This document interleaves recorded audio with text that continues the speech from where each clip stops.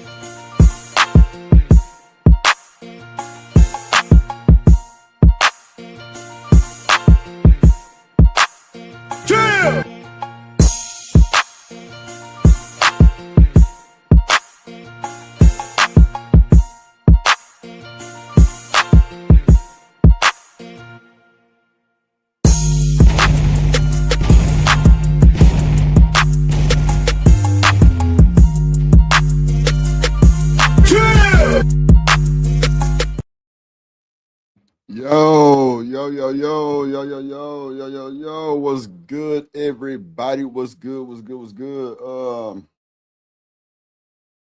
on, man. I'm tripping and I'm sipping. What's good, everybody? How y'all doing today? How y'all doing today, everybody? How y'all doing today? How y'all doing today? How you doing? Go, Jack. What up, boy? Let's go. Let's get it.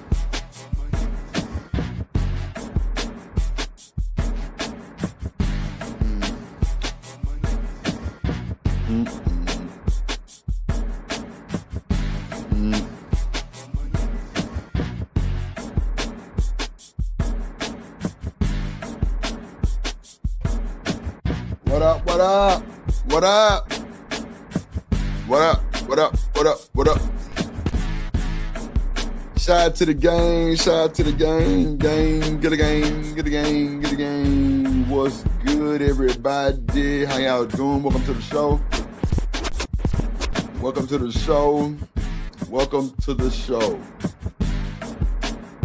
My boy Kojak Riz in the building. What's up? Just left another show. Now I'm on my show. Ain't through. You know what I'm saying? What's up, everybody? How y'all doing today? We got a hell of a show today for y'all, man. Hell of a show. Man, crazy topics. Y'all see the thumbnails. Should single women vote? We got the dude who unalived all his kids. Crazy work. What's up, Miss Bridget? How you doing? Yep, back in the building.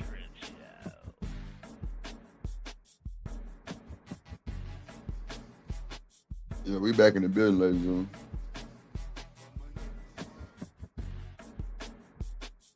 What up, B Sneezy? Yeah, Miss Bridget in the building. Top Mar, Miss Bridget in the building. How y'all doing today, man? We got a hell of a show. Like I said, we got videos on should single women vote. The guy, Shamar, what's his name, who unalived all of his babies. Woo. That's crucial. And then we got a segment on women want a man that lies. That's what women want, they said. They say women want niggas that lie. They like Negroes, nigmas, like Izzy say, that lie. They want nigmas that lie, ladies and gentlemen. And we're going to open up the panel. We got a 10-piece goal today for the support system. Let's try to reach our goal. We got a 10-piece, little old 10-piece wing dinner, man, little nugget meal. 10-piece, at least $5 or more. Help us reach our goal. We got a lot to talk about today. So with that being said, let's get to it. Shout out to ADS in the building.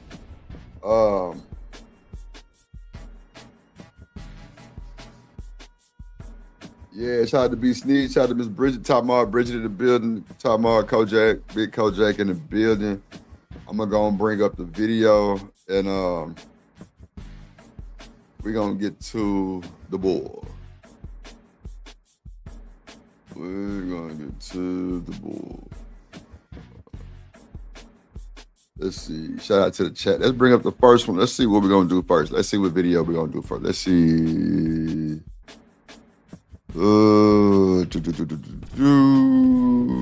Okay, let's do this one right here. It's called Bro Cook. Shout out to the Shanika for the content. We're finna get to it. Fat use for the juice. Hold on, y'all. Fat use for the juice. Yeah, tell a friend to come on in. We over here dripping. Let's go. The jacket. Do not let her make it to the car without that fucking jacket. If she makes it to the car without that jacket, she'll treat you as if she asked for the jacket. And you were like, bitch, don't do it. Don't do it. Even though she will not ask you for the jacket. You say women want a fantasy, not a lie though. Let's find out. Let's see. I think this is the one about the lie. He say he proven that why women want a liar. Let's go. She'll give you a hint to let you know when it's jacket time. Y'all will be leaving the show. You'll be talking and she'll realize that it's cold. That wind will hit her and she won't say anything. She'll just start looking up at you, waiting for you to make eye contact. And as soon as you make eye contact, she'll go, this means it's jacket time, nigga, don't fuck this up. And you give her the jacket, and that should be the end of it. It should, but it's not, because she needs to know how you feel about giving her the jacket. She needs to know it's your pleasure. So you have to smile all the way to the car. And she will be checking. She will be looking at you to see. Only problem is, fellas, you're only human. And it's cold outside. Yeah. So you'll get halfway to the car and she'll start seeing your shoulders creeping up to your ears. And that's when she'll ask you the dumbest question anybody has ever fucking asked you. She'll look you right in the face and go, are you cold? Right. Fellas, do not confuse this with concern. Right. She don't give a fuck if you're cold. Right. She's checking to see if it's still your pleasure. This is not an open-ended question. The answer is no. All right? And you better put a cherry on top. Cold? Hell no, I ain't cold. I love seeing my breath. On phone them, he ain't bullshitting. He ain't lying, y'all. He not lying, bro. He not lying, y'all. So, do y'all think that clip right there proves that women love a man that lie? Everybody cracking up. Nah, for sure. That shit was funny. Y'all know I'm just rolling up. Let's see that. Watch it again. Let's see. Shout out to the chat, man. Let's go. Support the show. Support the stream. Hit the like button. It's free. Hit the like button. Subscribe. Make sure y'all hit the membership. I got another tier coming. It'll be affordable with a lot of features. Yeah, I just been putting it together. Kojak said, of course. Let's go. And ladies, y'all love the lie. Y'all love it. You do. Because if you didn't, you wouldn't ask us stuff that force us to lie. Oh. Asking us questions like, what made you approach me the night that we met? Knowing good and well he can't say, that ass was fat. It was fat. Me and my boys went out, we were like, where the hoes at, nigga? And then you came in, I was like, there they go, man. Don't say that, you'll lose your lady. Don't say that. So we lie. And ladies, you love it. If you didn't love it, I'm telling you, it's not even good enough to lie. Fellas, you have to start lying the way they want you to lie. Women like their lies with effort. They don't like half-ass lies. And they don't like Damn. lies that they feel like you've been telling. They like personalized lies. I'll tell you a lie several men will have to tell today, because it was warm earlier. But y'all off this lake, whenever it gets late, it gets cold than a bitch in Chicago. But your lady ain't dressed for the late night weather. She dressed for how it was when it came in. Y'all on dates, wanted to look cute. I'm gonna tell you the lie several of you will have to tell. When y'all leave here, you're gonna have to be like, I don't need this jacket. I don't even want this jacket. I want to take my jacket off and give it to you. Even though I told you before we left the house. And not only do you have to give her the jacket, you have to tell that lie, but you have to tell it the way she wants you to tell it. And the way she wants you to tell it is your pleasure to give her the jacket. This makes you feel good. This is what you want. You don't believe me? Try to give it to her angry. Say, take the fucking jacket. She will not take your angry ass jacket. She'll disrespect your jacket. Don't nobody want your stupid ass, dumb ass, ugly ass jacket, but she won't take your angry ass jacket. And not only. I'm telling you, bro. Do you hear what this man is saying, bro? Not personalized. Come on, man. Hit the like button, chat. Let's go. Only does it have to be your pleasure, it has to be your idea. Because she will not ask you for the jacket. Because in her mind, you saw I was cold. So you should want to risk pneumonia if that's what it takes to keep me warm. Damn. Not risk pneumonia. And even What up, though she Savage, will in not ask building? for the What up, jacket, do not let her make it to the car without that fucking jacket. If she makes it to the car without that jacket, she'll treat you as if she asked for the jacket. And you were like, bitch. Hold on, y'all. Let me bring up my lovely. Jump! Come get your ass, call out, shouts out, Drill Nation, Shaniqua, pop your shit. Welcome to the call out, Culture Podcast. Yo, you tune into the lovely Shaniqua, come get your ass, call out. What up, Ursula? What up, y'all? What up, everybody?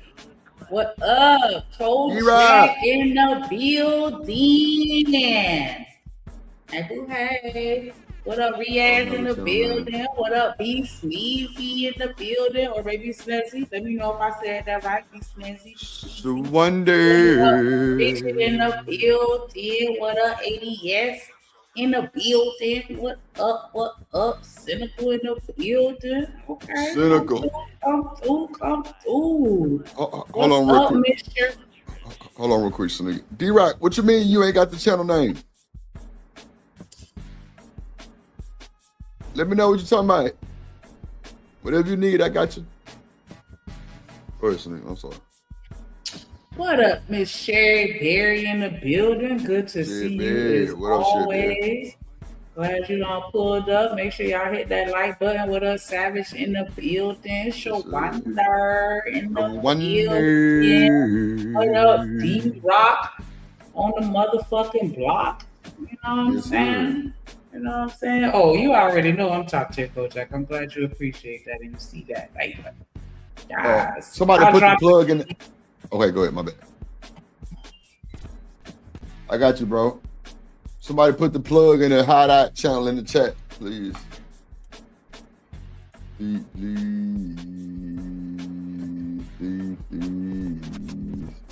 And then the Hideout. Shout out to the chat, man. So, Shanika, do you think women like men that lie? Yes, Why is that? because we just want to feel good. Yeah. And so even if we know it's a lie, if it makes us feel good, there are some women that'll go along with it. And I feel like that's the case for most women. Damn. Now They'll go along with it, Shanika. There are some that's gonna call your ass out, but most of the time that's not gonna end up in your favor. And so just shut the fuck up or stay single. Those are your only two options. Or eventually, or you can fuck with somebody that don't do that if we're being called out. But yeah, a lot of times, a lot of women see shit and they just don't say shit, or they accept the lies because, like I said, it strokes their ego, and it makes them feel like the way that they would want to feel in that relationship. Even if you know he lying. Yeah, just again, it depends on the level of delusion or whatever you want to call it. But fellas, yeah, y'all hear what Shanika is trying to explain to y'all? No, a nigga has lied to me, and it's usually rooted in something based on me and my selfish desires. A lot of times that supersedes logic. Easy, okay. And so yeah, if I know you're lying to me, but you saying what I want to hear, I'm gonna take what you want to hear. If depending on, like I said, that level that I'm on.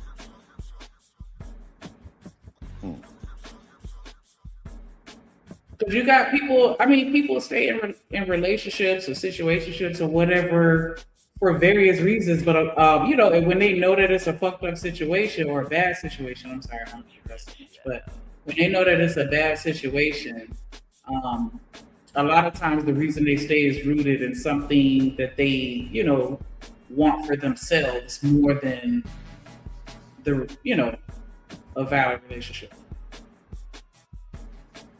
Go ahead, read that super chat. I rinsed you up, D-Rock. Shout out to D-Rock in the building with the $5 super holler, getting it started early. Appreciate you. Love that support come through early. Within the first 30 minutes. I like that. No words, just love and emojis. Definitely appreciate that. Hey, drip. Say let go drip. Nation. Money.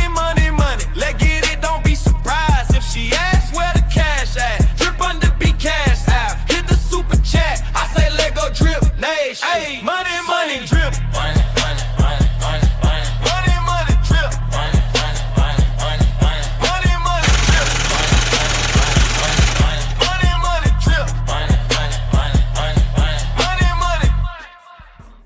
Definitely appreciate that support. If you ain't got it today, it's all good. We'll catch you on your payday and you're through.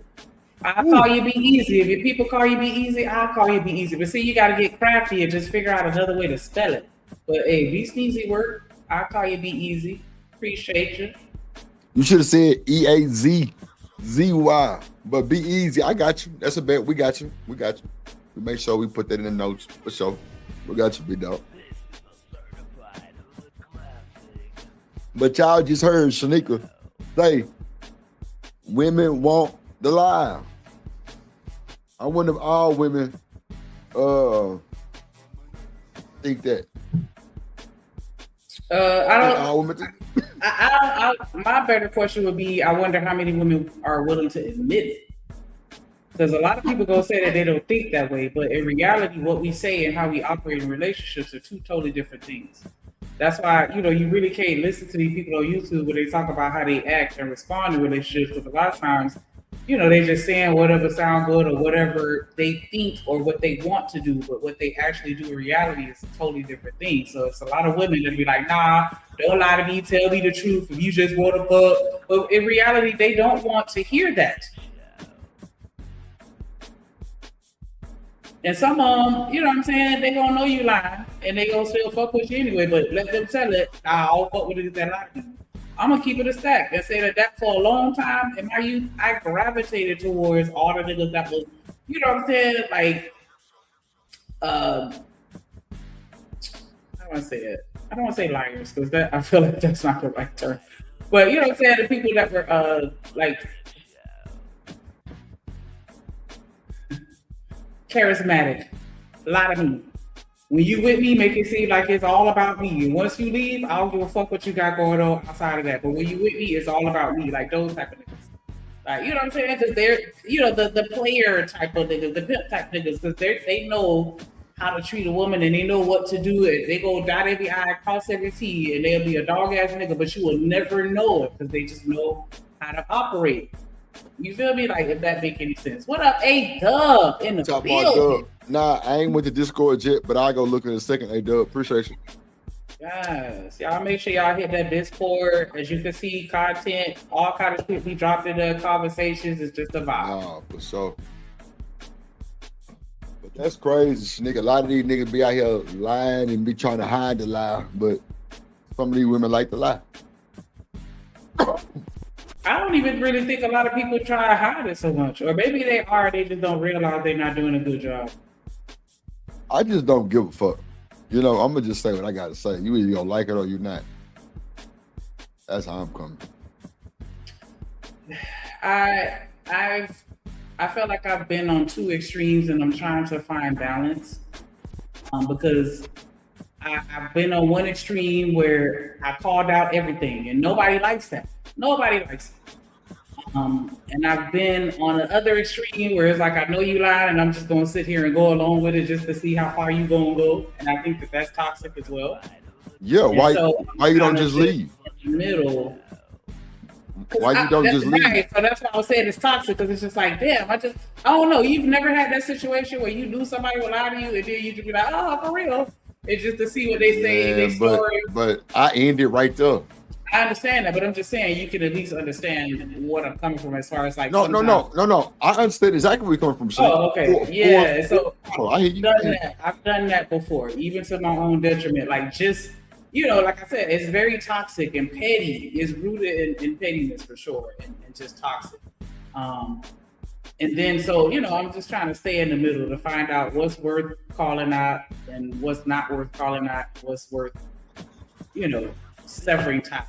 Because that's pretty much how I gauge it. Like, I know, because everybody, you know what I'm saying? That's a part of life. And I've had people lie to me and I know they lying and I just don't say shit because it's like, it's really not that serious.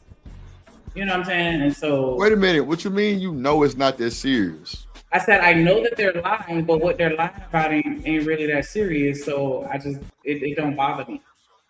I think that's cap.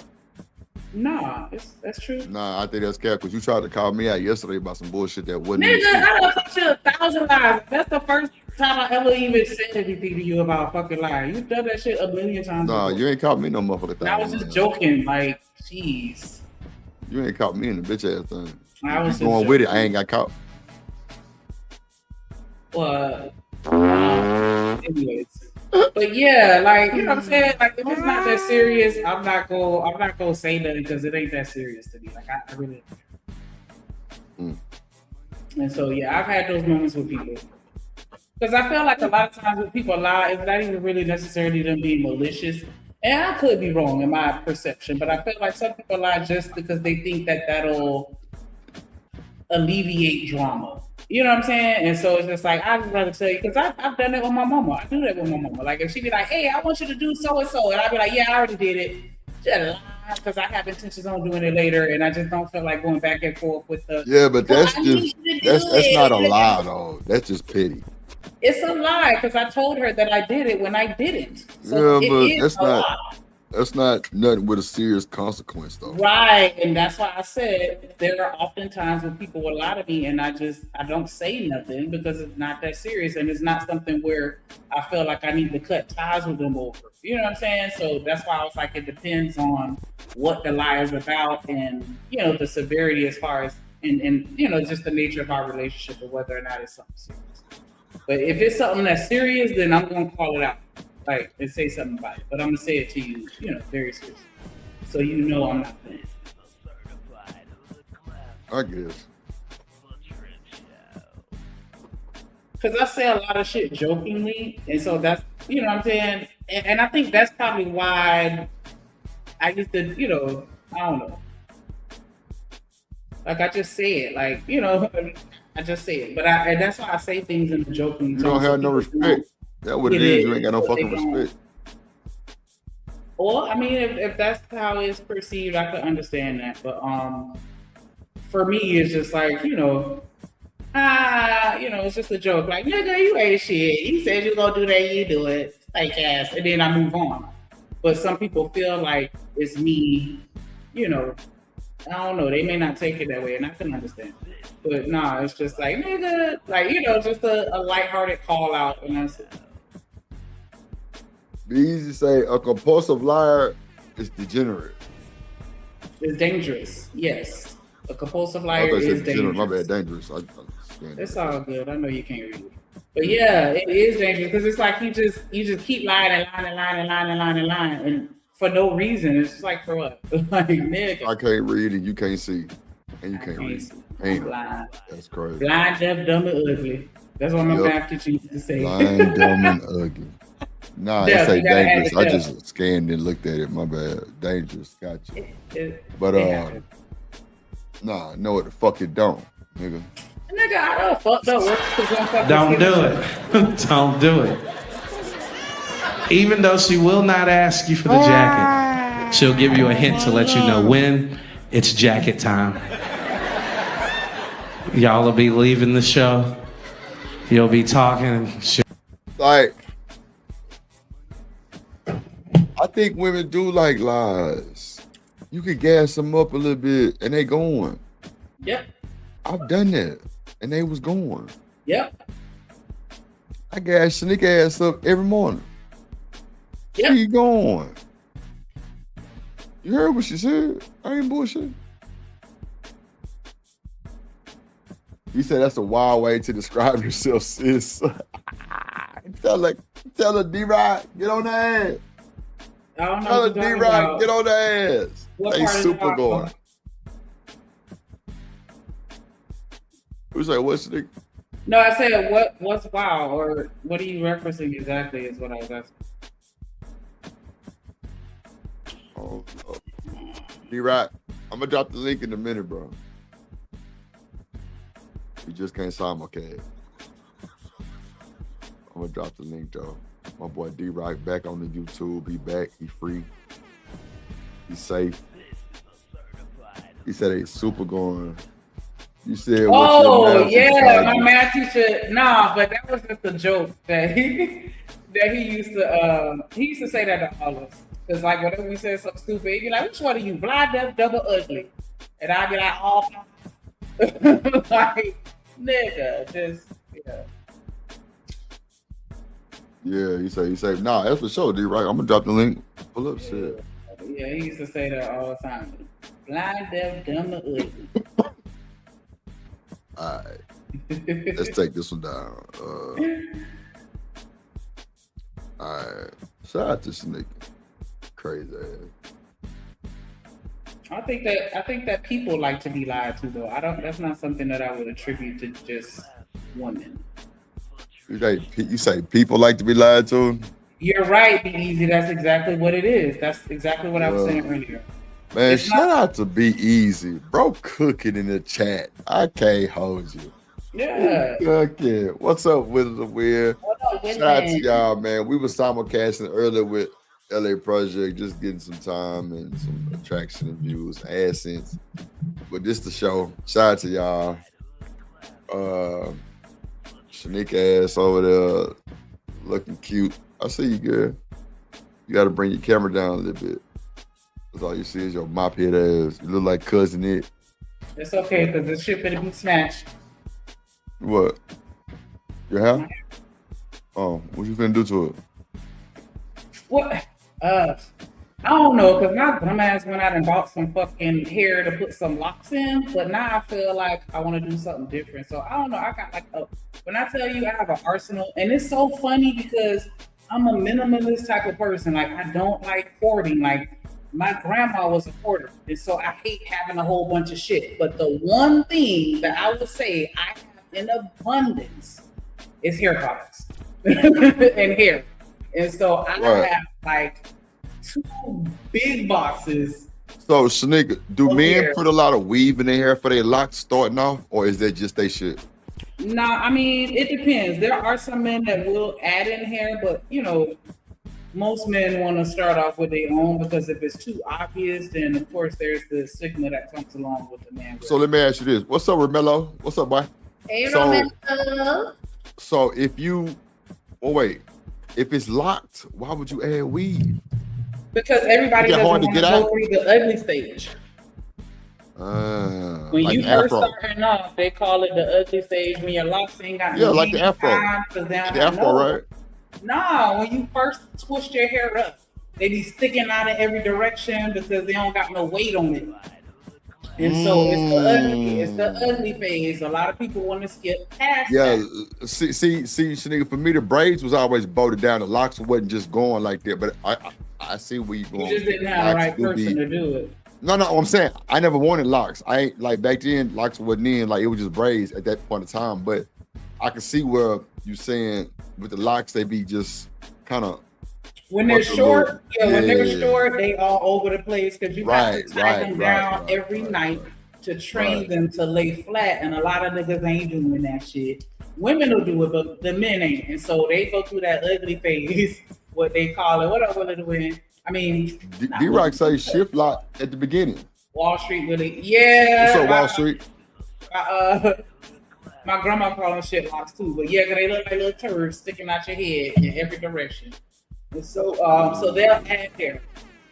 They'll add hair, and now you got people that are, because people will cut their locks off and they'll keep it. You got people that'll give them to somebody else. You got people add to their hair? that make the locks. Yeah, because Wow. I wanted to get one of my best friend locks, but I couldn't. But if I could have got one of her locks, I would have locked it into the back right corner and just had her hair knocked. It just left it there. And yeah, and I would have, and of course, my hair would have grown and it would have just, continued the lock. But yeah, I would have attached that shit to mine.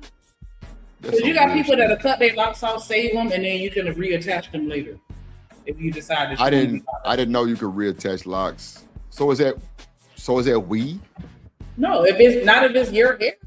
That's crazy, nigga. Come on. If I grow my hair down my back in locks, I can cut them off at the root, do some other shit with my hair, and then if I decide I want to lock up again, I could take those same locks and reattach them to my new growth.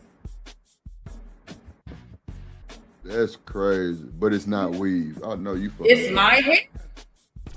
What's up, E? Yeah, it's What's my up, hair. E-Man? It's my hair that I grew out of my head, and I cut it off, and I just Yeah, but it's attached still it back. weave, So it's still though. mine. No, for it to be weave, it has to be something that's not your natural grown hair. So, nigga, that's cheating so much. That's so much It's cheating, man. my hair. No. I feel what you're saying, Sneak. I'm just saying that's like cheating. You gonna put a big ass How? block in your shit, and it's not yours no more. I You grew cut it it. out though. So how did I cheat? I took them 5 years to grow them locks off before I cut it, and I just decided to reattach them. But that's me. So it's gonna like grow into the lock, and you gonna remove it, or you gonna keep it there? You leave it there. Wow. If you got if I put some box braids in my hair and I never take them out, my hair is just gonna start locking, and it's just gonna mold into the braid, and that it's just gonna all mesh into one. So what the foil be for? So what? The foil. I be seeing niggas with their hair in foil sometimes. What's that? Only time I've ever used foil is when I was dyeing my hair. What up, nigga? Oh, so it probably was that dyed because I see the tips of that shit. Yeah, they were dyeing their hair. When you put the dye on, you gotta cover it up while it processes. What up, Living Humbly in the building? What's up, boy? Good to see y'all, man. Good to see y'all. Damn, that's crazy. I didn't know people put their locks back in. That's crazy. Let me borrow a lock. I was thinking about locking my hair up, like, because everybody that I know personally, that's what they want for me. I like. I ain't For gonna lie. whatever reason. When we was on Bean Show, But, I like that shit. But it's a commitment that I just haven't been able to make as of yet, because D-Rock, I ain't bullshit. Shit, right, like I don't know what the hell he talking about, y'all. little bit. But I be wanting to do other shit, and it's just like once the locks get so long, then you kind of limited. But I don't know. I might. I'm kind of waiting. I'm waiting, but I might. So nigga Bird called me Lil Shoulders last night. I thought that was so fucked up. Give me your email. Somebody, I got you. I'll put it in the chat. Go ahead, Sneak. You press play if you want to.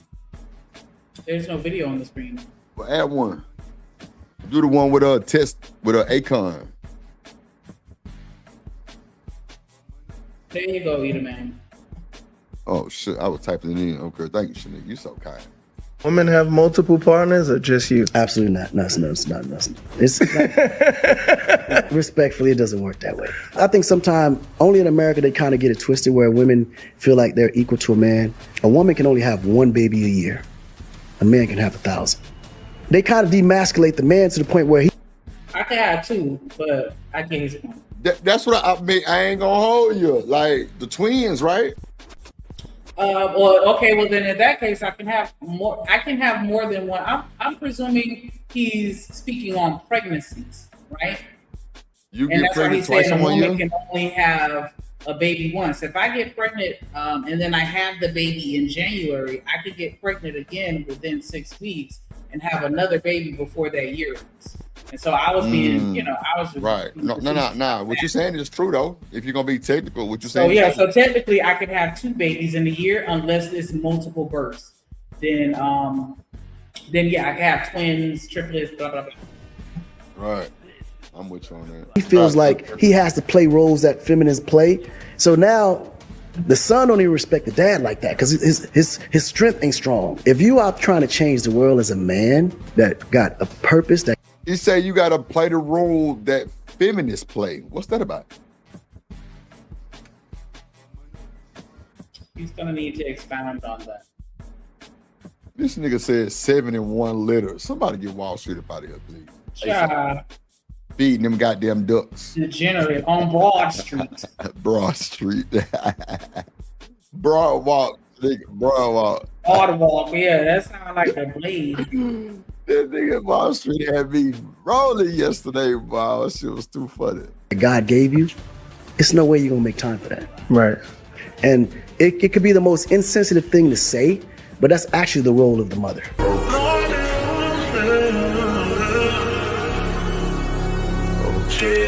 I think I'm gonna do me an intro like that for me and Shanika. Just a cool little old note, whole little note, come in on some live shit and just get to the show. Cause you know they say our attention span is like 12 seconds. You know that right now. Like even Yeah, with that's why they YouTube, came out with the app called Vine back in the day. Where all the yeah, videos do it for the was under 10 Vine. It's like seconds. 30, like what is it? What 7 seconds? Yeah, that's 7 why they did that because they already know. Because I got a homegirl like that where she be scrolling through social like TikTok, like and I was telling her like, girl, you ain't watch one video like 2 seconds, 2 seconds, 3 seconds. Like you're not gonna get more than 5 seconds out of it, ever. Nah, I'm with you on that. That shit be crazy. 8 seconds now. Damn, I didn't know they still had Vine. I don't think so. I want to say Vine is Vine not TikTok now? Didn't it go through a couple?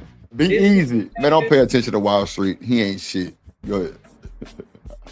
No, I thought it was some rebranding and Vine turned into TikTok. Well, maybe not. I don't know. Mm-mm. I just know TikTok was something else first, What was it? and then it got rebranded. Oh, no. It wasn't Vine, or was it Snapchat? No, Ah, bitch. because I know it was a dancing app when they first rebranded it, but it was something else before that. I'm gonna look it up. It was TikTok. It was always TikTok, but what I'm saying, it wasn't. Yeah, used the way you that had to it's do the used dances. now. People was dancing. You're right. People was, because I remember my little cousin had that shit. And I'm like, what the fuck is this shit? He was like, well, yeah, everybody do like the little dances and shit. And they record themselves, and then like, people comment. I'm like, some bullshit. Okay, you're right. He say Vine is Threads now. It's called Threads. You hear me, Shanique? I got a pic. Yeah. All right, man.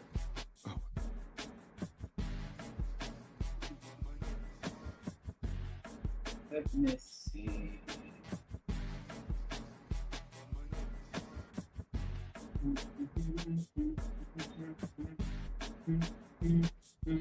Okay, so I guess that was it. I don't know why I thought it was something else, like a movie site or something random. But okay, yeah. JB Reacts back in with another video. Now in today's video, we have well-renowned CEO, artist, producer, A&R, creator of Wakanda. We still waiting on that one though. Akon. This is really one of my first times actually hearing Akon speak on a podcast. But he has a lot of insight. Business, women, relationships. I enjoyed this clip. It was interesting to me. I think y'all might get a kick out of it.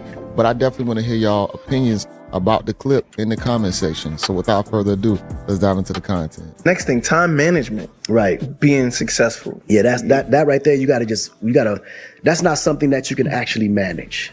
Because success is like, it's unpredictable. Yeah. And you gotta and what makes you success is the fact that you can pivot.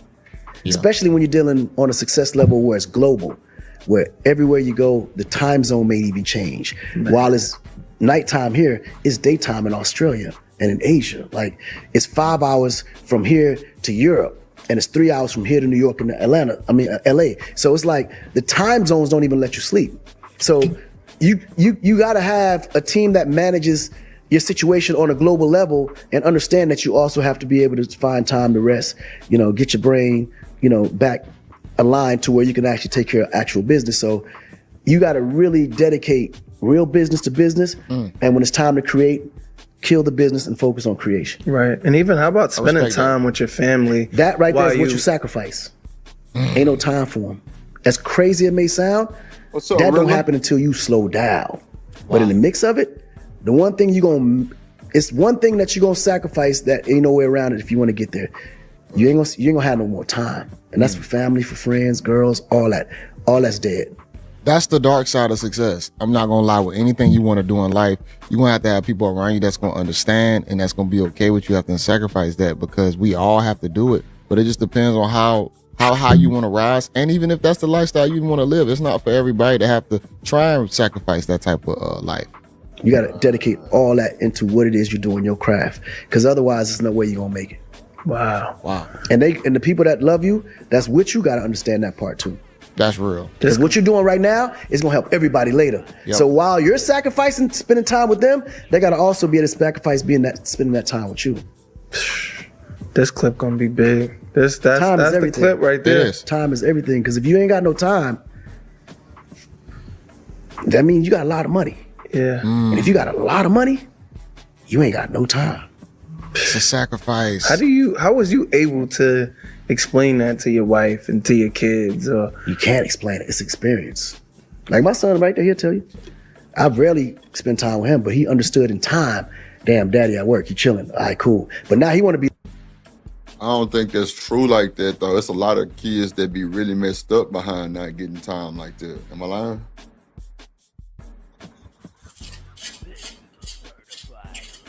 Nope. Okay. Man, you better not be over there grinding that bullshit. That's why a lot of times, like, you know what I'm saying, you have people that grow up affluent, and then you have people that didn't, and then they're envious of the people that did grow up affluent, and then it's just kind of like they think that their life was better, and it's like, nah, you can't assume that because somebody else had money that their life was better, because a lot of times if their parents got bread, they never home.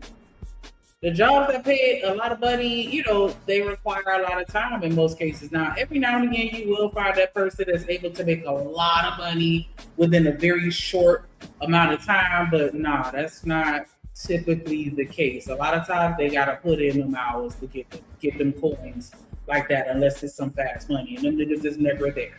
They don't know they fucking children. The nannies be raising their kids like they be fucked up in a different type of way than poor people.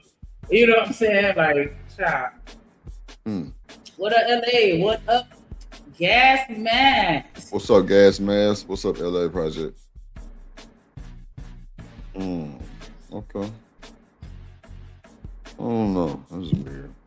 Like me, he can't even spend time with his mom. He like, damn, I gotta go to work. I said, see? And you know what the sad part is? Not even on the scale that Akon is on, but let's just talk about a regular scale. Let's just say you got a guy just maybe wanting to work a few extra hours where he got a side business. If you got anybody in your life, man or woman, that's holding you back from doing that, they're pulling you left and right, you're going to end up resenting them because they're going to stop you from actually accomplishing your goals and your dreams. Here's the thing about it. If you're built to run, you have to run. There's no way you're going to slow it down. But if you have someone holding you back, stopping you from doing these things, you will end up hating that person. I guarantee you. You want to come out? You got to hang out with me. Or you can So is he saying the women hold you back? That what he saying? Is that what he's saying, Sneak? That women hold you back? That's not what I got, but we can back. Okay. I kind of came in on the middle of him, so. Slow it down. But if you have someone holding you back, stopping you from doing these things, you will end up hating that person. I guarantee you. You want to come out? You got to hang out with me. Or you can go spend time with your mom. Or you can I think I wanted it back far enough. come out with his mom. He like, damn, I got to go to work. I said, see? And you know what the sad part is? Not even on the scale that Akon is on, but let's just talk about a regular scale. Let's just say you got a guy just maybe wanting to work a few extra hours where he got a side business. If you got anybody in your life, man or woman, that's holding you back from doing that, they're pulling you left and right, you're going to end up resenting them because they're going to stop you from actually accomplishing your goals and your dreams. Here's the thing about it. If you're built to run, you have to run. There's no way you're going to slow it down. But if you have someone holding you back, stopping you from doing these things, you will end up hating that person. I guarantee you. You want to come out? You got to hang out with me. Or you can go spend time with your mom when you come to this interview. Yeah. He spent the whole day like, damn, you do this every day? Yeah, this is every day. Okay, now I get it. You know what I'm saying? Yeah, nah, shit ain't no joke. It's no joke, bro. Yeah, it's no joke. I think that is a good idea though. The whole take your kids to work. They like, I don't know if they still do that. I know they got to take your daughter to work day. I think they still do that. But yeah, they because I know at the state they did a take your kids to work day. And they made like a whole big thing about it, and you know, events and all this other shit where literally you're getting no work done essentially by the time you done with them damn children. But I do think that is a good idea for them to be able to actually see what the fuck you do. Like a lot of kids have no idea what their parents do and how hard their parents work to provide. And I think that again, that's just, we definitely need to implement that more. From my experience, I've dealt with people who didn't understand it. Right. And that's the thing, right? Like you gonna get all this success, you locked in, you got this, and then you turn around hoping that they'll be there for you and they gone. They gone. You know what I'm saying? Because not everybody gonna be able to accept that life. Right. Not everybody even built for it. Yeah. But what's interesting, pay attention, because as you're going, you will know who's going to be there. And those are the people you actually find time to pay attention to. Yeah. Right? And then you know the ones that's okay, cool. It's no way. Just allow God to just take that and let that be what it's supposed to be. Right. But if you don't, it's gonna be a distraction for you and you'll never reach your goal. Treat me like the hero. I'm just being honest. Treat me like the hero. If I'm laying it down, if I'm doing everything I'm supposed to be doing, if I'm trying to elevate your lifestyle, treat me like the hero. Too real. Relationships, family conversation. You have 9 kids in different households. So you have 9 kids? Nah, my kids are all like you would think they was all from the same mother. Like literally, like they that tight. Yeah. No, literally that tight. You know. That was important. But how many different moms do you have? I'll never get into detail. Damn. This man don't even know the baby mama count. They all have one mother. Yeah, 9 kids, man. Different. So you went viral for saying that going to school recitals and He said that they all got one mother. That was diabolical. He said that. He just trying to be funny. Yeah, Rilla. Akon on bullshit, bro. Shout out to the chat, man. Hold on. We're gonna open the panel up at the hour mark. being at. Can we get some support though? We gotta get some support. Or me and Shanika run this motherfucker to the dirt. Every little event is a white man's thing. Yeah. How do your kids feel about that? Oh, I mean, they understood afterwards. He's speaking for Africans. And shout out to D-Rock for the support too. Appreciate you, big dog. He said they're speaking for Africans. Lord Jesus. Yeah. Because this is the thing, right? If you are trying to change the world as a man that got a purpose that God gave you, it's no way you're going to make time for that. Right. And it could be the most insensitive thing to say, but that's actually the role of the mother. Right. That's a part of raising the child in the home, right? Right. And school and nurturing them to become an adult to where they can now be out there changing the world. Right. If the father has to play that role, he won't never be able to like honestly like make his purpose on earth. Like my kids know when I do have that time though, we together. Yeah. They know this. Like, but they also know when I'm traveling the world, I'm not gonna make every birthday. I'm not gonna make every graduation. I'm not gonna make every piano recital or the basketball games or whatever. But when you pick up that phone and say, Dad, I got a situation, I need some advice, I got this, I need that, or I need something, 2 minutes is there, they know I'm doing the part that I'm supposed to play. But I always. So how you feel about this? Daddy worked too much. He can't be there for proms. He can't be there for graduations. He can't be there for the father-daughter dance. None of that shit.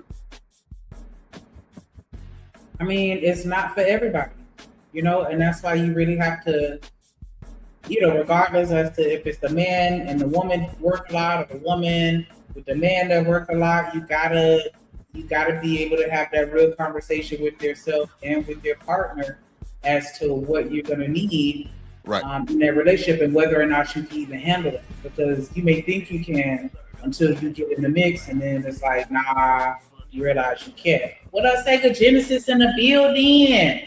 But we're going to give a shout out to Chicago Rilla with the $10 super holler. He said, I'm pulling in the work. Drop that link real quick. Yeah, definitely we'll appreciate that support. Will too. Hey, drip, say let go drip nation. Money, money, money, let get it, don't be surprised if she asks where the cash at. Drip under be cash out, hit the super chat, I say let go drip nation. Hey, money, money, drip. Money, money, money, money, money. Money, money, drip. Money, money, money, money, money. Money, money, drip.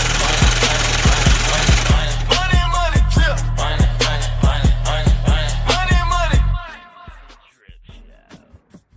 Yes, sir. Shout out to Chicago Rhythm. Shout out to D-Rock the Block. Match that energy. Hold on 1 second. Let me do this. Drip Nation, let's go. Coming to the stage.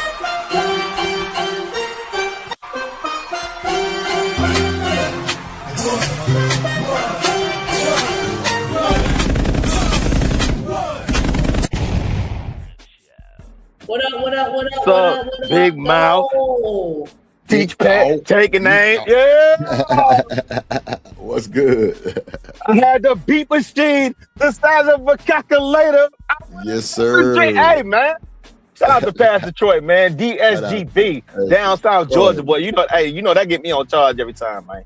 Every time. That's why I always. Hey, man, you gotta relax, man. Hey, the more I keep hesitating and debating on it, man, the more you keep inspiring me that I gotta fire up this music conversation, fam.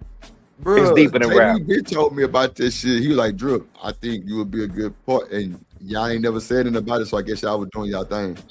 You know what I'm saying? It's just JD 1975. Yeah, man. Me and him supposed to do something too, man. Hey, let me tell you something. Let me get in here, get out real quick, man. Akon full of shit. Right. He full of shit. Yeah. He full of shit. Because if you really think about it, fam, listen, they told us when you become a millionaire, it was supposed to be easy. You in a good life. You done made it. Now you still telling me that you the same as a 9-to-5. You still ain't got time for your kids. You still ain't got time to build family. Still, bro. Still. Money, right? money, and and him no and Boo, money. I don't know if you know Boo, but him and Boo doing good. Mm-hmm. For the most part, right? Mm-hmm. And I ain't gonna even get into the content of, you know, the music that they both produce, right? Right. I'd be curious to know how well that goes over in Senegal, though, right?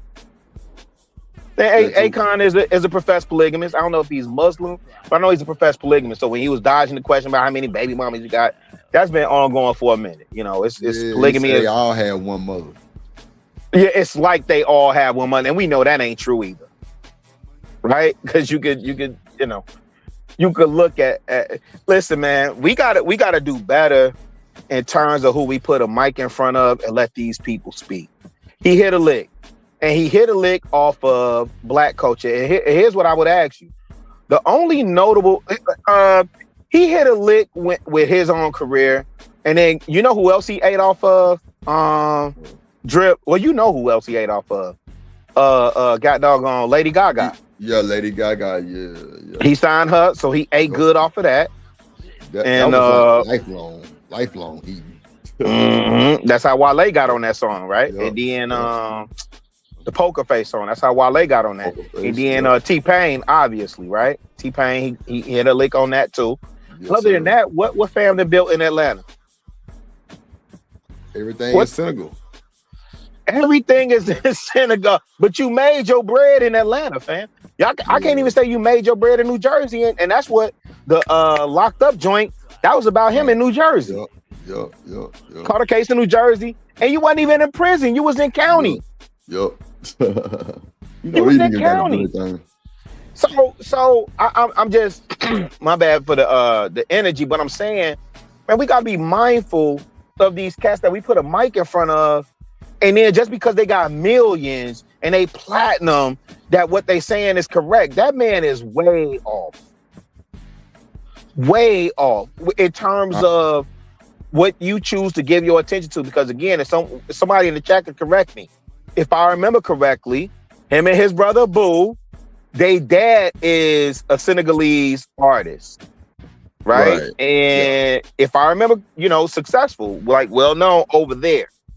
We don't know they daddy music over here. And it makes sense that they would go into music over here and so forth. And I'm not knocking the hustle, but it's like, fam, come on, man, don't do that. Don't do that. Don't do that, man. That man full of shit. Nigga be stealing. Akon? Yeah, they be stealing our swag, bro. You would know better than me. Yeah, them niggas be stealing. Cause you in the thick of it. Them niggas be stealing, bro. You say General Motors tripping. Yup. I don't know who General Motors is, but Akon on bullshit. And he's supposed to be building the city over there. Where's that city at? That sound like Dr. Umar School, allegedly. Where's that city at? And I heard, anyway, well, where's that city at? And then again, listen, man, my kids know definitely I work. As a 9 to 5, I work. My grandma, taught me, and my granddad taught me, hey, you got to work twice as hard to get half as much as a black man, traversing through America, right? Is what it is. And that's what it's been. But when you become a millionaire, you're supposed to be buying your time back. So now, if you're doing all this hustling, what are you doing this hustling for? Hey, wait, Drew, let me say this last thing too, and I'm going to drop down so y'all can get back to it. Shout out to you and Nika for allowing me the opportunity to come up and talk slick, swallow spit. No, but sure. if you're a millionaire, the objective is to buy your time back. Here's the truth for most of your favorite rappers. These jokers are not touring because they got a great body of work and they want to put something together to create a moment to feed the audience and the fans. They need some money. What's my man's name? Usher did not do a residency in Vegas because the legacy of artists doing resident. Hey, go back and do the research. The artist that did residencies in Vegas was either beholden to the mob or they needed the money. Need the money, yep. Trying to maintain a lifestyle, or they was behind on taxes. Yep. I saw my job had a conference in Vegas, and it was what's the Raider Stadium down there? Whatever that Raider Stadium is for our last night of that conference, G. They had Bruno Mars performing. Now Bruno Mars performed. He did perform. But when I tell you he looked like he owed them folk money and that's why he was performing. You understand what I'm saying? He do though. He do owe them folks money. Oh, I know. Hey, Drip, you know I know, G. Yeah, he owe them folks money. It's deep in a rap is my point. Now, what is this lady? This lady tweaking. It's deep in a rap, and we got to do the knowledge and dig deeper, man. Can't keep looking at stuff on the surface level. But Drip, hey, let me tell you, I'm gonna leave you with this, and I want you to ruminate on this, brother, because I'm gonna come back to you. I'm gonna invite you when I do this music business conversation. I have a theory, right? Because people keep talking about the state of hip hop, and they keep talking about how it's not selling, it's not preferred. I'm of the mindset that you can't say in one breath, dominant society are the main purchasers of rap music. and not examine if it's falling out of favor with them, which is why you don't see so much interest. Because for us, we still listen to what we listen to, which is 9 times out of 10 gonna be people that look like us. Right. So the people that's not selling is because we traditionally don't buy en masse like that, right? In other words, like we bootleg mixtapes and stuff like that, man.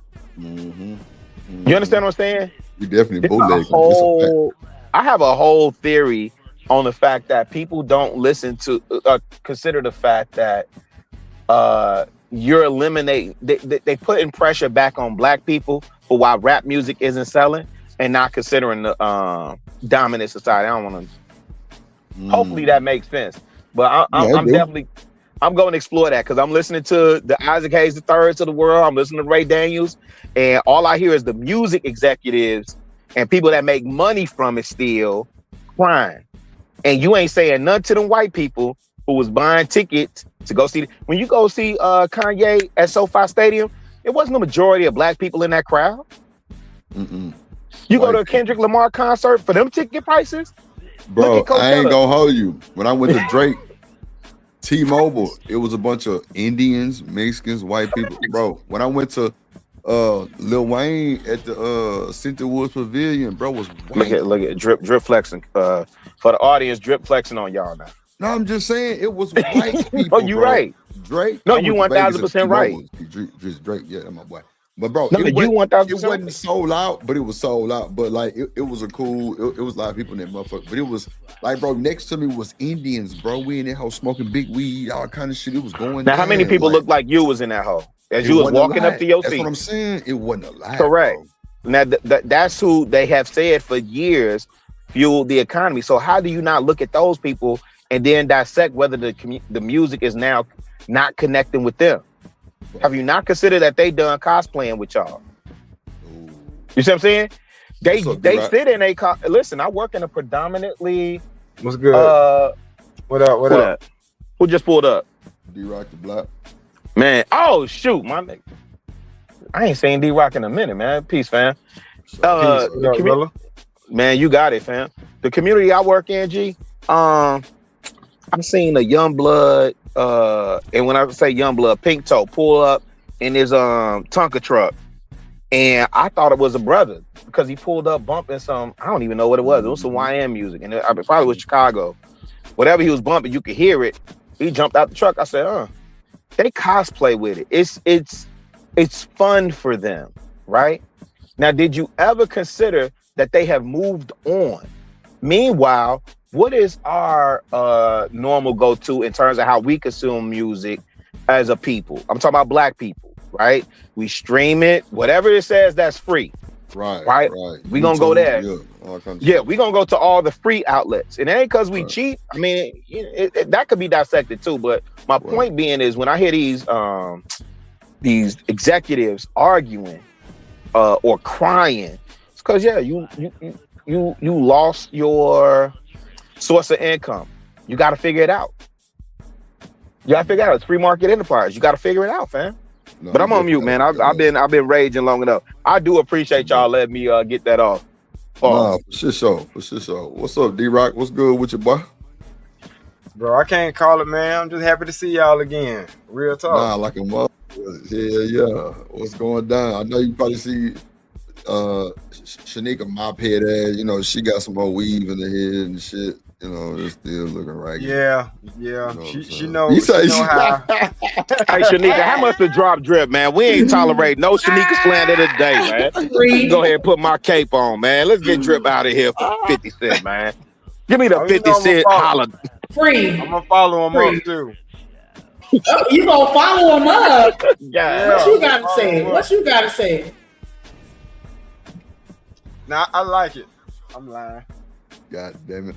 But now I heard you talking about the locks earlier though. You was talking some good stuff.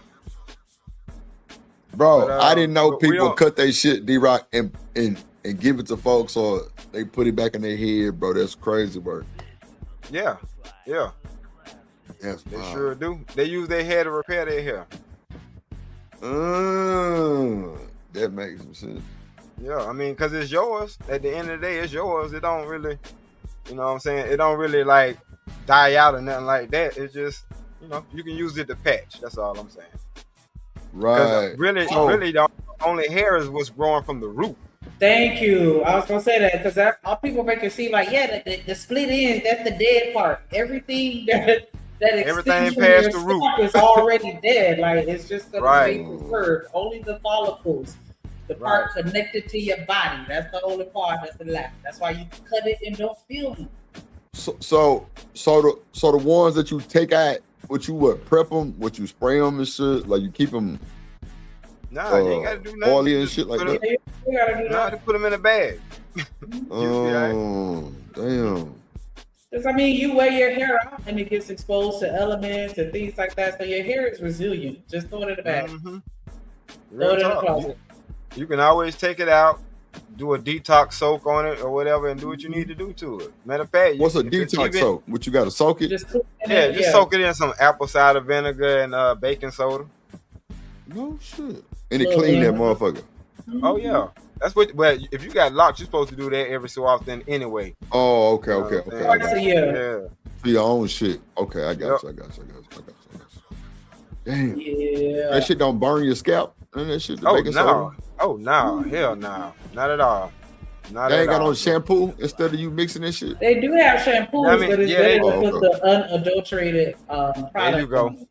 Yeah, with the one with the mother in it, because that mother it's called the mother because it's a living bacteria that Right. you know what I'm saying does what it needs to do. You know what I mean?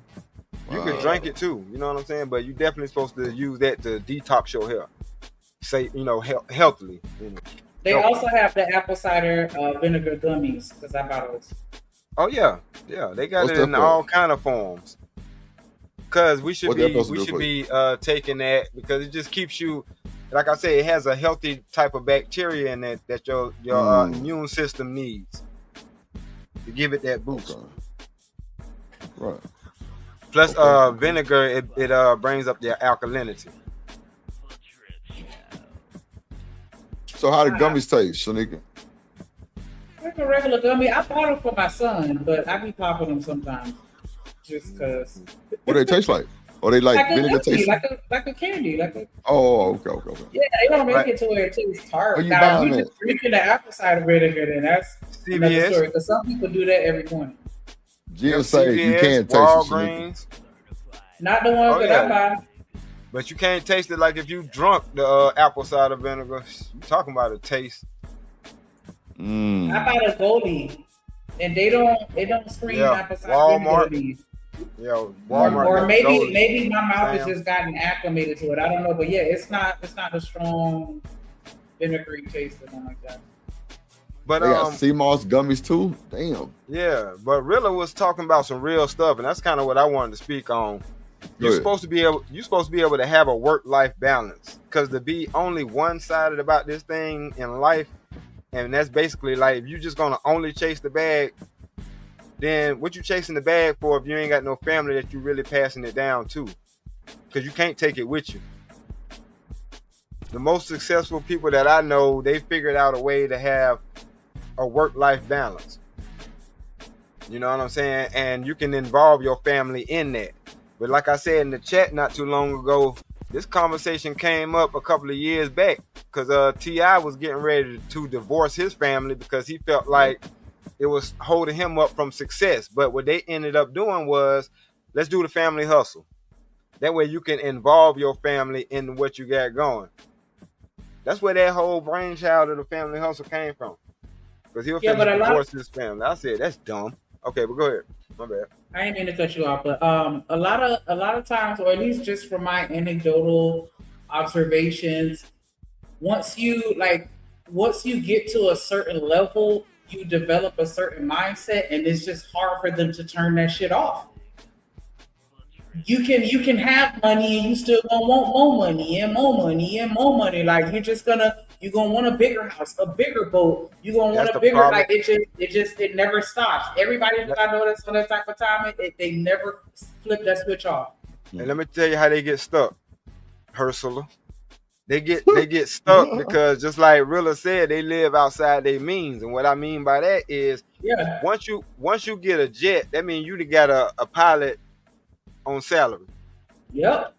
And you You gotta know what I'm pay saying? This ain't for the yeah, hanger. this ain't no renter. Yeah, this ain't no renter pilot. No, this dude is on salary for years, contracted for a couple of years or whatever the case may be. When you got certain kind of cars, you can't be the one driving it. It's a chauffeur. You got to pay that man a salary. You see what I'm saying? And certain companies, you got payroll, so it's certain money you got to constantly make once you make a certain amount of money. Like Shanika said, once you start bringing in all these other things, they come with a ticket, and a lot of them come with a yearly ticket. So you got to keep that money going. So a lot of people be working just to pay their bills. Right. Yeah. That's how you end up in that situation. It's crazy, but I know somebody like that personally that got the bag, and that nigga will tell you, I'm living check to check. And it's so crazy because the house is crazy, the car's crazy. Like, you would look at it on the outside and be like, damn, I want your life. And he like, man, I'm barely making it. Like, you know, everything, all his money tied up in other shit. So it's not like his shit liquid. Like, he can't, you know what I'm saying? Right. He can't Yeah, really 'cause move the way you think you want to move. Right. Because his output, his life has an output of 12 million, but he brings in 12 million and $10. You know what I mean? Like he balling though, because you know what I'm saying, it's still 12 mil. So you know it looked good. Yeah. All these houses, all these cars, all this other extra stuff going on, but he just got enough just to pay for all that stuff to be taken care of, to be maintained. Dad. He got a whole gym in his house. Real like, talk. Child. I be looking at these. See, that's the thing. You got a whole gym in your house. Now you got to hire somebody. You got to hire a maintenance person to keep that stuff going, because it's more preventative maintenance that has to be done than actual maintenance. Yep. And that big ass house, you need a maid. Because Need a maid, that shit. Got to have a maid. Yeah, real Big talk. ass. Hell no. So that's staff. Windows up to the ceiling and shit with a whole side window. you gotta clean that window shit. washers gotta come and clean that because you can't wash them out to that ceilings. They gotta bring in them cherry lifts and all that stuff to come. Hell Like your landscaper making 10 bands a month. Ooh, yes. You see what I'm saying? Like, come on, That's what's man. up. I'm going to buy me a ride mower, a tractor or something. Hell nah. You know how much It's time more than just the grass. You got a whole bunch of grass. You You got- trimming that's what the I'm saying. hedges. You got it's a lot. Now, I'm going to pay the Mexicans for the trimming. I'm going to cut my grass though. That's the thing though. When you got that kind of money, them folks sitting on acres. Yeah, I know. You ain't And what finna- time you don't have 2 hours to cut all that. It's gonna take longer than 2 hours. Yeah, it's going to take all day to cut that shit. Yeah, That right. Shit. That zero turn, you're gonna need a zero turn lawnmower and all that. Like, no. Yeah. I ain't gonna lie. The zero turns a little faster. You know what I'm saying? They You know, we can stand up and trail on it like that. Yeah. Right. Yeah. I But do a see, zero now turn. Yeah. Now these folks that got, nice size yards, they got these electric lawnmowers where you can just set them see and let that. them go. They like the I rumble. see that. For Yeah, I grass. see that. Yeah. I see that shit. I mean, but do you think they any good? Shit, they get the job done and it frees Yeah. you up from having to watch it all the time. Oh God, because they got like a little GPS thing on it. Yeah. it sure Right. do. Yeah. So that's what I'm talking about. It's all about time management. So Right, if you right, invest right. in Work- if you invest work into smarter, something not that's harder. gonna you invest Yeah. in something that's gonna cut your grass for you, then that Saturday that you planned on spending time with your family, that you were like, oh man, I got to spend the time cutting grass. Now you can spend time with your family and let that little thing you bought or invested in that cut your grass. Like Shanika was saying, when you get to a certain level, you're supposed to make your money work for you. You shouldn't still be working. That's why I I'm with you, laugh man. at folks like the Jay-Z's and Beyonce's. I know there are a lot of people superstars, but anytime I see them show up to something, I'm like, yeah, y'all still working. Ain't no way in the hell I had that much money and I'm still showing up something unless I felt like it. Yeah. I'm sorry. But it's all about priorities and what's important to you. Exactly. If that family is important to you, then you go make sure you put yourself in position to prioritize your family. And a lot of people prioritize the bag. Prioritize the bag. The bag more important. Allegedly. That's not what we were put on this earth for. I know. To chase a bag and then till you pass away. Like, come on, man. Life is more than that. But I do understand that, you know, a lot of people, what up, Odie? You know, I do understand how money can make life easier or certain things easier. What up, Odie? It make life easier because sometimes, oftentimes it makes shit harder. No, you're right. And so that's why I was just like, and that's, I don't know. Yeah, that song "More Money, More Problems" didn't come out of thin air. Nah, for real. Because now you got people around you that you don't even know if you can trust them, even if you grew up with them. Because like now it's like, okay, is you around me because you really rock with me, or you around me because I got the bag and I could change your life? Yep. Right. So believe that there's two roles that you have to. Right. My bad.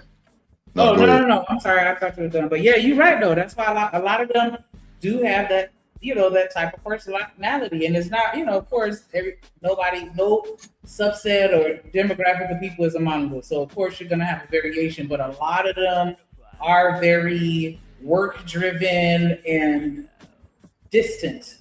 You know what I'm saying? Emotionally, for sure. And that's how I was saying earlier, a lot of times the kids suffer. It's like, yeah, we got the money to do whatever, but we don't have you. And that's all the kid fucking want is you. Shanika, before you let it play, that was a bar. You ain't never lied. Cause when being that I had a single mom, she spent all her time working, trying to bring in money for, you know, to raise us 4 boys. And being that we never really saw her, we never really built the bond with her. For real. We love her for the strength that's our mom and we know it. But to be honest with you, time was everything. We ain't never seen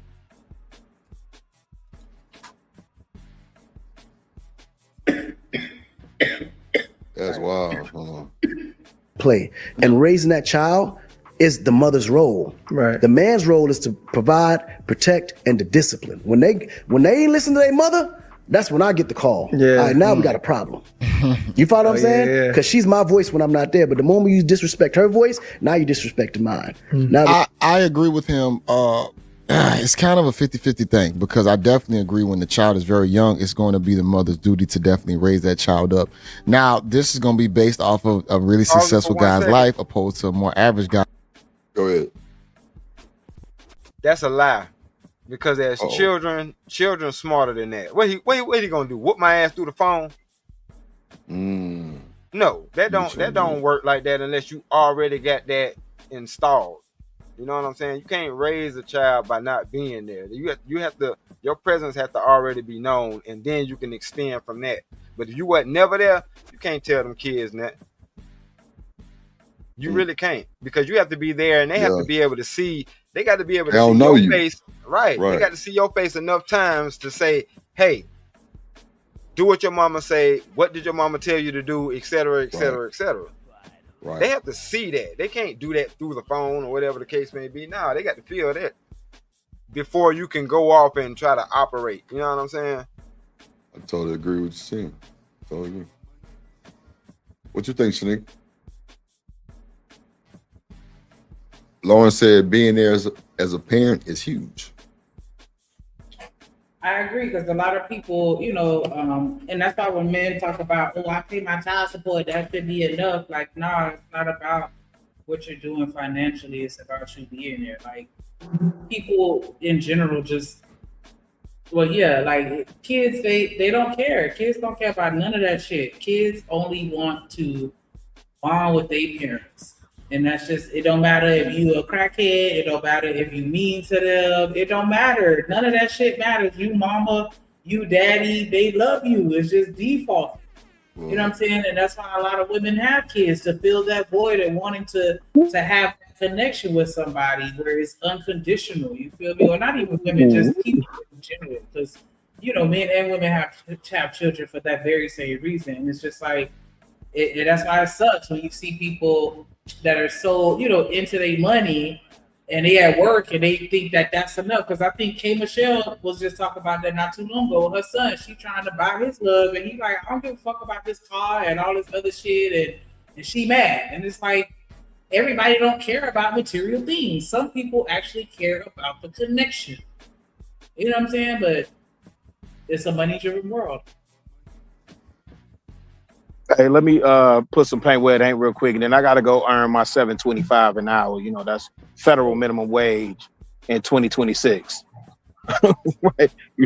Hey, you know, I'm always throw some Black Panther, Malcolm X info in there. As a parent, though, I agree. Your presence has to be there.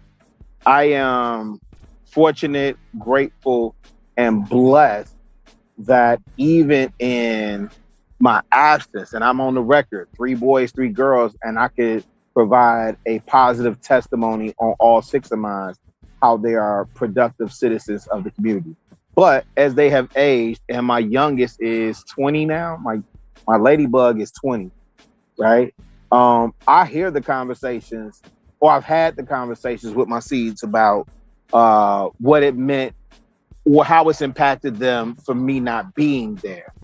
But Shanika, the thing I would push back on is when you hear men say something about child support, and I'm not saying it's right, but I think we should be 100% clear.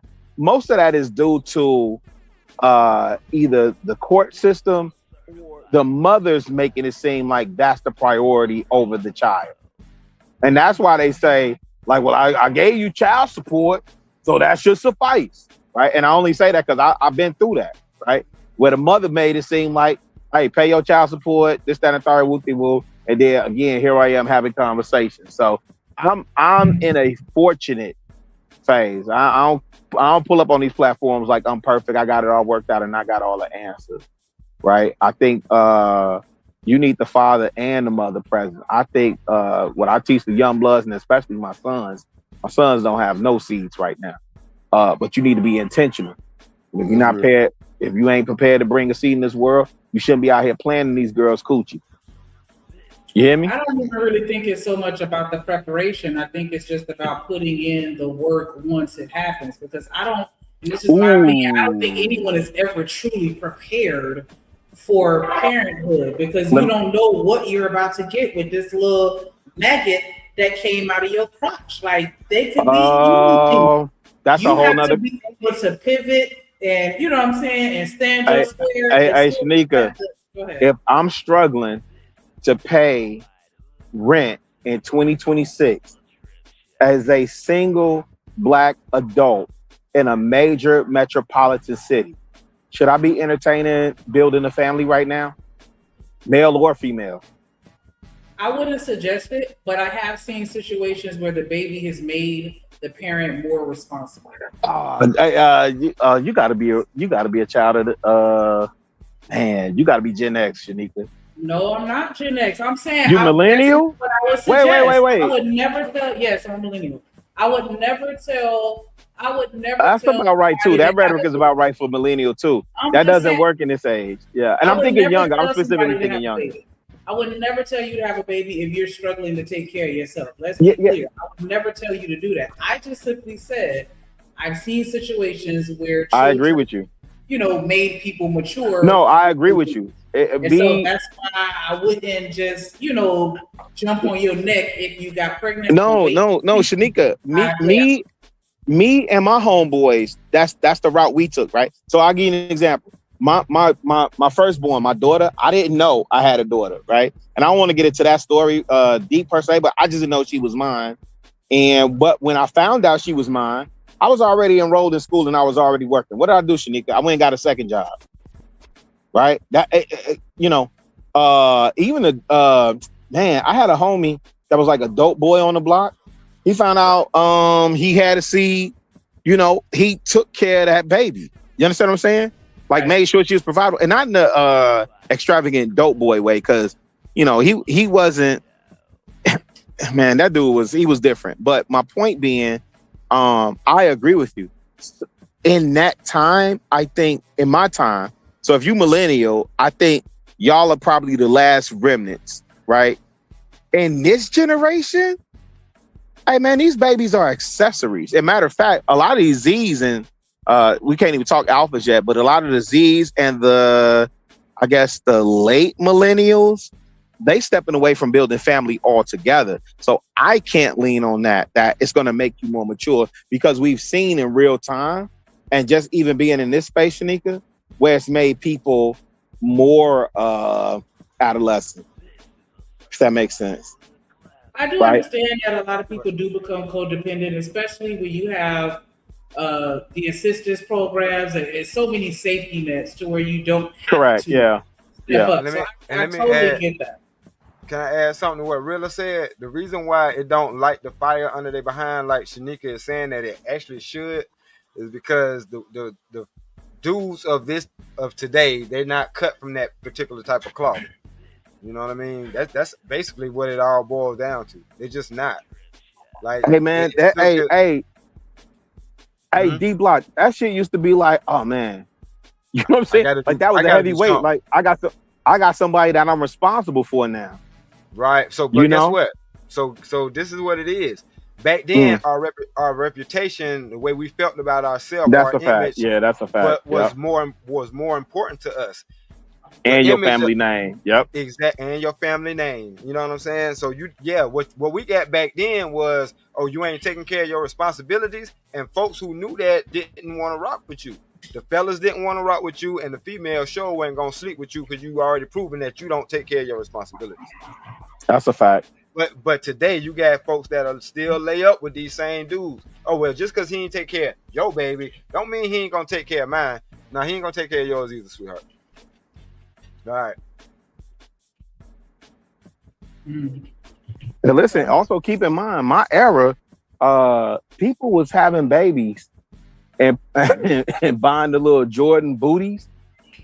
And this is, listen, the first Air Jordan 1, I think it was $85. By the time you get to the elephant print or the cement 3s, those were $100. That was the first $100 sneaker. People was buying those sneakers knowing for their babies, knowing that their baby ain't finna be able to fill that shoe out for more than what, 3-4 months. And it just became a what they call it when you put that joint in your rear view mirror. Like it just became a decal. A window ornament. A decoration. Yeah, like, it's a different time now that I don't think people who have babies are looking at it like, and I'm talking about especially on the men and women's side, I don't think a lot of people, Shanika, respectfully, are moving in the interest of the child. And we see that if we look at video, we can pull up videos right now where both the mother and the father acting ridiculously ignorant. That's a fact.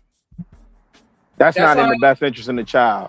Yeah, they have this trend, and a lot of times it's cute and funny, but sometimes it's like, when you really think about it, it hit different, but they be like, I can't believe like these the new parents. Like, you know what I'm saying? Like, I don't know if you ever seen that trend, like, yeah, I can't believe we the new adults, or I can't believe we the new parents, and then you'll see them doing something silly, with their babies. Because I saw like, and that's why I put that on Generation X, man. I saw a video where they had the baby in the car seat with a little hat on and some shades, and he came out with a little tub with like he had the bottle, like a bottle service. They coming out playing the music, like, you know what I'm saying, like doing young nigga shit with the babies and stuff like that. And we think, and that part we think is cute. Right, and it's like, they're like, I can't believe we new parents. Oh, my bad, D-Rock. No, I'm just saying you beat me to it, because that's exactly what I'm about to say. Like, stuff they be doing, and we seen it on the internet for years. When they were little cussing, they thought it was cute. When they was little doing these certain activities, they thought it was cute. You think children don't grow up? And that's the problem with people who don't have children. They don't realize that this little being went from an infant to a toddler to a teenager, and now it's a young adult. And if you was there present through all those different changes, then you'll understand the importance of being there. But D-Rock, that's why I say for all the religious cats that jump on these platforms, your Bible tell you train up a child in the way that it should go. Because when it is old, it will not depart from it. So whether you train it in the community or in the debauchery, it's gonna go however you train that child. This is why you see these kids sitting up here arguing back and forth Like, you know, sometimes I look at some of these police videos and see how these shorties be barking at the police. And I'm like, man, I would never, in my age, like when I was their age, I would never bark at the police. Man, you asking to get smoked. You might well have on a t-shirt that says you asking for you begging for the Rodney King treatment. I'm telling you, like, what is we doing? No, that's the biggest gang. And listen, and I think people need to understand too, man. Like, that don't make you no punk. Yeah, you absolutely should know your rights, but you should also know you can't litigate your case on the street. Your job. This is what I tell my boys. Your job is to get home, fam. Your job, the only job you have is to get home alive to me. You understand what I'm saying? Because I can't account for what they do out there. If you decide you want to buck up and tell them about your First Amendment rights, okay? Nah, 10-2. Again, that's Shanika. Again, that's why we have we have the conversation with our boy. We don't necessarily have them with our girl, and that ain't no, slight. But I'm just saying, you know, we have that. Keep your hands 10-2. Be respectful. Use your yes sirs, no ma'ams, all of the things. Do what they ask. They ask you to present ID, registration. Man, present all of that. I ain't got time to argue. You ain't got time to argue about why they pulled you over. You can ask why they pulled you over. They should tell you why they pulled you over. And then once they do, we ain't doing the whole, well, why you pull me over? Why you pull me over? Why you pull me over? We ain't finna do that. Go ahead. I know you got some age on you like I do. How many times have you been pulled over and you absolutely didn't know why they pulled you over? Oh man, I could in Georgia, I could count on multiple hands, but in Chicago, I could probably count on one or two. I drove by a neighborhood and the police got behind me, and I said, "Oh, I already know why y'all behind me because I just left past this neighborhood, one of the biggest." Yeah. You know what I'm saying? I see what you're saying. Yeah. That makes sense too. Yeah. You know what I'm saying? I'm like, yeah, but I ain't finna argue with you over why you pulled me over. I just need you to articulate why you pulled me over, and once you give me that reason. Here's my license. Here's my registration. Here's my insurance. Absolutely. Right. And most times, I'm gonna tell you my experience. Most times when and I'm not saying I ain't have no instances. I'm just saying most times you get them people what they asking for. And I'm not saying we should be docile because I don't want that mess to get lost either. I ain't saying that. But what I'm saying is most times, them folk either gonna write you a citation. Let you, in my experience in Illinois, is they let me off with a warrant. You know, but the point, D-Rock, I'm not finna sit up there and argue in traffic about why you pulled me over and all this other stuff, man, and escalate that to another situation. That's my point, and that's what I tell my boys because I know they got that energy, and I let them get it off on each other in terms of fighting. I don't let them do that with other people. And so, you know, that pent up frustration may be what it is, but you ain't finna get that off on the law. You understand what I'm saying? Right. Like you're not finna exercise that pent up frustration and then start barking on the law when that's the biggest gang in this country. I don't get what none of y'all saying. I need my boys back home with me. Yeah. By any means necessary.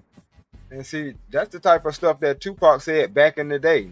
It was actually the dude that was featured on the song, but he said that. He said they the biggest gang of niggas in your city. The people that's dressed in blue. So don't get it twisted. That's the absolute fact. And you can't beat them. As much as you think. You can't beat them. Not as a whole. Well, if not as a whole. Right. Like I'm in court, not on the street. I'm saying, like, that's why they show up in force. Because even in the incident that I was just now speaking about, I was super dirty. And I know the area that I just left out of. So when the dude pulled me over, he was like, you know why I pulled you over, right? I'm like, yeah, I just left out of eastbound.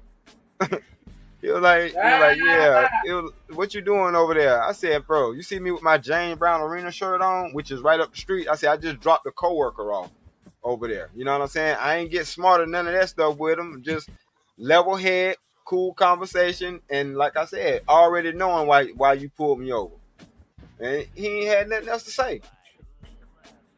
All right, go on about your business. I'm like, yeah, because I'm like, you know as well as I know, I ain't trying to hang out down here, but you got me stuck out here. You like, He just smiled because, like I said, I know how to talk.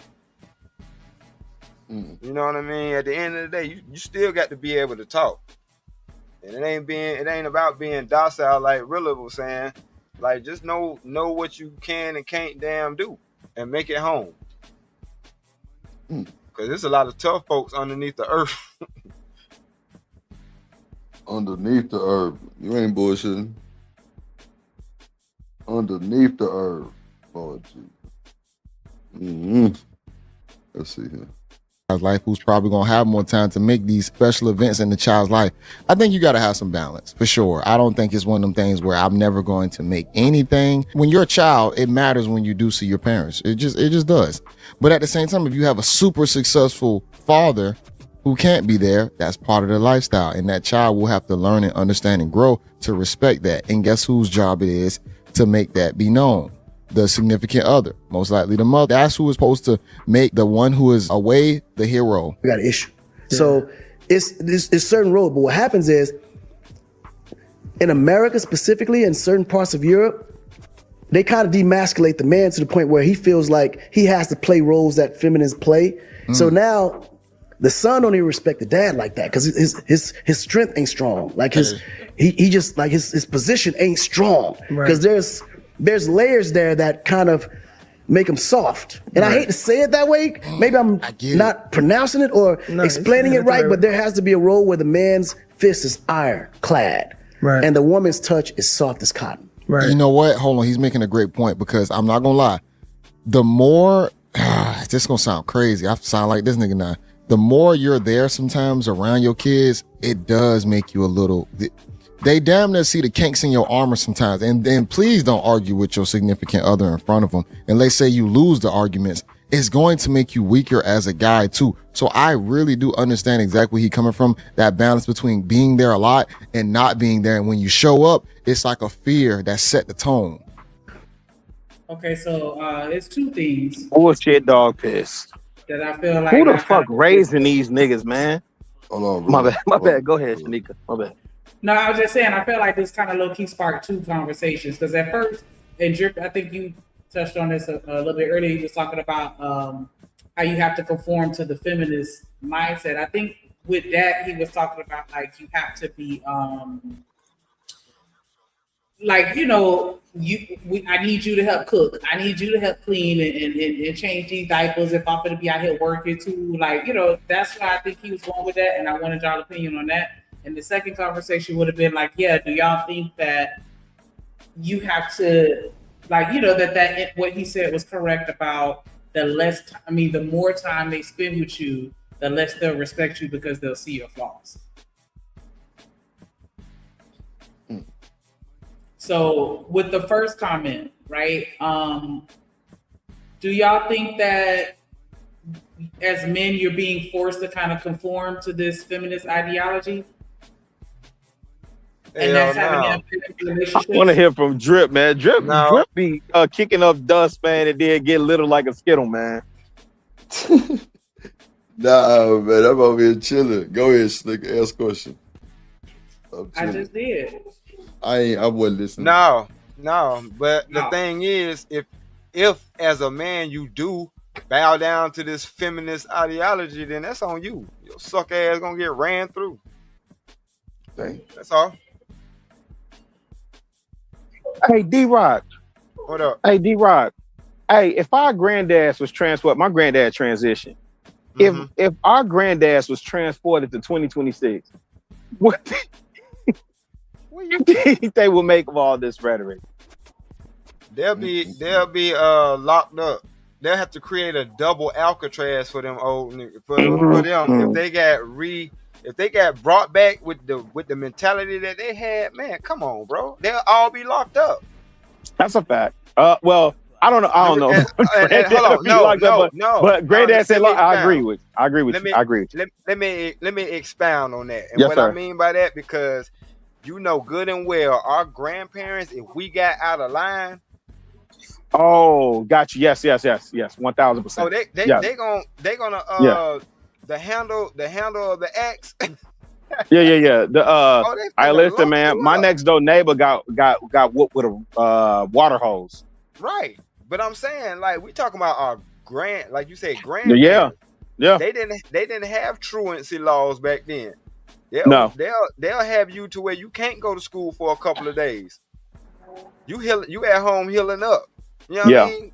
No. Yeah. So that's why I say they'll be locked up today.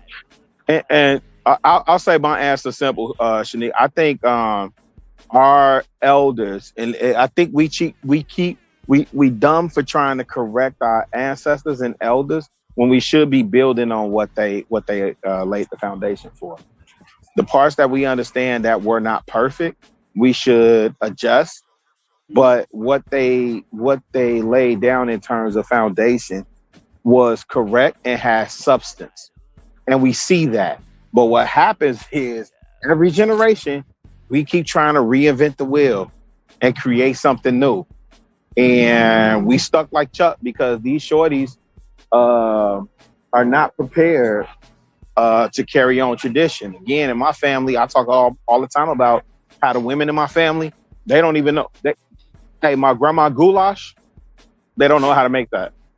My great grandma, her world famous cheesecake, there's not a single female in my family that can make that. And my grandma, you know, she's not capable at this point of passing down those recipes, right? And on the boys' side, I'm probably the only one on the men's side of the family that is looking to uphold the traditions of my grandfather, if that makes sense. I understand. It absolutely does. Drip? What? The question was speaking to what Akon was saying about modern relationships and its impact on men. Do you think that in current times, men are being forced to bow down to feminine ideologies as it relates to relationships? And they trying to get us to bow down. I think so. They trying to get us. What's up, Tiff? They trying to get us to bow down. The second part of the conversation, he was saying that he thinks that is actually better when the dad isn't around as much, because the more you see him and the more you see his flaws, the less you respect him. And it's better for him not to be around as much so that he can, you know, lay down that iron fist. Do y'all agree with that?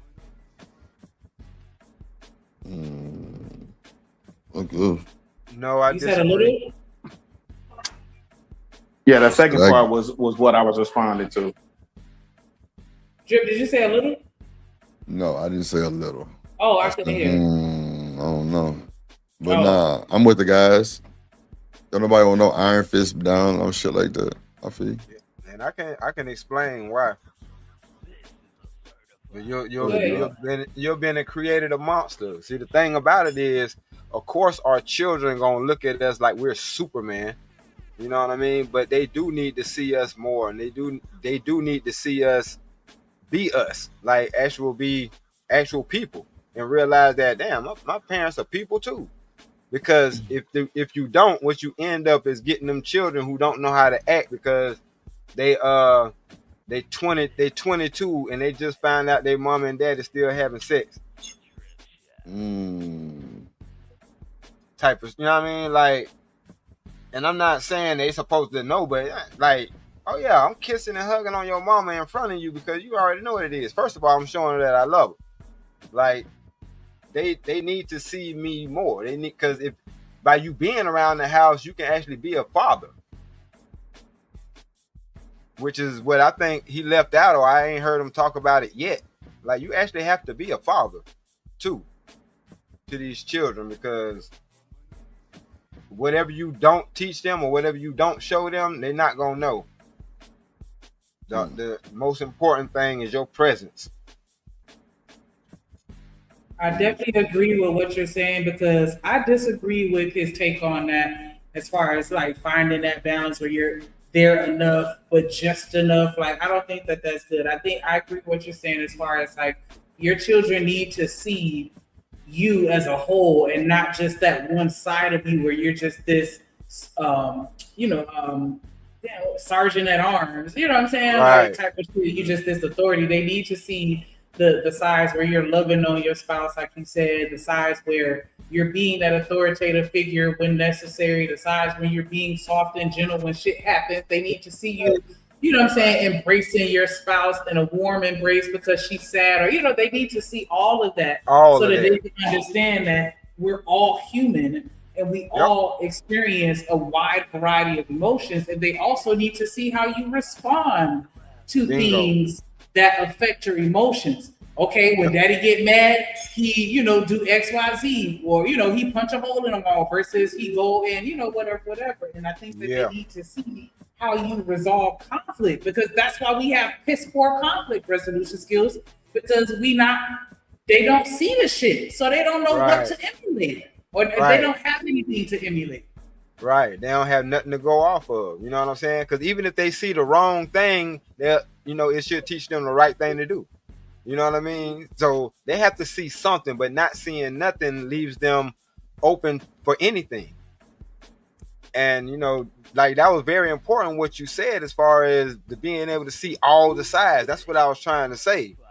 You got to be able to see all them sides, because like that's just a part of growth. And that's why, because you don't want to be, I'm gonna tell you what the problem is, only seeing your children every now and then or seeing them sporadically like that. By the time you see them, you're burdened with a whole bunch of basically discipline you got to catch up on. Because a lot of stuff gonna happen because children are children, kids are kids. So by the time you come, you got to check this one on the grades, and, you know, check this one on their disciplinary actions, or, you know what I'm saying, check this one on not cleaning up the room and all this and all that. And they don't want to hear that every time they see you, or the only time they see you. That's the side that they're getting from you. You know what I mean? Yeah. That's why we have a lot of people that don't even want to talk to their parents, because they just don't know they can. Yep. That's a fact. So interesting. But yeah, I do think that as far as relationships, they're definitely going back to that first point, because I don't think I touched on that, asked y'all about it. But I do think that the whole feminism movement is definitely having an impact on relationships. And, you know, and that includes the relationship that we have with our children, for sure. Like, but I don't know if I want to necessarily say it's a positive or negative thing just yet, because there are certain aspects of it that I appreciate, even though there are certain aspects that I don't. And so I am still a little on the fence. I ain't even going to put you. But I do want to hear a little more of what he's saying. And you have to be able to distinguish those two. That's right. So you can't say, okay, because my dad wasn't there, that he ain't doing his part. Because guess what? If he wasn't doing his part, you wouldn't even be in a position for him to be there. You understand what I'm saying? Yeah. So I just had to make that super, super clear. Yeah. Feeding you. Bridget asked a question. She said, do stepfathers have to act more like a favorite uncle or the father? Personally, I feel like the stepfather should just act like the stepfather. Exactly what you are. You're not a replacement dad. You're just a bonus person in their life, the same way uncle would be. You took the words right out of my mouth, because if by you being the stepfather, that means something didn't happen with the actual father, and his job is to show them children that your mama is still able to receive love. That's it. You can't play nobody else but yourself. Right. So yeah, I don't think that you should try to fill any role. You should just, you know, be, you know, and I know, because Night, as we said, like, you're just a mentor, and I totally understand where he's coming from with that. Like, you know, you're just the in-house mentor. Right, you know what I'm saying? Like, you didn't come from my seed, but I fucks with you, type shit. Right, but you also don't want to give them the impression that he's the uncle, because then when y'all, you know, when they catch y'all sleeping together, that's gonna destroy them. So yeah, don't do that either. Nah, yeah, because I know people that be like that, like, yeah, Uncle Charles, Uncle Bob. Hell no, we not playing them games. Right. Then, Now, that definitely blurs the lines with regards to, Thank you. familiar relationships versus romantic relationships. And I definitely don't think that's a good look for kids to think that Exactly. your uncle grabbing your ass, like, Right. what the hell? Like, Okay. that's Okay. not cool. Right. Is this Uncle such and such? And why he giving you that look like he want to eat you? Yeah, Like that, you know nah, what I mean? this 'Cause my boyfriend, man. Exactly. Because they pick up on subtle things like that. You know what I mean? That's why, Yeah. like I said, it's important to be around your children. Point blank, period. If you And can. have conversations. Yeah. I mean, 'Cause no, my bad. No, you good. But no, because this the thing. Because I'm be going a lot myself. You know what I mean? But I'm able to take those trips because I live a life of work and home. If I'm not at work, then I'm at home. Of course, if I need to go to stores or whatever the case may be, I'll do that while I'm out. But for the most part, it's work and home because I know that when it comes up and I have to take those week trips where I'm away and things like that, it's already understood because I'm not gone all the time. Because I could be. You know what I mean? Because there's dudes that ain't got no jobs where they have to be gone all the time. But if they go to work and then they hang out with their homeboys and they come home, the children be asleep and they gone to work before the children get up. You still ain't being seen. Mm-hmm. And that's how I was adding on and having the conversations with your kids too. Like, we can't be doing the Google Gaga shit. Like, our job is to prepare our children for life as an adult. And we have to naturally be cognizant of their maturity level and not saying too much too soon, but making sure that we still have those conversations continuously and those conversations evolve as they mature so that they can understand what's really going on. Yeah, that's the fact. That's why I was like, I like that take your children to work day. With you day, because it's like, nah, you need to come and see what Mama doing. You need to understand, the stress and or how demanding his job is, or how important I am, or whatever the case may be. Just that's seeing, right. What's up? We're having that conversation. Like, hey, I'm gonna have to be gone. This is part of my job. This is how I take care of you. Blah blah blah. Yep. Like, just talking to them. And they're not as dumb as we act like they are. These kids are smart. Exactly. And I can speak on both sides of that. Because like I said earlier, when it became, my mama wasn't at home because she was working at 11 to 7, at 7 to 11, and all that extra stuff. Like, it was a total difference from when I was little and she was able to bring me to work. Because she worked in a consignment shop. And watching her work and seeing her work made me gain a whole lot of respect for, like, oh, this is what you do to make the money to be able to feed us and clothe us. You know what I'm saying? I'm watching you dealing with all these different attitudes. I'm watching you in your work environment. Like, it was a plus. It was a pleasure. So yeah, while today is a privilege, my mom only did that because she couldn't afford to put me in school at that time or whatever. One thing that I will always advocate for, though, is like at least making time for one family event. Mm-hmm. Naturally, that's within your budget, but even if it's just we go and park hop for the weekend, like at least a weekend. If you can't do nothing longer than that, because I kind of done slow down a little bit or whatever, but we always took a vacation every year.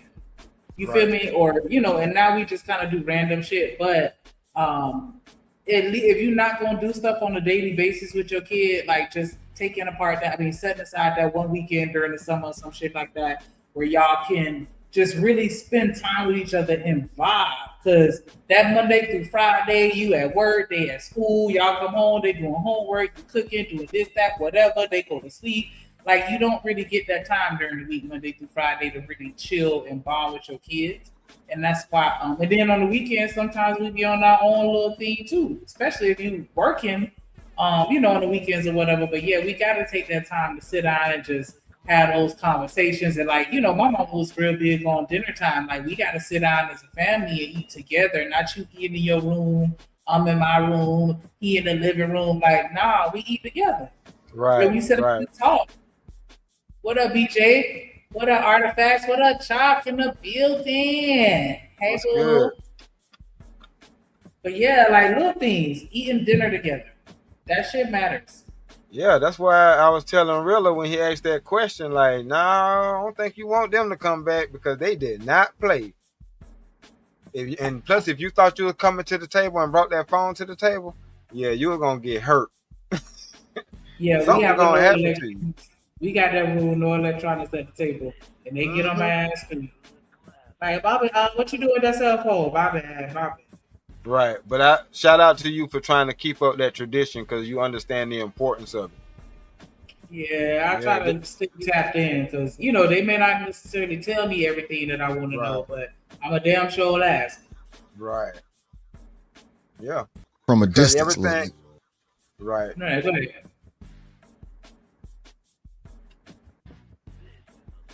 Oh, I thought you had something else you want to add. Nah, I thought his drip was coming in. This nigga. Drip. He probably don't want to take a piss.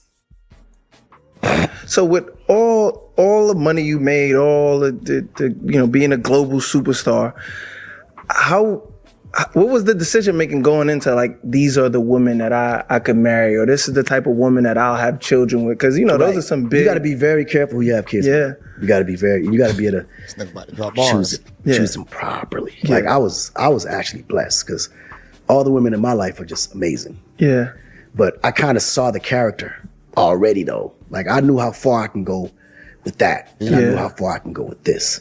See, smart man decisions. If you know from the jump what's good for you or what's bad for you. You know the ones that's super toxic in the beginning. They got these bad traits, but guess what? We want to change them sometimes, or we want to turn them into something that they're not. You have to leave people where they at. I love that he just said that. I knew the ones that was just catch and release too. Yeah. A lot of niggas don't know what's catch and release. Catch and release is a real thing. It's a real thing. So you believe in polygamy, right? I believe in, I can say that. So can a woman have multiple partners or just you? Absolutely not. No, it's not. It's not. It ain't the same. Respectfully, it doesn't work that way. Like I think sometimes only in America they kind of get it twisted where women feel like they're equal to a man, and you can kind of compare the two. You really can't. Because I'm gonna tell you one thing that changes the game. A woman can only have one baby a year. Oh Lord, here we go with that shit. Child, y'all make sure y'all support your interests. Like my dog BJ said, we only 8 super chats away from reaching our goal, and you do.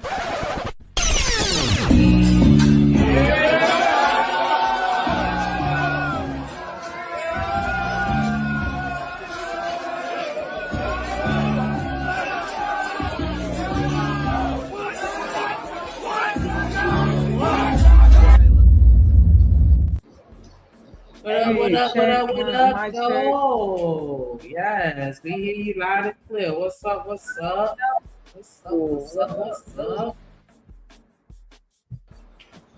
How you doing on this hump day, Chop? Uh-oh, you on route?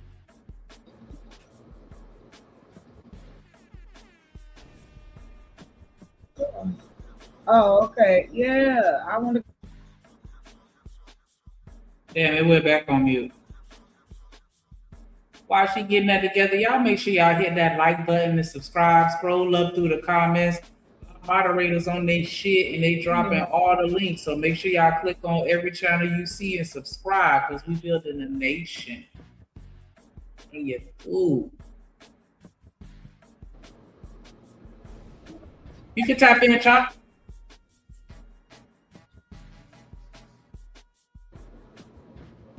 Hold on real quick. Oh, okay. Can y'all hear me okay? Let me know. Yeah, we can hear you. I'm coming through all right? Or is it coming in the chop? Yeah. No, you coming through. We hear you. Well, at least I know I hear you. Hey, y'all I had to come up and see y'all. I'm celebrating. My birthday was yesterday, so I just popped up for some air. Oh, but okay. Hey, listen, I made it another year around the world. So Yes. I know that's right. Happy birthday. Oh, yeah, y'all play the video with Akon about the live. I saw. Shy, because he already like talk about you can only have one baby per year. And I'm like, that's a lot because I can have a baby in January and have a baby in October. And I said what I said. Hello, what are you talking about?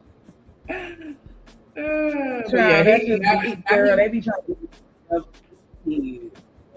Yeah, he about to talk about, you know, women and men they need. I'm sorry. That's too many women. Too many. Yeah, so let him go. A man can have 1,000. We got 1,000 babies in 1 year. A woman can only have one. There's a reason for that. Men are natural. Like, we are supposed to populate. That's our purpose and role in life. That's nature.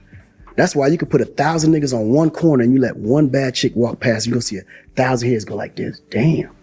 You don't even know why. Yeah. Like, you could be holding hands with your girl walking down the sidewalk and a bad chick walk by, she be like, nigga, you better not look. When you want to look, you don't know. You want to look so bad, it's going to take everything in you not to look, and you don't even know why. There's that feeling. It's an urge. Yeah. We are very programmed to just do the look back. Why? It's biology. That's one of them things where women want to understand why we always turn. Damn, I was just about to ask, and you don't already answer. Hell yeah, I'm looking. What me looking gonna do? Because it's supposed to be understood. Yo, you could look, but you can't touch. I'm just looking because you want to, or you looking because you have to, because you're wired to. Right, I'm wired to look. Like, you already, matter of fact, and I was talking about this story earlier. No more fine. It wasn't. My wife didn't understand it until she saw our 2-year-old do it. He almost jumped out of the stroller, and you know what I'm saying, to look back because he seen somebody with a donk walking by. And I said, I ain't teach him that. Not a donk. I ain't teach him that. I said, that comes standard. That's us in a nutshell. And she couldn't do nothing but laugh. I said, there you go. That's nature, baby. You pass. Shout out to D-Rock the Block you for know the that, cash. right? Like, my boy. Appreciate you, my boy. Pass those type of things down to our kids. What? Hold on real quick, chat. Shout out to D-Rock the Block. Go ahead. Oh, I'm going to say, shout out to D-Rock for the cash app coming through with the support. As always, definitely showing love. And coming right back after him is Bridget with the $10 super holler. She says supporting the channel. Oh, shit, my That's how we, oh, you good. That's how we like it. That's how we like that. Hype me up.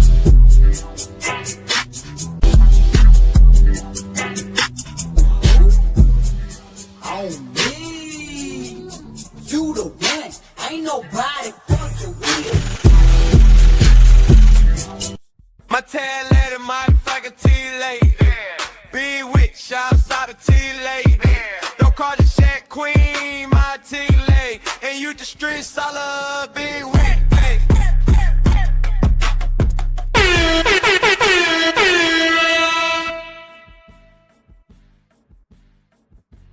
Shout out. D-Rock, I gotta add your shit back to the stage. I got it. I gotta pull it up. But yeah, appreciate the support. Miss Bridget, Big Top Mod, Bridget in the building. Tiffany my bad. Tiffany say women look too. Yeah. I'm gonna look with her. I'm just saying, man, I'm glad to be home. Yeah, that's all. On phone now. Real talk. Man, we had some great conversations before they sent me into outer space. Nah, nigga, we both was out of space. What's up, BJ? The show. Yeah, so you looking not because you want to, but because you have to. You're hardwired. You're programmed. You know what I mean? Like anything out of the normal, so nigga, people gonna look, no matter what it is. A motherfucker be 7 feet tall, they gonna look. It ain't gotta be nothing sexual. Right. Thank you. But you're correct. But yeah, he was saying that like, yeah, you have to look. Whether even if you don't want to, you just got to. Hell nah. That's niggas who don't get played. Oh God. They don't know how to handle that shit. Or you can't keep your composure. You ain't used to pussy. Right. That's a fact too. But I'm just saying, like, he was saying it in the sense that he know he wanted to look, but was scared to look. I'm not finna be scared to look. If I want to look, I'm gonna look. But at the end of the day, you supposed to already saw that out of your peripheral. Come on. Without Come even on. turning your head. I'm with you. What up, Black? What up, Black? Keon in the building. What up, boy? What's good? What's up? What's up? No, I'm gonna leave that one alone. Around and have to look at a butt. Like,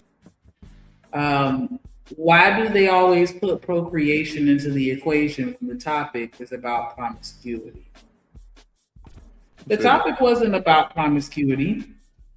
It was actually about, he was speaking on polygamy and why the woman cannot have multiple partners, but the man can. What's up, Well, JD? okay, well, I guess promiscuity on the man's behalf. So you're right, male promiscuity. Yeah, but see, there are a lot of people. See, this is the thing that men do, and we need to fess up to it. We weaponize that. We weaponize the fact that we can sit you down for 9 months. That's why the ultimate disrespect is for you to pop that thing while you're pregnant. Oh, because we really don't sit you down. You can still give it up, and you'll be giving up some of the best ever, because ain't nothing like that pregnant box. But anyway, for the most part, yeah, he feels like if you, it ain't too many women that don't respect themselves enough to not do that with somebody else while they're pregnant. I'm just gonna leave it at that.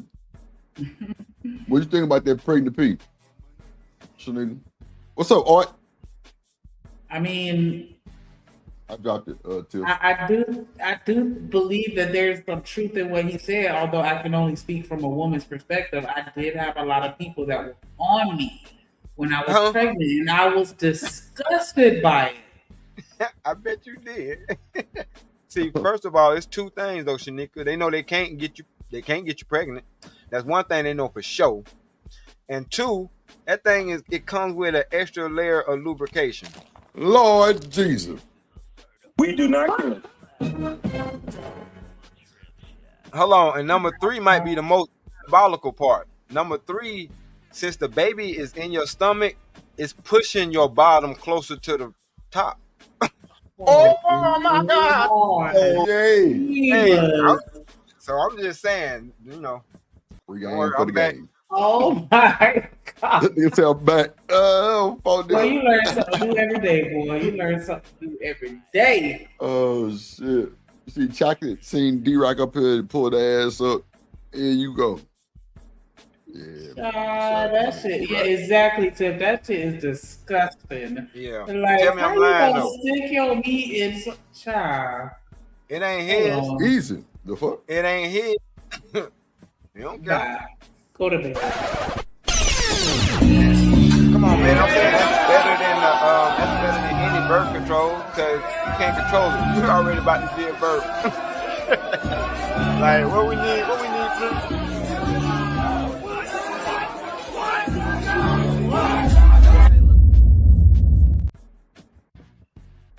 What's up, Tiff? What Ted? What up?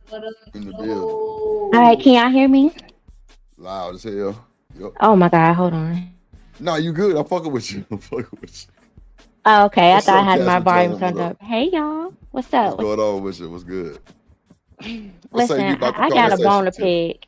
Go ahead. I got a bone to pick with Akon. So you telling me that men are out here giving birth to 1,000 babies a year? Ooh, child. Now let me know, cause maybe there's something I don't know. Maybe y'all over there on the island somewhere being some damn seahorses and just busting out babies. I want to know. Seahorses do shoot out a bunch of babies though. Yeah. Well, male seahorses The give bells. birth. Yeah, that's what I'm saying. The bells. Mm-hmm. At that. What up, casual journey? Talking about the doctors that encourage sex during pregnancy. Yeah, they do with your partner, not with a whole bunch of random ass niggas.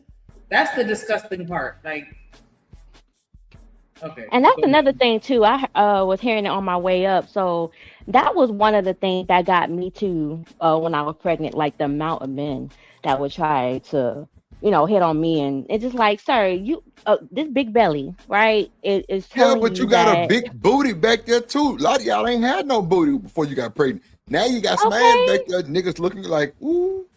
Okay, they can look, but the ones that go, forward and try to actually try to get with you, sir. Gotcha. Yeah, that's crazy work. That's crazy. What up, Reese? What up, Kelvin? That's flag. What up, Kelvin? That's flag on the plate, bro. You see this belly?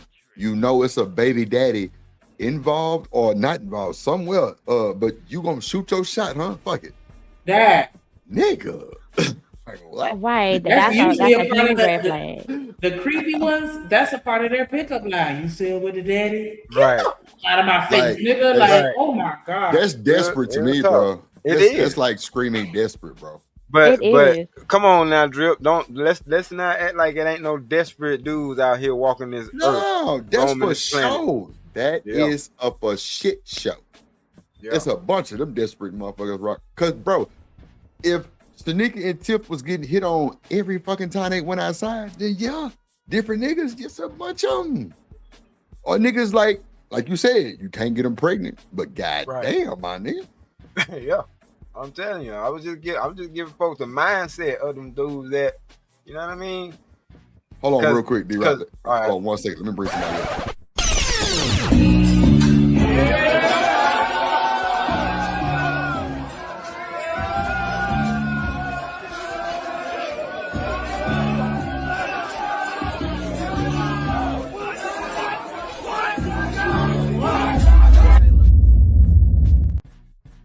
Jen the Pen is in the building, ladies and What gentlemen. up, nigga Genesis? Hey, sugar. What up? What up, Hey, Juan? Smirk. Hey, Jen. What's up, Hey, Warren? Sarah. How you doing, mama? Hey, sugar. Good. D-Rock on the block is back. Good to hear your voice, sir. Yes, sir. Good to see you. Good That's to what's see up. you. What's going on, sis? Hell, doing it, resting in my femininity. I hear you. That's what's Resting up. Don't hurt yourself. Right, I'm cleaning up, y'all. I got a new mop head with the attachments. Y'all don't understand. That's how. Listen, y'all. Anybody ever want to do something nice for me? Buy me something to clean the house with. I would be so happy with you. Oh my God, isn't it wonderful? Jenna cleaner. Man, buy me a year's supply of Fabuloso. Boy, you about to get something good tonight, boy. Don't play Girl, with you know when I came Fabuloso. out here, that is They gotta buy it no is more. everything. Buy me a Okay. juicer. Okay, buy me an appliance. Listen, give me a good vacuum cleaner with some good Really suck nice to it. steam mop. Oh my Fellas, do y'all hear this Oh shit? my God. Ain't Steam none of them mop, said. don't play Hold with on. me, boy. That's an Hold on. orgasm waiting to happen. Hold on, Jen, because you always spilling all over the panel, right? So watch Sorry. Oh this. my God. Watch this. So, fellas, y'all heard what all these women up here pretty. Y'all heard what they just said. Not one of them said a fucking bag. Listen, bro, because y'all niggas are spinning narrative. All they want is material bags. They want cleaning supplies to do what, fellas? Clean, my nigga. Oh, I mean, what am I excited. gonna do with a $7,000 Birkin bag? Bag. Like, what? Put on my cleaning stuff in Put it. it in the and closet my because you don't closet. want to wear that shit every day because you don't want to Whatever- tear it up. Exactly. Okay. That go to the shoes, the gear. That go to all that. When you buy all that shit shit, just sit in perfume, dust bags. Sit in you dust finna bags. clean the even house. use I'm it. finna smell like awesome. You finna buy me some Gucci perfume. Where am I wear that to? I'm finna smell like awesome and bleach. Like, what do you Right. mean? You want to do something? Buy me a year's supply. Some shit I ain't gotta buy no more. Hey, that's a sexy Yeah. smell on a woman, though. Okay, Awesome? I'm about to say awesome for Yeah, Fabuloso and some bleach, honey, with a little bit of Oh, shit. a little bit of Glade in the air, honey, with a apple pie Okay. cooking in the oven. Quit playing with me. Right. You know, Reese said, Reese, she Reese, said, you hold right, on, though. I'll You take a right, Birkin. though. You right. They do appreciate the value. So the Birkin specifically, yeah. But all Oh, the other okay, shit, yeah. Okay, all the other shit, no. Yeah. Yeah. I mean, got obviously, the if you're gonna gator. have some value later, get you something that Yeah. makes sense. But I'm don't be saying just the cleaning buying supplies shit gonna 'cause- help you start your business. Don't you got your business cleaning the shit? Yeah, that's gonna work yes, but I mean, Yeah. just in general, like we the ones who gotta buy all that stuff all the time anyway to keep everything around you Right. clean. So if you buy I'ma it, if you keep you be like, stocked up. babe, right, you be like Amazon, you just be delivered. Oh my goodness, I'm gonna for you. be moist. Delivered tomorrow Not morning. deliver 5 every a.m. 2 weeks when I run out. And the little toilet wise, please don't play with Come me. on, Please man. don't play with me. Fellas, if y'all ain't picking up on this shit, bro, hey, bro, Well, I good am. luck. I don't know You what have to a tell you. good listen. I don't It's care how funny. tired I am. I will service and cook for you. You could let me have an Amazon box every 2 weeks on time. Quit playing with The me. house smell good when you walk in Smell the door, good. bro. All I need is you to have my blunt roll, and I'm That cool. dinner gonna be fire on this fucking. That dinner gonna be fire too. This faucet. Yeah, like what? You're gonna be smelling fabuloso. You're gonna smell a little tweed in the air. Behind that, a little lasagna and some French bread, some garlic There's bread. nothing better than a good knife. A nice, Hey. solid, sharp ass knife. Oh my gosh. Please, don't play with It's me, funny. Shanika. It's I'm funny about to that do it right though. here, I y'all. just Don't bought a make me. drink not too long Cutlery. ago. Don't buy me no y'all. Come cutlery on. now and some pots and pans with the little rubber on the bottom Come with the on. balls that don't spin when you mix it. Don't play with me, Shanika. You're gonna get married right now. Man, I bought some expensive ass pots and pans about a year ago. I forgot the name, but I'm Ooh, going down don't there play to with see. me with them pots and pans. They And got the this bowls. gas Ooh. stainless steel piece at the bottom of the skillet. I guess so it don't. Man, that shit, boy, them hoes. Truth.com. Even the ones with the Yeah, handle that come off and you just switch the handle. You don't even gotta Caladon. switch the pot. You just You switch the buy handle. me, you buy me Yeah, that D-Rock. It's something like that. It's Buy something me like that, X D-Rock. flag, Yeah, and I'm yeah. telling you, like you Yeah, I just, bought them yeah, hoes, you're huh? through. You're through. Yeah. Don't play you Fellas, through. once again, That's now top hear tier right this there. shit. I'm telling you. Now, Guys, one if bag you- spoke upon. They want cutlery, nice Now you want to pots and spend shit. $1,000 on some shoes, or you can spend $1,000 on some dishes and some pots and pans, some sharp ass knives, and some forks that match. There you Come go. home with that hex clad. Yeah, you Ooh, that But see- Zyrex but set. see- Don't play that You better Zyrex be down. set so I could cook some bacon stuff. Ooh, don't play with me in And that see, Zyrex set. depending on the answer, that's how you pick the woman that you need to be with. There Because you there's go. only two types. One of them gonna want you to do something productive with that money, and one gonna want you to buy something that she ain't gonna care about in 2 Yeah. days. Facts. Like Shanika believe said, it's that, gonna too. end up in the back of the closet. Yeah, come Right, on, bro. 'cause that You Chanel gotta worry bag, about your safety wearing a Birkin. D-Rock, You gotta that worry about Chanel your bag with the safety. fur on it can only go so many places. What I'm gonna do? I'm gonna be running around in my jogging pants and my leggings half the time because I'm gonna be, Right. you know what I mean? So when you gonna really Right. take that bag out?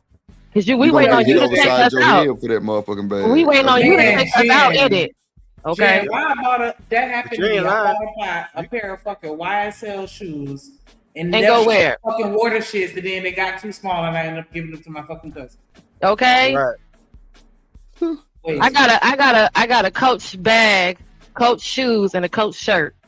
Now I've not worn the Coach shirt, the hoodie yet. I don't know why he bought me the sweatshirt, but he bought the shoes. The shoes don't even go with the shirt. Like it's two different things. You know what I mean?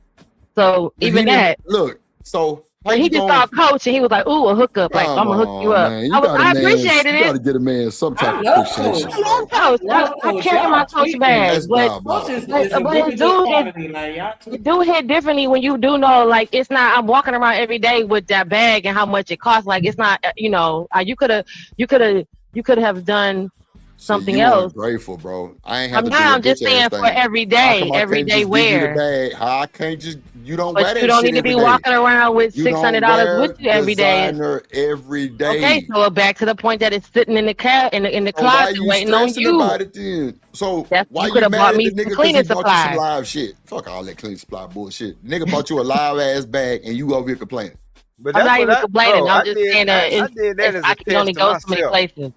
I know, Lord but Jesus I did that shit as a test to myself. I got an ungrateful bra, some Coach shit because it was on sale because I worked at Macy's on the markdown team. You know what I mean? Yeah, Oh boy. no, you was Boy, the you the hookup. plug. You was the You the plug. Why Oh you? You my the god! plug. You not I grateful? ain't You the gonna lie, plug. you the plug, boy. That's what's up.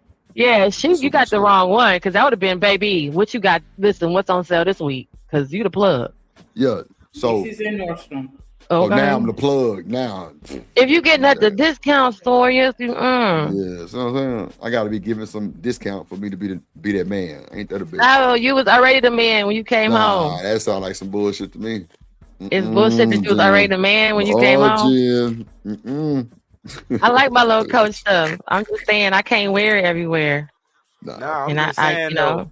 She didn't know I got Now, it see, for a I'm good aware deal. of it. She didn't I'm know one I of got it for those. sale. You know what I'm saying? So Oh, she ain't know. Yeah, I It hid don't the fact. matter. I know that's the point though, Drip. I hid the fact that I actually Oh. got it on sale. So Right. I'm like, yeah, this is how much this particular item costs. But then, you know what I'm saying? Like I say, it was like, oh, okay, yeah, that's it. You ain't Oh getting no, that nothing ain't me with it, though. So it was like, No. nah, I know who I'm dealing with though. I'm like, shit, that'll Hold be the on. last time. Did you get her the bag or did you get her the bag in the wallet? No, I just bought her some shoes. Oh, okay. Because I'm like, you can't get the bag without the wallet, but the shoes, that's fine. So wait, I'm a victim of not buying the bag and the wallet.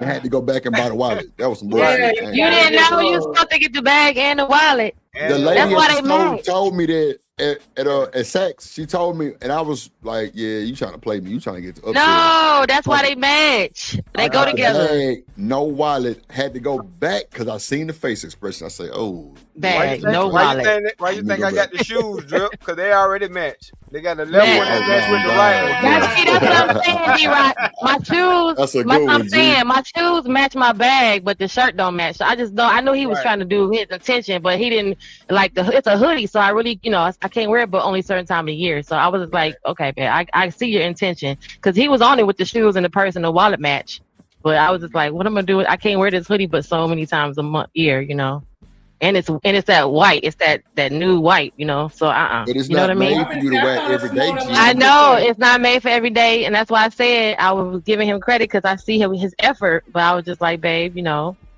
appreciate you. And then I had to exclude him just like I did with y'all. Get me a air fryer with the 2 handles. Give me a Ninja. Oh. Yeah, that shit $450 too. Everybody. Ooh, don't play with me. Ask me how I know.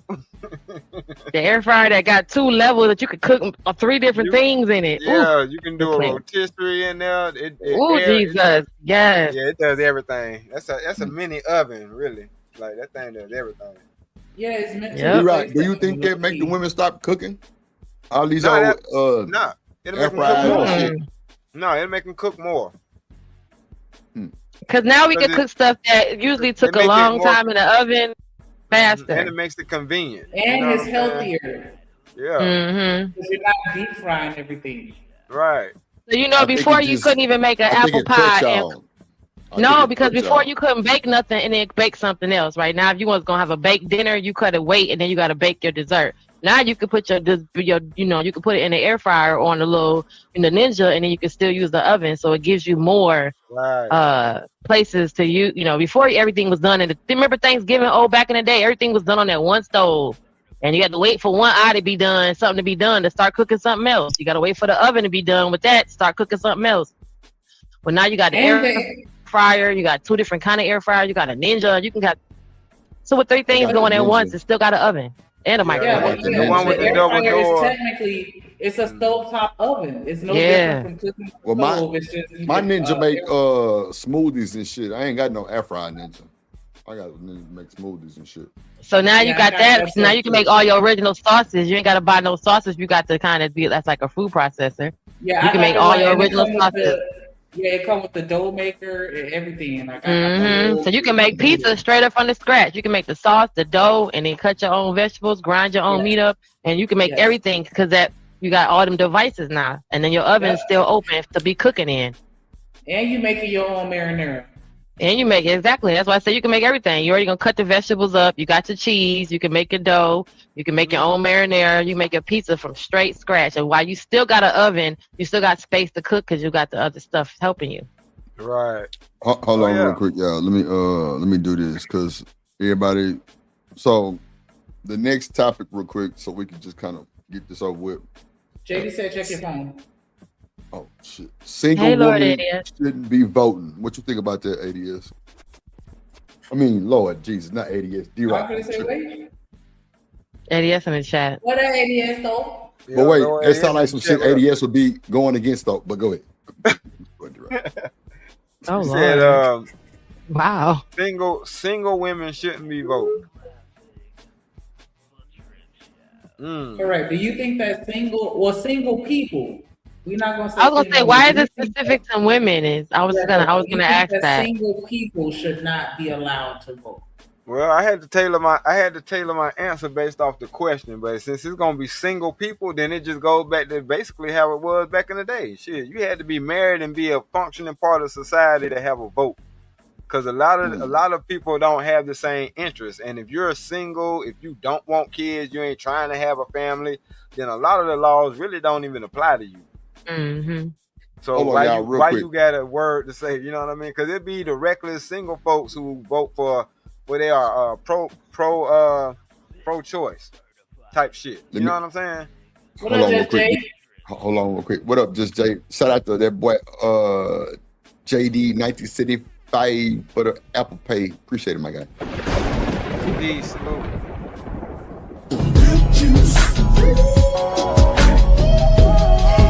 JD 1975. Slego JD 1975. Hello JD 1975. Give it. Not him looking like Magneto. I mean, not Magneto. What's the other one? From Power Rangers. What's his name? Professor X. Zordon. Professor X. Oh, Zordon. See, Zordon. that's what I was thinking of. Power Rangers. Zordon. I was thinking of. I said Magneto. I was thinking of I was Zordon. thinking the same thing. You got JD looking all superhero-ish. Hero. and shit. Yeah. Yeah, man. Oh, he did look like Professor X in the other part. Yeah, that one little animation. Creative. Do some shit like that with JD. You know what I'm saying? So single people, because I was thinking the same thing you were saying, D-Rock, like you just gonna go back in time to when we couldn't vote. So we going back to it. So, but single people not voting because we're gonna vote against our interest that is in benefit to a married person. Is that what they're saying? So like we're gonna vote on something that's gonna change for people who have families. Yes. Is that what they're trying to say? Yes. Juan said Yeah. this is against my interest, but I think you not only need a family to vote, but you also need your own land.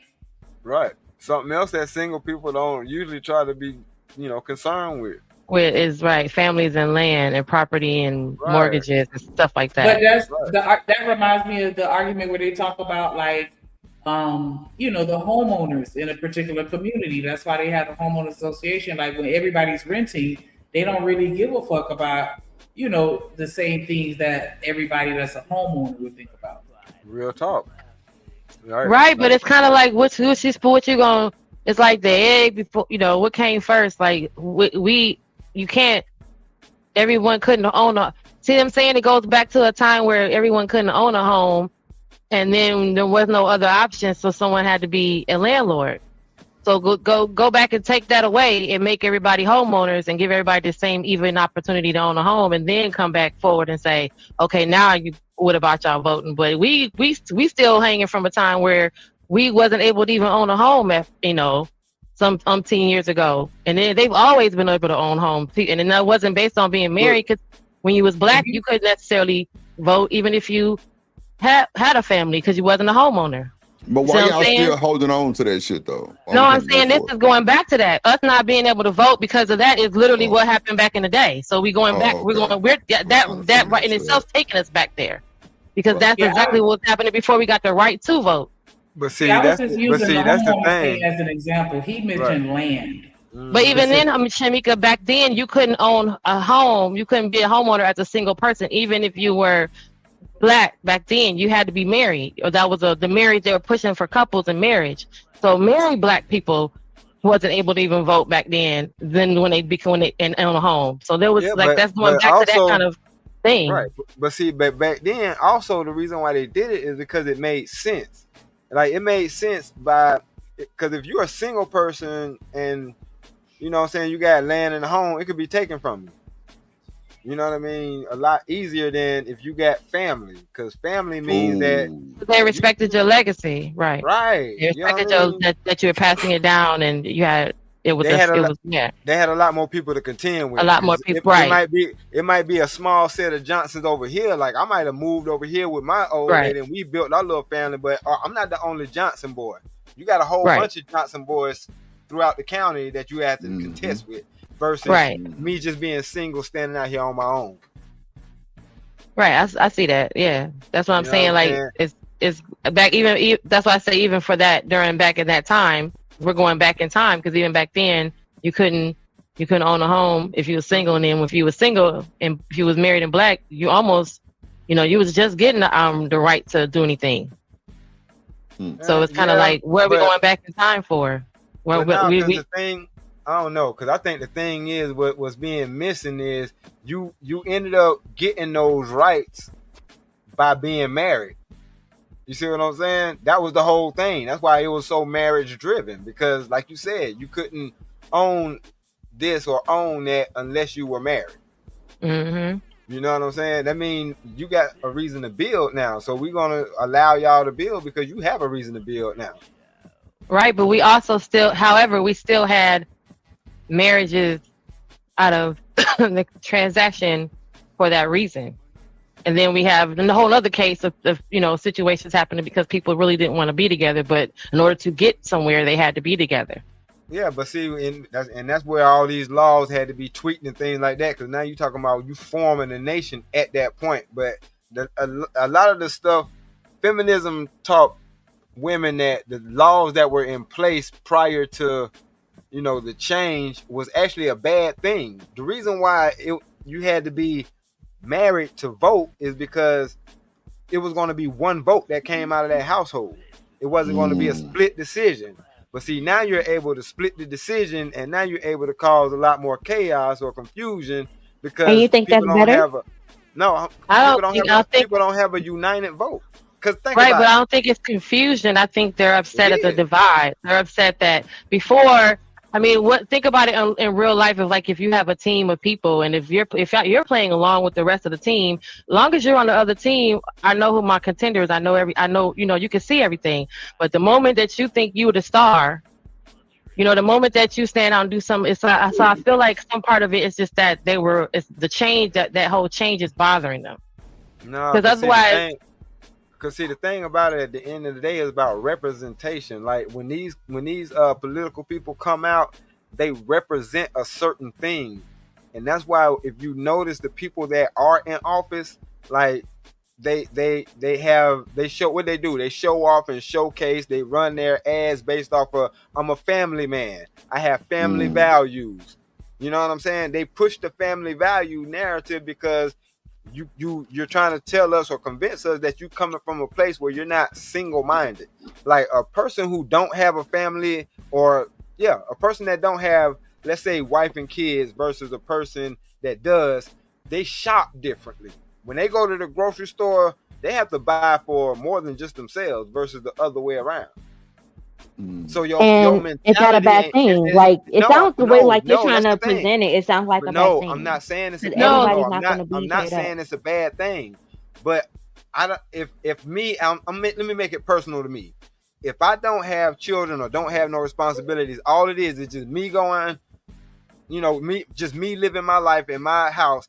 I don't need 4 or 5 bedrooms. All I need is 1 bedroom. When I can fill up my refrigerator with bullshit, you know what I'm saying? I can do lunch meat and bread and cheese, milk, you know what I'm saying, a couple of eggs, and I'm good. I can't live that same way if I had a spouse and children that I also had to take care of. So it's a different mindset. And what I'm saying, when you got people that are voting for the same policies or the same policies that you're supposed to be voting on with a different mindset of you, then a lot of stuff they might say no to, you might actually be like, what you mean? No, we actually, that's something that'll be beneficial, and vice versa. So that's what I meant by I don't know. That just sounds confusing. How different would that be from?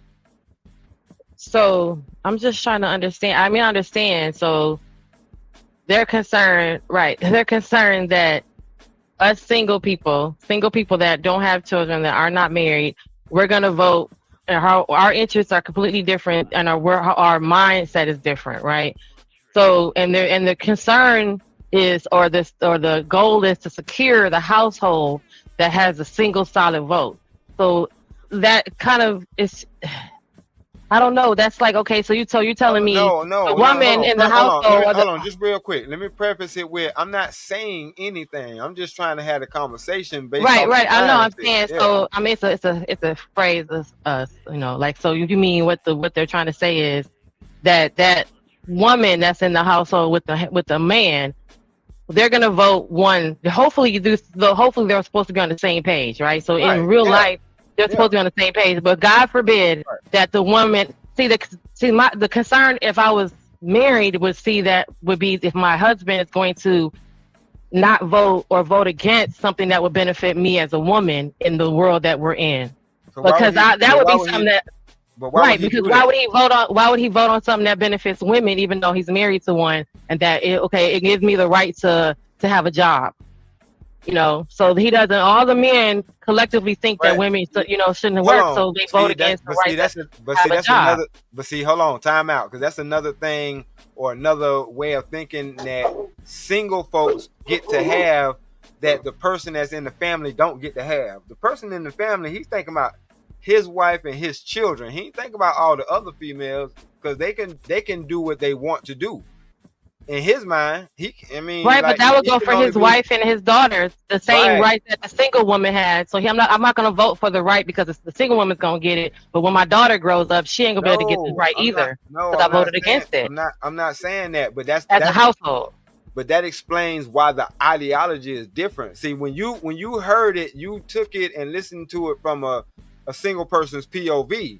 But I'm looking at it like that's what the problem is, because the single people and the married people, being that they don't have the same really agenda at the end of the day, unless they want to be married, then they're not going to see eye to eye, because the married person is not going to see eye to eye with the single person, because what might benefit the single person, the family person. Well, hold on, we got parents, we got parents, and we have people around us who are married, and ideally, if you have parents that work together, then the idea of my mom going along with whatever my dad said, because the household has to be on one accord, and him going against something that would benefit her as a woman, which makes it harder for her as a woman. He's not thinking about the single woman. He's saying my wife can't go out here and do stuff because I have to vote on something as a household that's in favor of her. She can't go vote on it herself because we're not allowing that. So if we allow it, she can vote on what she wants to vote on, even if it's not for the same president.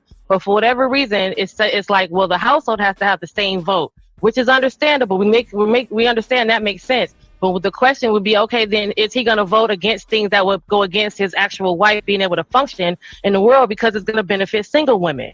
Oh, I don't want the single women to win, but my wife and my daughter, they can't go get a job if they wanted to work because I vote against that because the single women going to be out here working, and fuck them single bitches.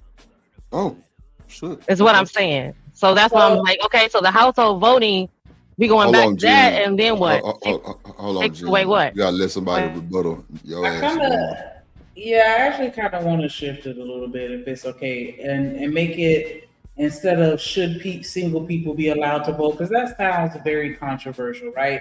And so maybe something more like, do life circumstances influence how people think about voting, and how that affects our voting patterns, right? Because that's essentially what y'all debating. Like, is it beneficial for a husband to be in charge of the voting decision for the household?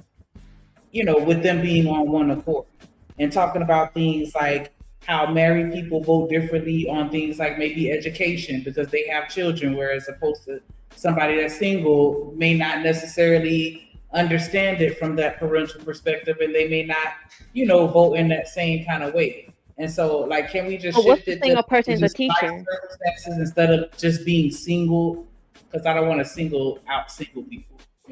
Oh shit! She said, "What if it's a teacher?" That's a single person. That what you said too? Yes.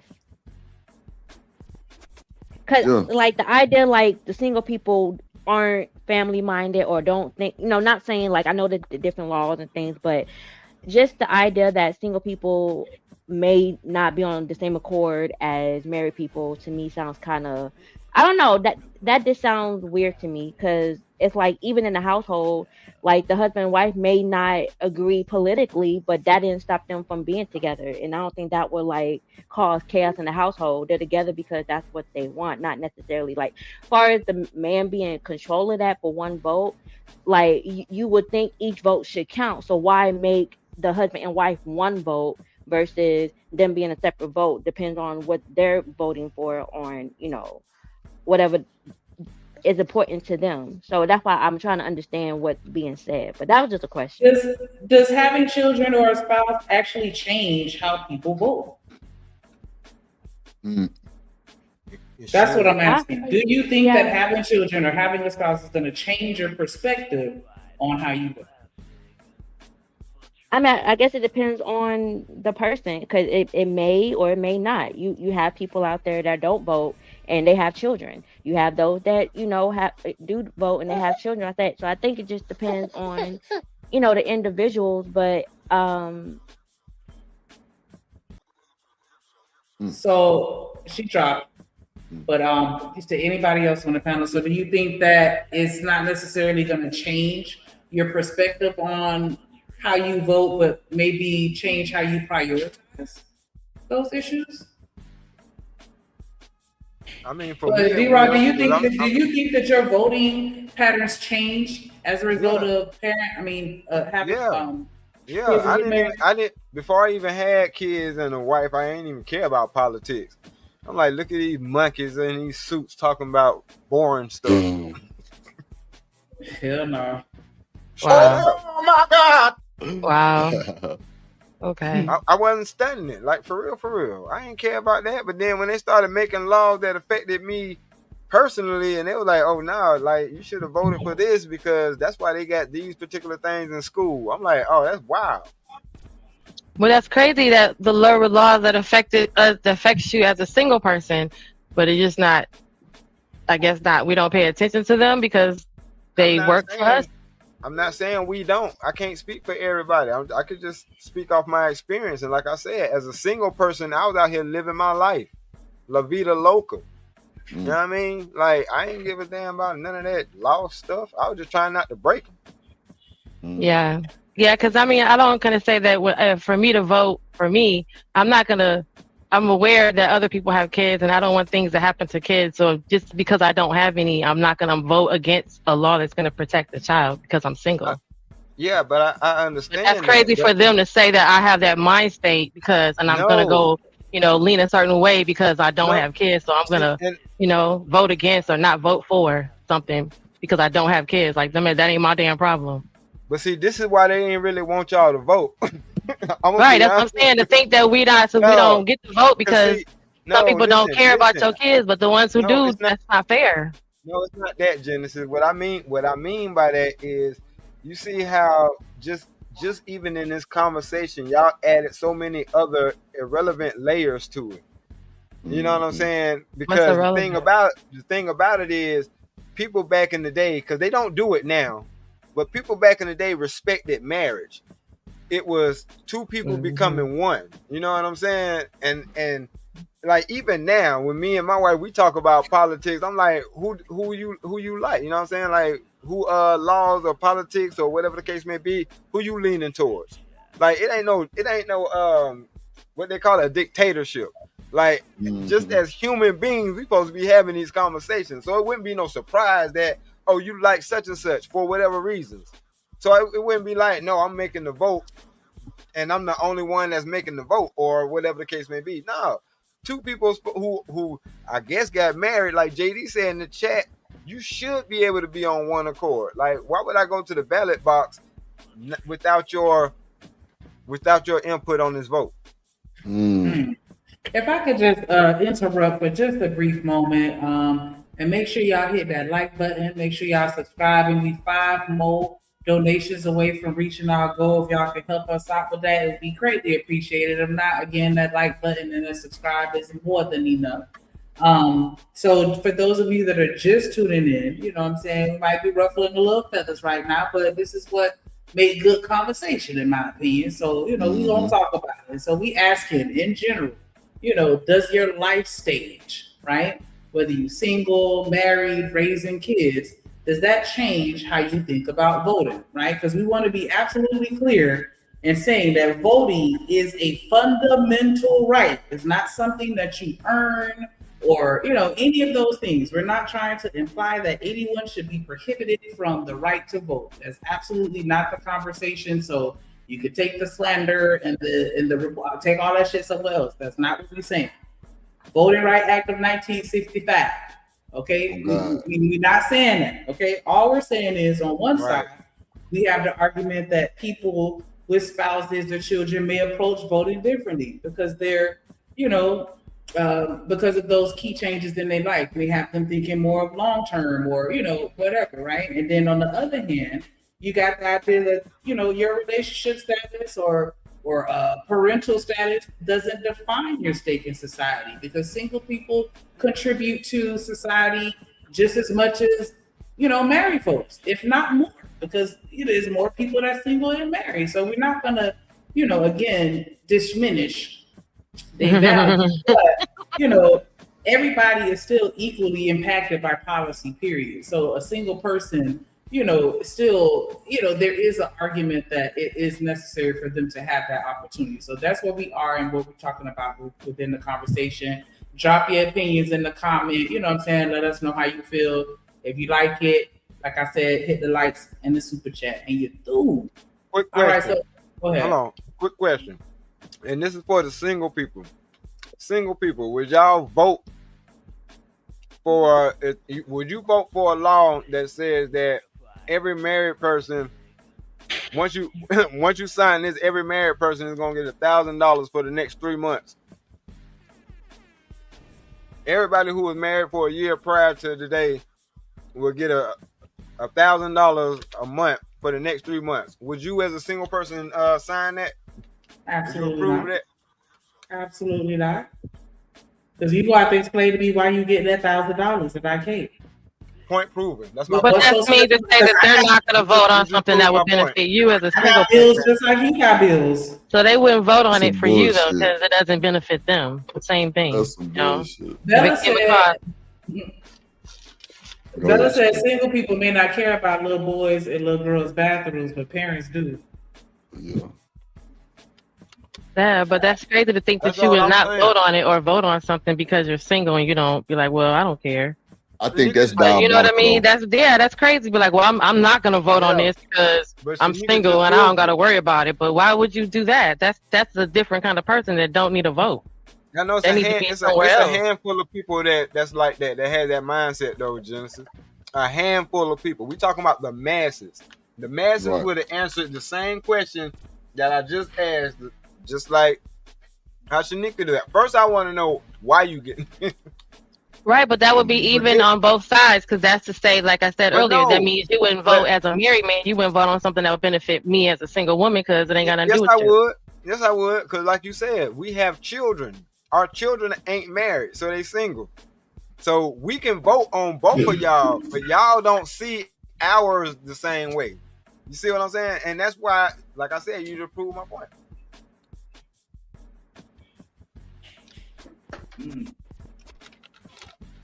So we don't want to take the risk. We got both of y'all interests involved, and single people don't really necessarily have our interests involved, because if they passed the law and single people had to sign off on it saying that if you was married for a year, for the next 3 months, this is a one-time thing. They're gonna be like, damn, I ain't already married.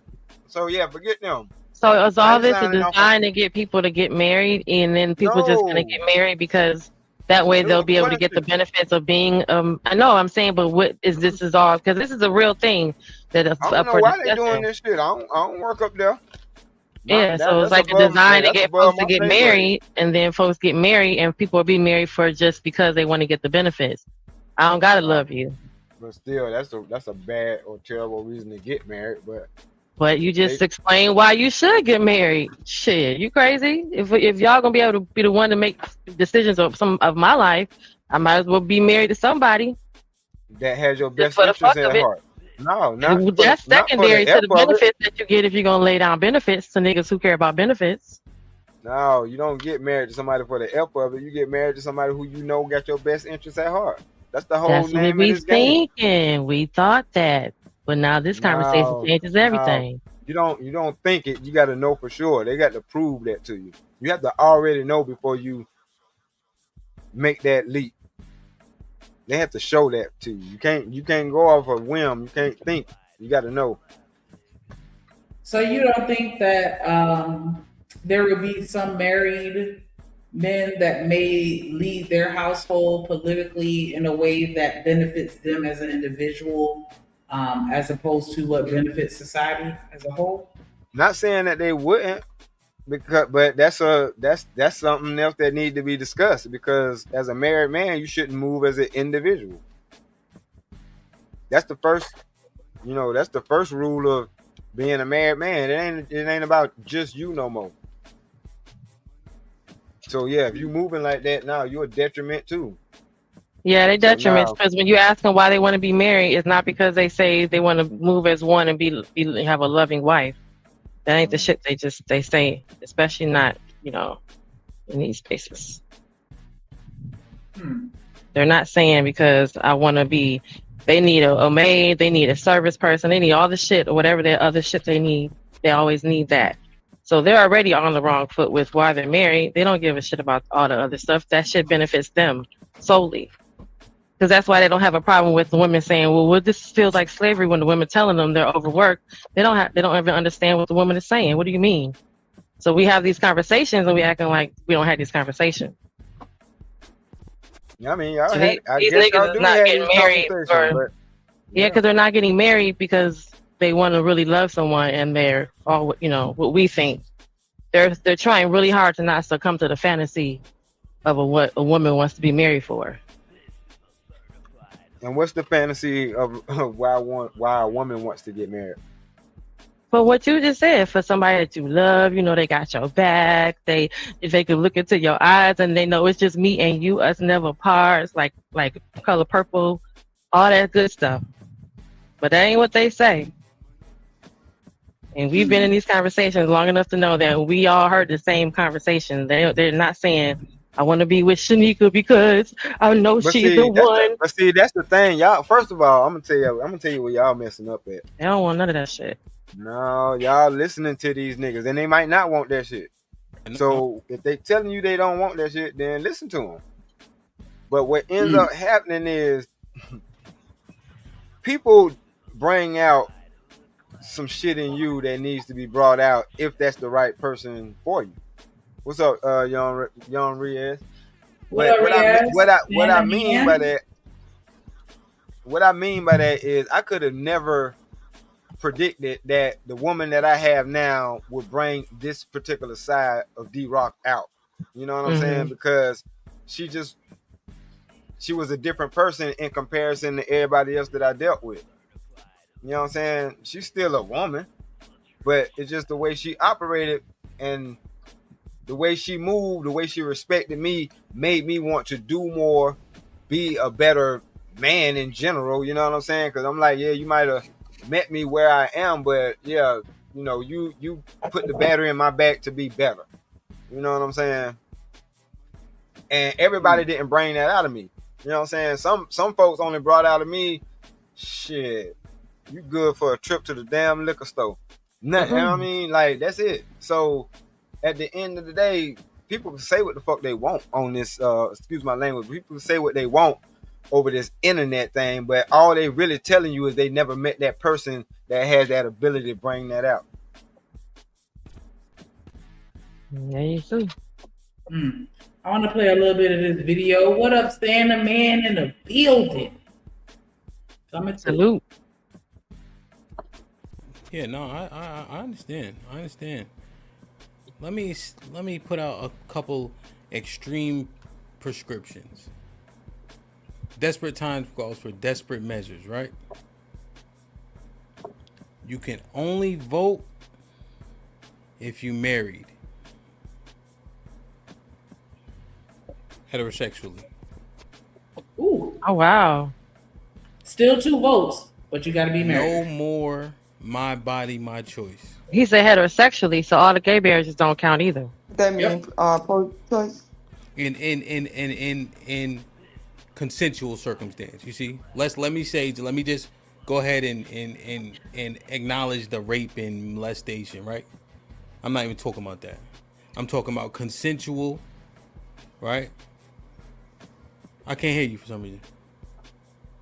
Wait, you can hear me now? Yes. I was saying, are you just talking about the pro-life, pro-choice thing? Or are you talking about how we dress, how we carry ourselves, how I'm we talking have about sex? the baby part. The baby part. Okay, the baby part. Okay. Yeah. Remove my body, my choice. Consensual relationships, right? Let me just say that so we don't got to get stuck on, right? And yeah, let me clarify. Thank you, Josh. I left that part out. That house gets 1 vote. Oh. Okay. You see?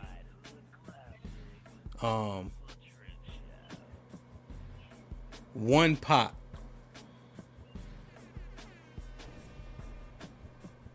One pot. Yep. That family, everybody money together. Right? In the marriage. You divorce for cause. Okay? Not just no fault. For fault divorce. Damn. Okay. So remove a no fault divorce. And everybody leave what they came with. And the kids are split 50-50. Damn. Not split the baby in Not half. like a magic trick, like you saw him in half, but you get to see him. I say, yeah, you got to worry about it after that. Mm-hmm. What you think? Is it extreme, or you think it would be helpful? Because it's almost like you have to prescribe things for people. Y'all think that's extreme?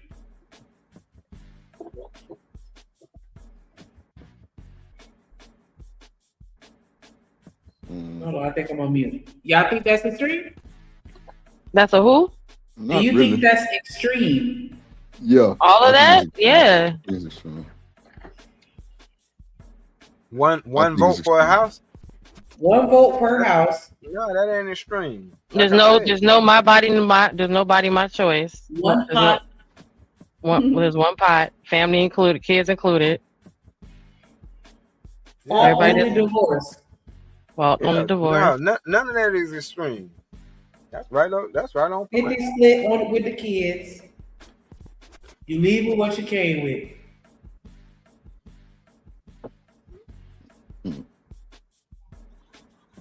You think that's extreme, D-Rock? Just all of a sudden, you don't think that's extreme? Nope, not at all. Cause think about it. Even we talking about this day and era where women make more money than the men, right? And some of these folks got with men when they ain't had nothing, and that man might have, helped them get to where they at. Cause don't act like we ain't seen some of them stories. That nigga D-Rock. He ain't lying though. So it can go either way, but no, that ain't extreme. What y'all think? A little bit. You know what I'm saying? Like, if I come and in your example, you say I come with nothing, and you build my life for me, and you just gonna kick me out back on the street with nothing, like that time that I was with you, speaking on opportunity costs as a business term, I could have been doing things to develop myself. But that got put on pause because I was barefoot and pregnant. For you and your legacy. And you just gonna kick me out of the streets with nothing? Get that. That's diabolical. I mean, you can't just stay. Come on, D-Rock. I'm gonna get the kids 50% of the She ain't time, even but think about that shit. put You them know in. she ready to go. You know she ready to go, D-Rock. She ain't even think about staying. Duh. No. What up, Kasim? In the building? What up, Kasim? He said it You said sounds legit to me. Come on, man. Yeah, you talking about? Okay. I think it's a little extreme though, but JD said not based on the results. well, that too. See, it's a lot of shit can go into that though to make it wrong and right. But I agree with everybody. Yeah, I mean, and I get it, right? I get it. I think that as humans, we need structure. If we didn't have police, I mean, that's the reason they created law enforcement, because niggas need to be policed. You can't just run around and do whatever. We can't be trusted to do whatever we want to do, because we're going to be up to debauchery. Not And can't But hold up. twisted. See, I think y'all missing out on the leave what you came with part. Well, y'all got stuck on the leave what you came with part. A little bit. Think about where y'all came in at when y'all started the marriage. So if y'all accumulated, but think about it, if y'all accumulated anything together as a marriage, how impossible is that going to be to split it up? You see what I'm saying? I'm telling you, the person that came in with less is gonna be the one who come out with the most. Y'all thinking because y'all might have came in with nothing and he already had a bunch of stuff that when you leave that you're leaving with nothing. No, listen to what it is. You leave with what you came with. But at the end of the day, a lot of times, what about the people if y'all both didn't really have nothing when y'all first started and now y'all accumulated this wealth? Is both of y'all gonna leave and not have nothing? Where the hell that wealth gonna go? That's what I was thinking. I said, now how you gonna leave it what you came with if y'all both built it together? And that's why that became a stumbling block for y'all. I get it. Because we both built it. If you the carpenter and I'm the electrician and you the architect and I'm the welder, how we gonna leave what we gonna take everything apart? Let me bring somebody over real quick.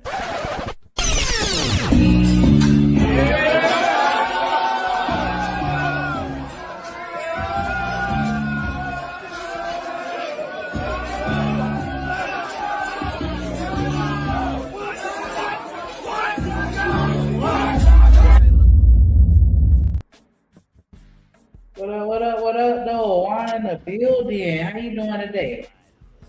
Doing good. How are you guys doing? Hola. Cooling. I know you've been listening in. What you think? Hola, guapo. What's good? What you thinking? Do you think that did you hear the terms and conditions of Hamp's agreement? Shout out to DJ Hamp. The terms and conditions of what again? I'm sorry. You can, and actually no. Let me back it up a little bit so we can get it. Yeah, no, I understand. I understand. Let me put out a couple extreme prescriptions. Desperate times calls for desperate measures, right? You can only vote if you married heterosexually.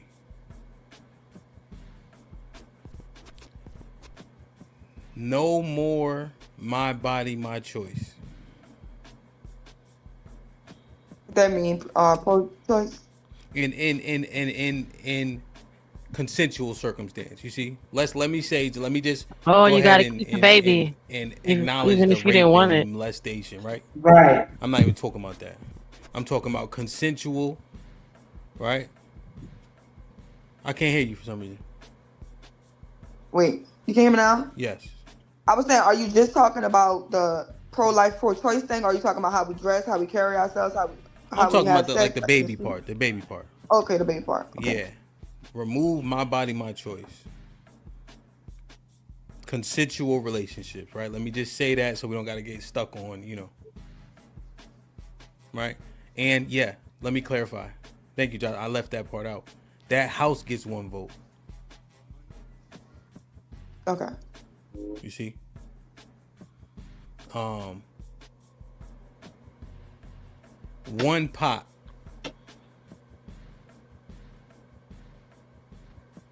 One pot. Yep. That family, everybody money together. Right? In the marriage. You divorce for cause. Okay? Not just no fault. For fault divorce. Okay. So remove a no fault divorce. And everybody leave what they came with. And the kids are split 50-50. Not like a magic trick, like you saw them in half, but you get to see them. That's it, yeah. You got to worry about it after that. Mm-hmm. Okay. Was that it? What you think? Is it extreme or All right, it's 7 things. Did y'all get it? That's what he's saying as far as regulating society, because he feels like we need to be policed. Did you jotted it down, Jen? Yeah, I wrote it down. Do you mean to tell you what they are? Yes, please. Okay, so the first thing is vote only if you're married, heterosexually. So no LGBTQ marriage. No my body, my choice, and consensual actions. The House is 1 vote. So the 1 home, 1 vote. There's 1 pot. Kids, everyone that's working is 1 pot. There's a fault divorce. So there's no more no fault divorce. You leave with what you came with, and then the kids are 50-50 automatically. So there's no court to decide who gets custody. It's just there's none of that. No need for it. Automatic 50-50. It's automatic 50-50. Well, the next to the last one, you leave with what you came with. I have a concern about that because when you look at marriage in some ways is almost like when you form a partnership in a business, like you and Drip, right? You know, let's say that you guys set up an LLC and you and Drip are the owner or the managing members of that LLC. When that closes, you have to wind down. And the way that works is you have to calculate how much money was profited from the stuff that you put into the business. And so you leave with what you came with. That leaves one side or the other at an unfair advantage and an unfair disadvantage, I would argue, because you would have somebody taking more than what they came in with during the matrimony. And if that's not the case, what is it? What's going to happen to the excess stuff? Does that go back to the state? I mean, if that's the case, hell no. Right. We said that too. Like, and then what about the people who build together? Like, you guys met in college and you both started together at the same time. So you guys get nothing because you didn't come with anything. Right. Well, that goes back to the drawdown example that I gave. Like, if Shanika and Drip LLC and the Drip Show were under that LLC, and you close, they close down. The show gets closed. The LLC gets dissolved. Then you have to wind down, and at that point, super chats, and all of that stuff have to be divided properly. It's a complex mathematical formula that people use. Yeah, that's what I'm saying. That don't make no sense. You can't. That's the only one I disagree with, because you can't. How you gonna calculate what we've built from the time that we were married, or how we came into the relationship? That's wild. Well, not only that, but again, what happened if you guys just leave with what you left with? What happens to the excess? I mean, I'm not building an empire for all of that shit. Pardon my language. To go to the state, that's bad. Right. But everything else really, or really to share it with somebody who ain't with me no more. Cause no, this is for the person that was with me. At the end of the day, why like now some of that stuff don't make sense. Right, but everything else basically goes on what I said in the chat, and what I said in the chat was regarding how we men were taught to vote before. Even the black men that were in Congress, in the 1800s, the 1 or 2 that were in Congress in the late 1800s, we're taught to vote based on how is it going to impact not even our kids, our grandkids and our great grandkids down the line. And you're not going to have that much of an interest in that long game for the most part, unless you have a family. I'm sorry, people told me this when I was in my 20s, and I didn't see it until my daughter was born. You're going to look at things totally different. It's not the same. And then when my kid was born, it was like, oh shit. I'm not thinking about me anymore. I'm thinking about, okay, well, how is my decision going to impact her? That's why I went back to school and did what I did. That's no different than anything else. And then the final thing is putting your money in the pot. I mean, that's what families did, sub 1900 anyway. And in fact, families in other countries do that anyway. Families in Mexico and in Central America, they have one pot, and if there's a problem, everybody will contribute to that pot so that they can ensure that the house is built, or so that the refrigerator is, installed, or so that the medical bills are taken care of. If they see that you're taking advantage of the pot, they'll cut you off in a heartbeat. But everything that this guy was saying, and I only listened to half of it. I jumped on the StreamYard when he said the rest of it. But everything that he said that I heard everybody else already does that already. So I don't see anything wrong with that.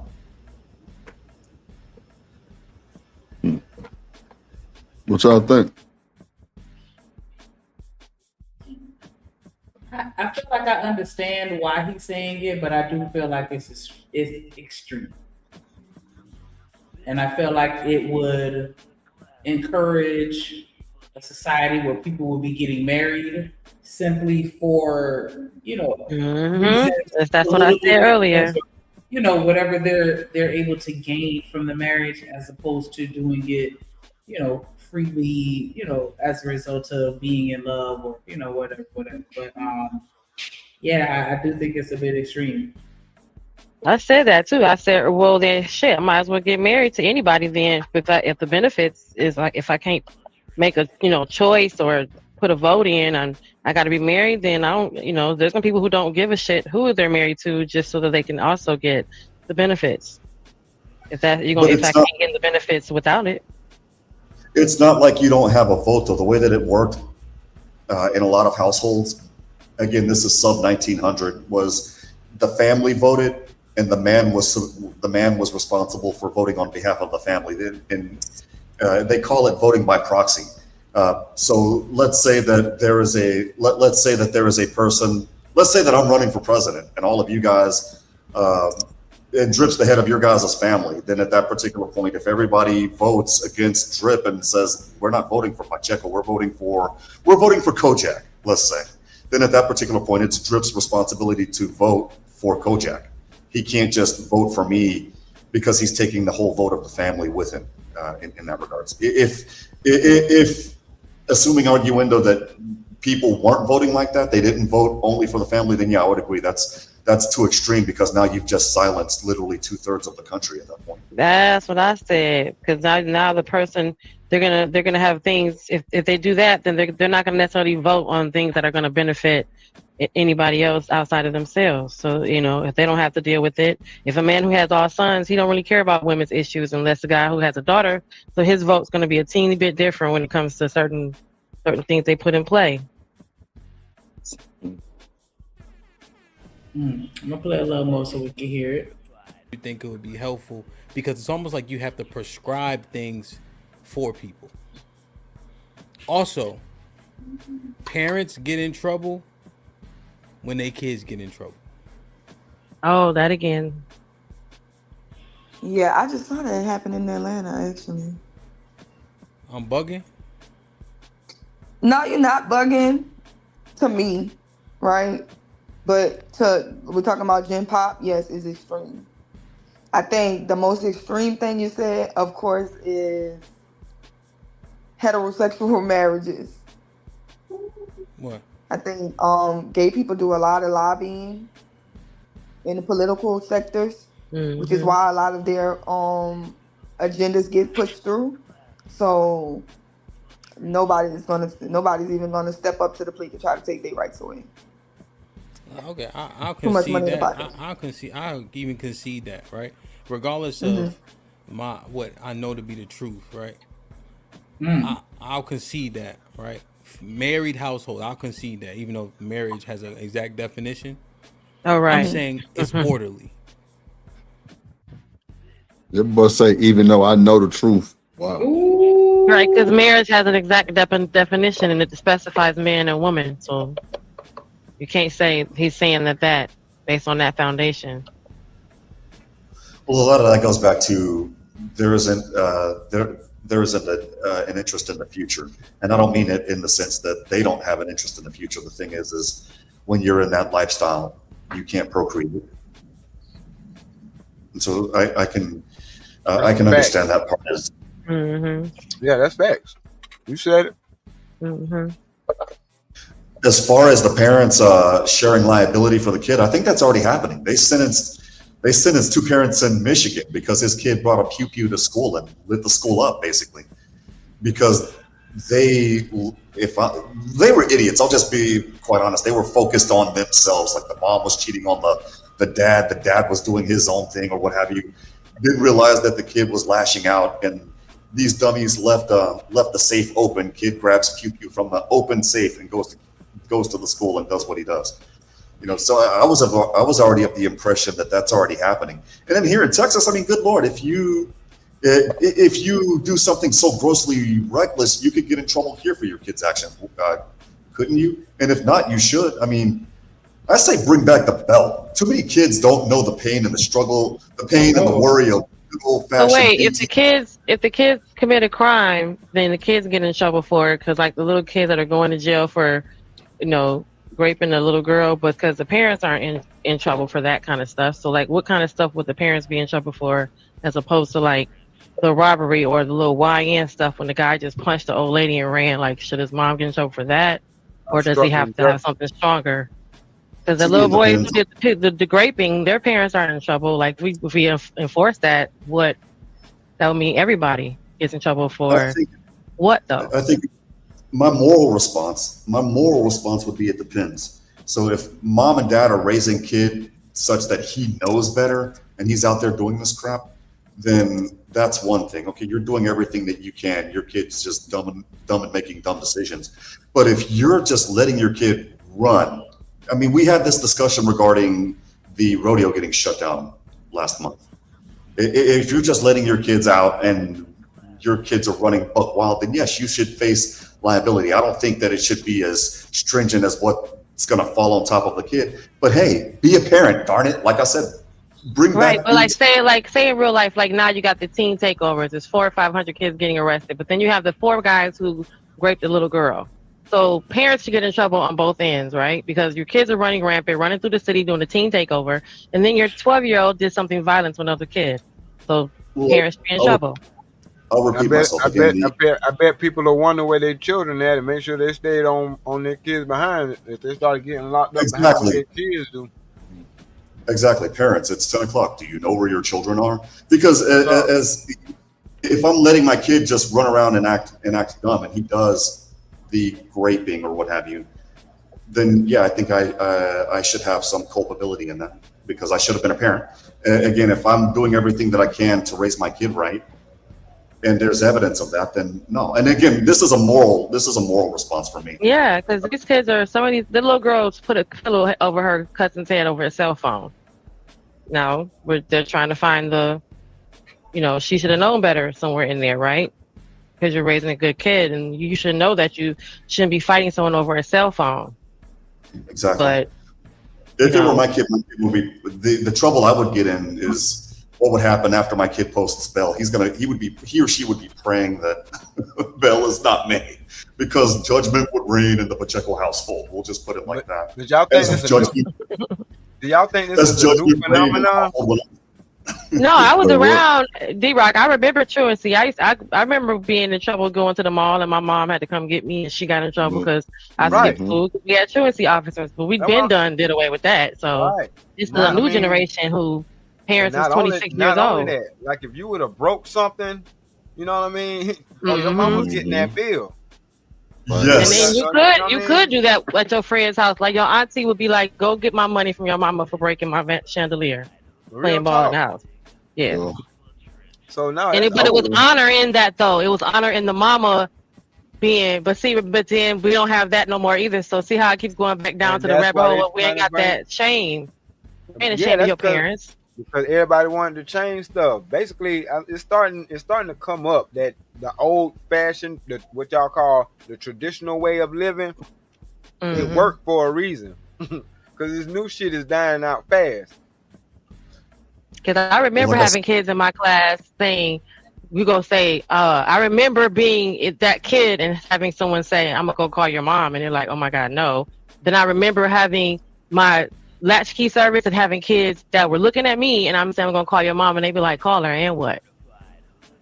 So there's something happened on that whole shift of parents, from our parents, the people that we raised us to the ones that are raising behind us, because there's no fear of none of that's gonna stick. You know what I'm saying? If there's no reason for me to be if I'm not afraid of you calling my mother, so none of the rest of the stuff is gonna stick. You know what I mean? None of the other stuff is gonna make sense. Yeah, it was the same thing. It was the Pacheco. We're gonna call you daddy. Oh God. If I got to leave work to come down there and deal with you, is usually the response that you don't want to hear. not even leaving work because my stepdad at the time got out at 5. That was too close to end of school. That was too close to being done with school. When I saw him get out of the car and as he's getting out of the car, I see him taking off his belt. Yeah, I'm done. that was the worst. Go ahead. I'm sorry. Oh no, I was saying that was funny. We see them taking that belt off, like, child. Yes. Yeah, we don't have that. We don't have none of that. So none of, you know what I mean? I may have grew up with a single, you know what I'm saying, with being raised by a single mom, but I remember being arrested by the police and they said we were gonna call your mom. I said, you better take me to jail, cuz I'd rather go to jail. Cause my mom is gonna, man, no. Take me to jail. My mama did not play that. Nobody played that back then. See? Yeah. You know? And then we're gonna talk about that disenfranchising the black community, right? With marriage being only married couples being able to vote would eradicate the black vote because the majority of black voters are women and the majority of black women are not married. So now we're talking about the black vote being obsolete. But So no more voting. So just no voting in general. Go ahead. Hold on, let me pause the one. Go ahead. But see, I was gonna say, but black people when my grandmother was growing up, and in the what was it, the 40s, 50s, the 30s, 40s, and 50s, they had the lowest divorce rate. So the people that were getting impacted by this rule that this guy just brought up would have been, if this were circa a century ago, were white people. Believe it or not, I find it ironic how the table flips. That the argument is used that this could impact the black community or make it non-existent, when before black people were the ones staying in marriages for the most part. And we were marrying even though we couldn't vote. We couldn't. I mean, we could, like somebody said. I think it was Genesis. You said earlier we couldn't participate in the voting process at all. That didn't stop us from getting married and loving each other. Exactly. That's why I was like, so y'all taking us back to a time where we couldn't do anything. So now people either gonna get married to get the benefits. They probably want to.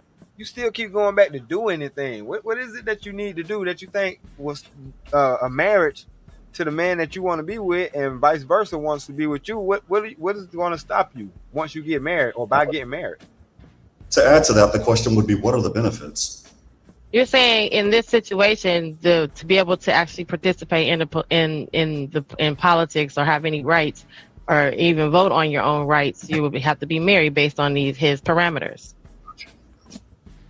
Wasn't there a time where the women couldn't vote? Men could vote, even the black men, but then the women still couldn't vote. So now that takes away from that, because it's supposed to be one house, one vote. No, it was only affluent. You gotta understand. It wasn't just any black man could vote. It had to be an affluent just any man. black man. He had to own land. Yeah, you had to own property. Right.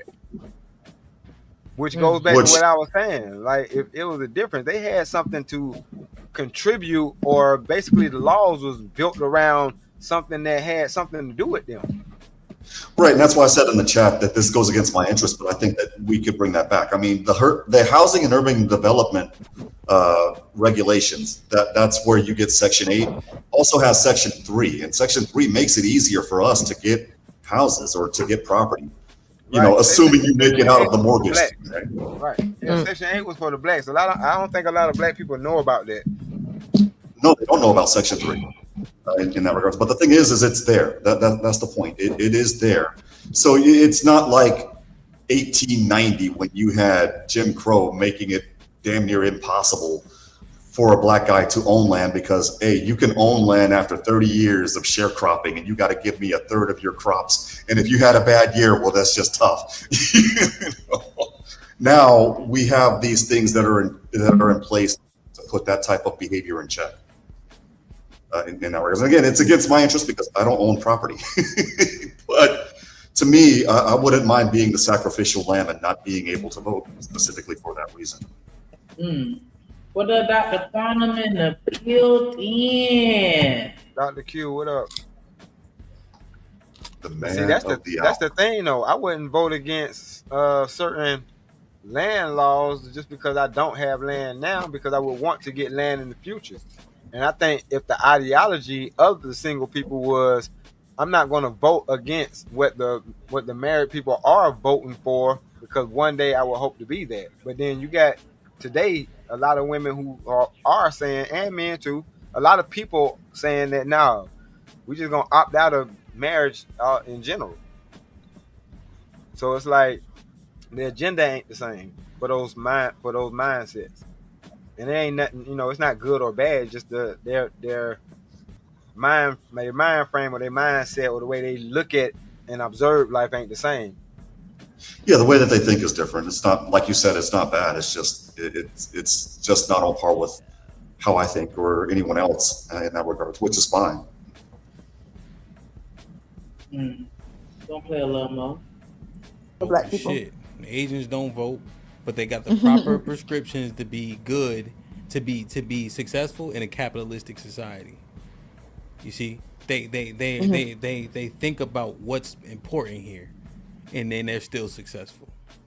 Yeah, but Now black people are also, not Asian. what's the catalyst to get married? You see, People are not going to go get married so they can vote. I don't know. They're not. They're because then people are still going to feel like, are there suitable people to marry? Because marriage isn't just something that you put together. It's a lifelong commitment, and you're trusting a person with your entire life, money, resources, and all of those things. So black people have commitment issues and trust issues within those areas, so they're not going to run toward that. And then when you're talking about the pro-blackness of it all, right? Because we know that other people don't put pro in front of them. We was working this out, and I told them the reason why people have pro-black movements is because we have anti-blackness in America.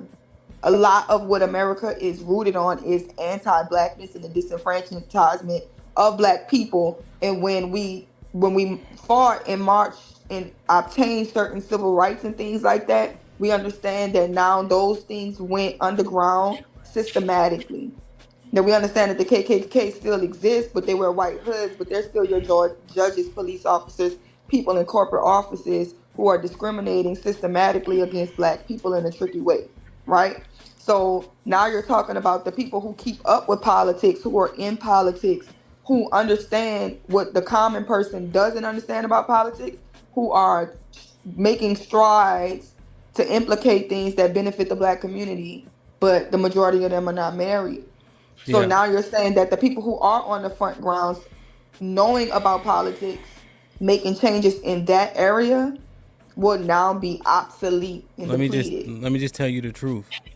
That's a good argument, because there are a lot of people that aren't married and don't have children that do fight the good fight. And so, but it's like, I guess who outweighs who? But I mean, it's way more single people. So I can't help but feel like statistically or mathematically, the odds would be more favorable to allow them to vote than to not allow. I don't know. I got to see the numbers on that, because when I think about all the people in politics, they all in marriages for the most part. I don't know too many. Or they're going through divorces at the end of their political career, like the former lieutenant governor for the now late former lieutenant governor for Virginia, after he did what he did last week. Yeah, but most people in office, like, they even the worst of the worst, like Sarah Palin was married, I think. Yeah, she was married. She's still married. See, she's still married. But I'm saying, like, it's almost like you can't rise above certain ranks unless you are. So I don't know about. I ain't seen a whole bunch of them. Not on the top levels. Well, you have a couple that make it there, and they either get in, like Pete Buttigieg. I mean, his marriage is an alternative marriage, I think. And then you have, what was his name? Andrew Gillum, before he fell apart in Florida. So you have people that get really, really close. And then there's something else that's about their lives. Fizzle out. Yeah. They're getting.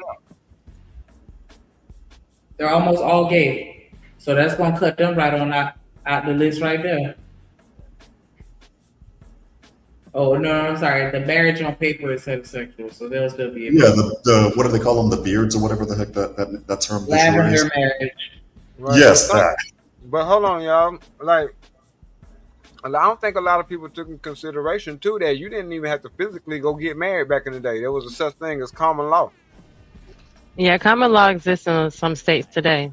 That's, Yeah, remember Dr. Dre? Remember Dr. Dre's girlfriend of 10 years? Yeah. Took him for divorce under common law because 10 years Michigan has a common law too. Yeah, but that's what I'm saying. It's not as abundant as it used to be, but yeah, a few states still carry it. But man, that used to be all over the country. That's what I'm saying. They were geared to that. And that's how, people, was able to benefit certain ways just by shacking up.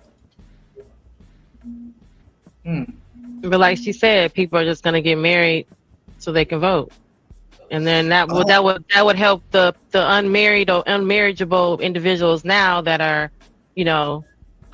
socially undesirable, or what we consider. I mean, y'all know what we're talking about because they're all over the place, and they're considered to be a certain group of people who are socially undesirable, and then you have the people who are not. Nah, don't pick them. Well, I'm saying though, those people. Those people now have a chance because before they were getting married based on society standards and they're not being chosen. So now the society standards is dissolved because I don't need that because you have to get married because you don't have these rights or these ability, these opportunities. So hey, guess what we're doing today, Mrs. Jones? I was getting married. Shout out to Romelo with the $5 super Allah. He said, instead of looking for the here and now, what benefits the future? Hindsight and foresight is a must. Dropping bars, as always. Trip Nation gang, tripping Ramilla, 7 front, 7 flying, and 7 for the 7 flying, me and 7 for the 7 chip. No, we got that drip on the tip. No, we got that drip on the tip. No, we got that drip on the tip. Damn, Ramilla, 7 for the 7 for the 7. Ow. Definitely appreciate that support. We only need 4 more super chats to reach our goal and you're through. Otherwise, if you could just hit the like button and subscribe, definitely appreciate that support as well. Gonna play a little more. I think y'all both bringing up some really good points though. That is. And even so, go ahead.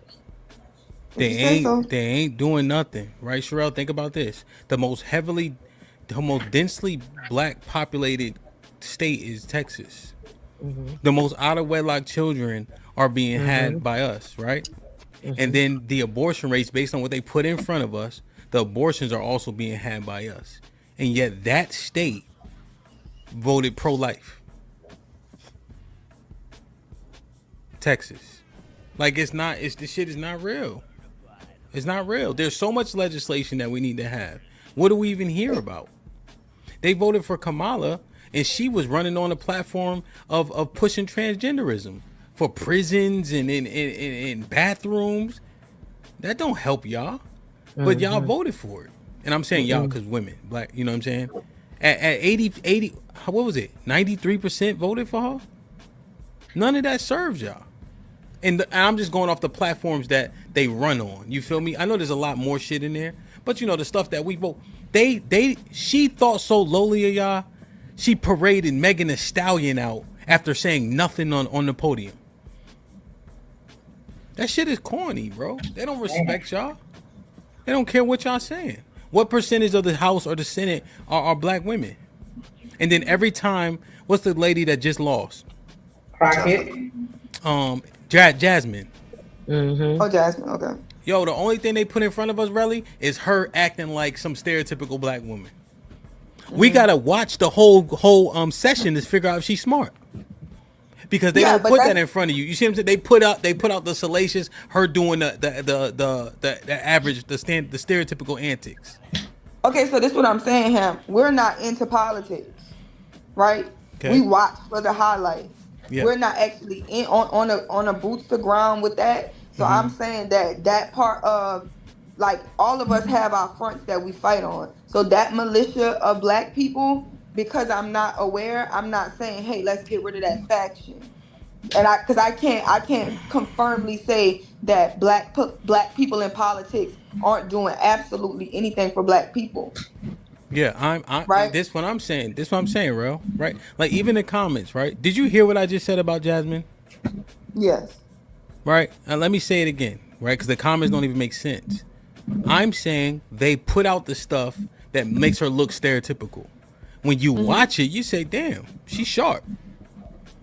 Did I say she wasn't sharp? Did I say she wasn't smart? Right? I'm talking about the respect that they don't have for y'all. You know? But I understand what you're saying, right? So living in black cities, like Washington, D.C. as an example. Washington, D.C. needed to open during COVID, right? I think per capita, you got the most black businesses, right? Needed to open. But Mario Bowser wouldn't fucking do it. I DJ at 20 clubs. 15 of them closed. Don't respect y'all. But I understand your point. You know what? You know what happens, really? And I'm gonna bring it all the way down. All right, my bad. I know I'm just thinking. You know what happens? I'm gonna bring it all the way down to the baseline. My wife go get a tire. My wife go get a quote. My wife go get anything, right? By herself, the price different than if I show up. The price is different than if I'm there. I take that and I'm willing to speculatively extrapolate that. That's all I'm saying. Yeah, but you're a ham. So don't. No, I'm saying I'm just saying the couple like a man, same difference. A man walk into a room, right? Networking, golf court, he got a ring on. People look at him differently, right? Same difference. That's what I'm saying. The respect level changes. Go ahead. Okay, yeah, you're saying people respect that. I'm just saying, like, people be out here getting swindled. You know how to negotiate. If you don't know how to negotiate, you're gonna be swindled. But also with the transgender thing or the gay agenda, gay black people are double minority. Like, that is diabolical. Y'all was voting for them to go in the restroom? That's crazy work. Crazy. What I don't understand, Drip, is that she said, well, I don't have boots on the ground. I don't, know the issues like that. That's why I have my, qualms with people just voting just to vote, because then at that point you've turned an election into a popularity contest at that particular point. And this isn't the 8th grade class president anymore. This is, good Lord. This determines whether or not we're going to drop nukes on Iran or not. This determines whether or not we leave $80 billion worth of equipment in Afghanistan. This, with all of our guys losing their lives over that. It determines whether we're paying $5 a gallon for gas in Texas. That's the thing that people that I'm surprised that she doesn't see. How do you not know what the issues are, what she's going to stand up for when you cast your vote for this specific person? Kamala Harris, for example, said on one of her campaign speeches, we have too many black and brown people in prison. Chick, you put them there. Right. What are you talking about? She was on wasn't she on the thing with Biden? Or what? No. California. California district attorney. She only They had a story out where this girl had got super sick, like had to be out of school for months because of her illness. Mama gave the school the paperwork to show where she was going to be out of school for a legitimate reason, and they locked the mama up for truancy. Mama gave her 5 years. Crazy. Yes, it was 5 years. Yep, gave her and 5 years. The mother was black. The mother was black. Kamala Harris literally put her there. She didn't care. And see that shout out to hemp and Sherelle, but we got to make sure we clear on, like in real life, like there's been there's been an increase in black people in Congress over the past 30 years, and I don't know, if you look up the information, 11% of them identify as black people. So the percentage of there is not enough, but there is some people there to say that there's nobody there to say like how many people are really in one out of 25 people are black in the in Congress, in the House Representatives. You said it correctly. You said they identify as black. Yeah, well, right. That's because of the language we speak now. But they were black that's not the same thing, though. It's a lot of folks around the world that identify as black, but that's why a lot of things don't happen for us, because those people who identify as black, they don't speak for us neither. And that's the thing that you need to know about before you cast your vote. I'm not going to cast, if you're just going to cast your vote for Kamala Harris because, well, it's Kamala Harris. Well, she identified black. Yeah, even though she was the first Hindu congressman, senator, I believe, and the first Indian attorney general for the state. I was just going to say, I saw her on a cooking show with Mindy Kaling, the girl from The Office, the Indian chick, and she said she identified as Indian when they was on there. But then how is she going down in history as the only black female president for a day? That's the trope that they pushed. Yeah, that's exactly optics. You said it, That lady said out her own mouth, she was like Indian. She didn't say nothing about I'm half Indian, half black, half nothing. And then I guess the reinforcement of her by her pledging. Then she go to a black college and she pledged Pan-Hellenic sorority. She put collard greens in the bathtub. Like, I ain't listening to her. I'm just saying. All the boxes are checked off. She went to a black college. She pledged a black sorority. She made collard greens. No. That says nothing about the black experience in America. It doesn't, and again, that goes back to you have to know exactly. And this goes back to why people, why I'm for some of these things that this gentleman said. Because you have to know exactly what's going on. If you just let, I hate to say it, but if you just let anybody vote for whomever just because, well, it's a popularity contest, they might snatch my legally blind ass up and say, "Hey, you're going to fight for Iran. Here's an M4. Let's go." Like, wait a minute, I might accidentally shoot my own man, and I didn't even see him. Like, you sure you want me out there? Yep, because they're gonna put you on the front lines. They're gonna make sure it don't even matter. Exactly.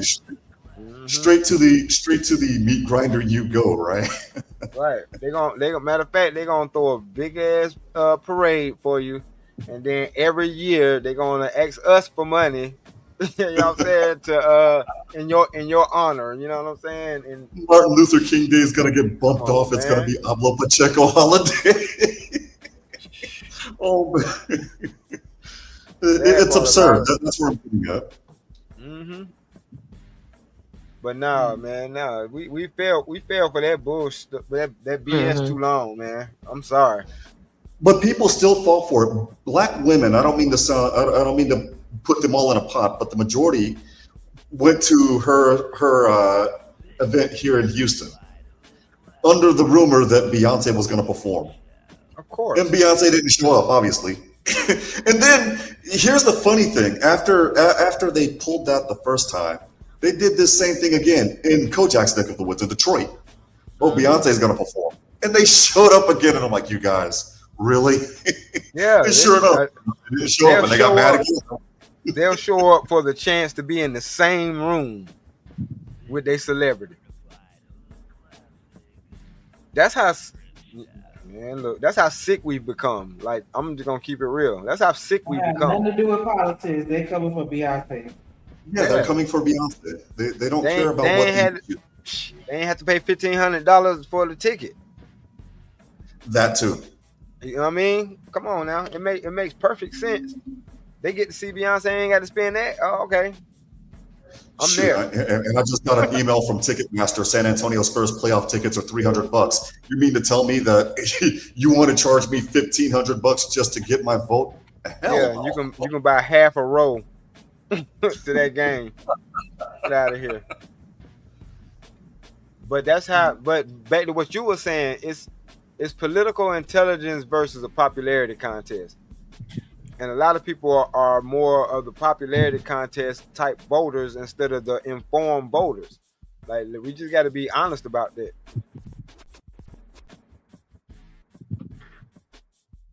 It's a fact. So gay black people and women they'll be in the same pot. I think Arnold spoke on this on one of the Wednesday shows, right?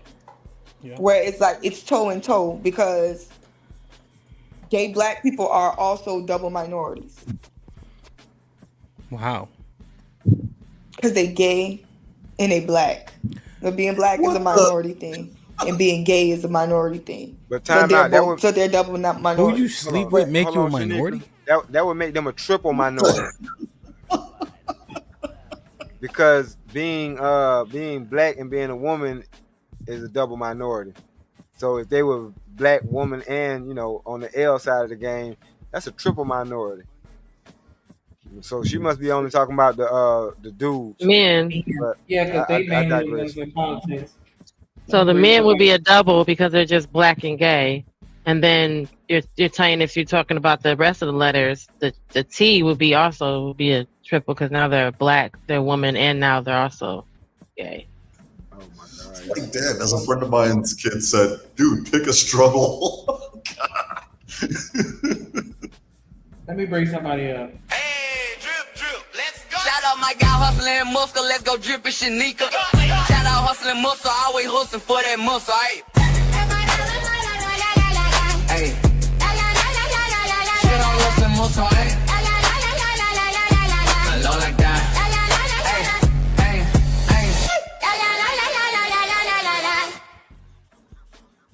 What up, H&M in the building? Salute. Hey, sugar. The man of the hour. Salute. Hustle and The muscle. man of the What's hour. good? Tower of power. Sweet and sour. I'm fresh and clean like I just took a shower. Not wiki. That was fun.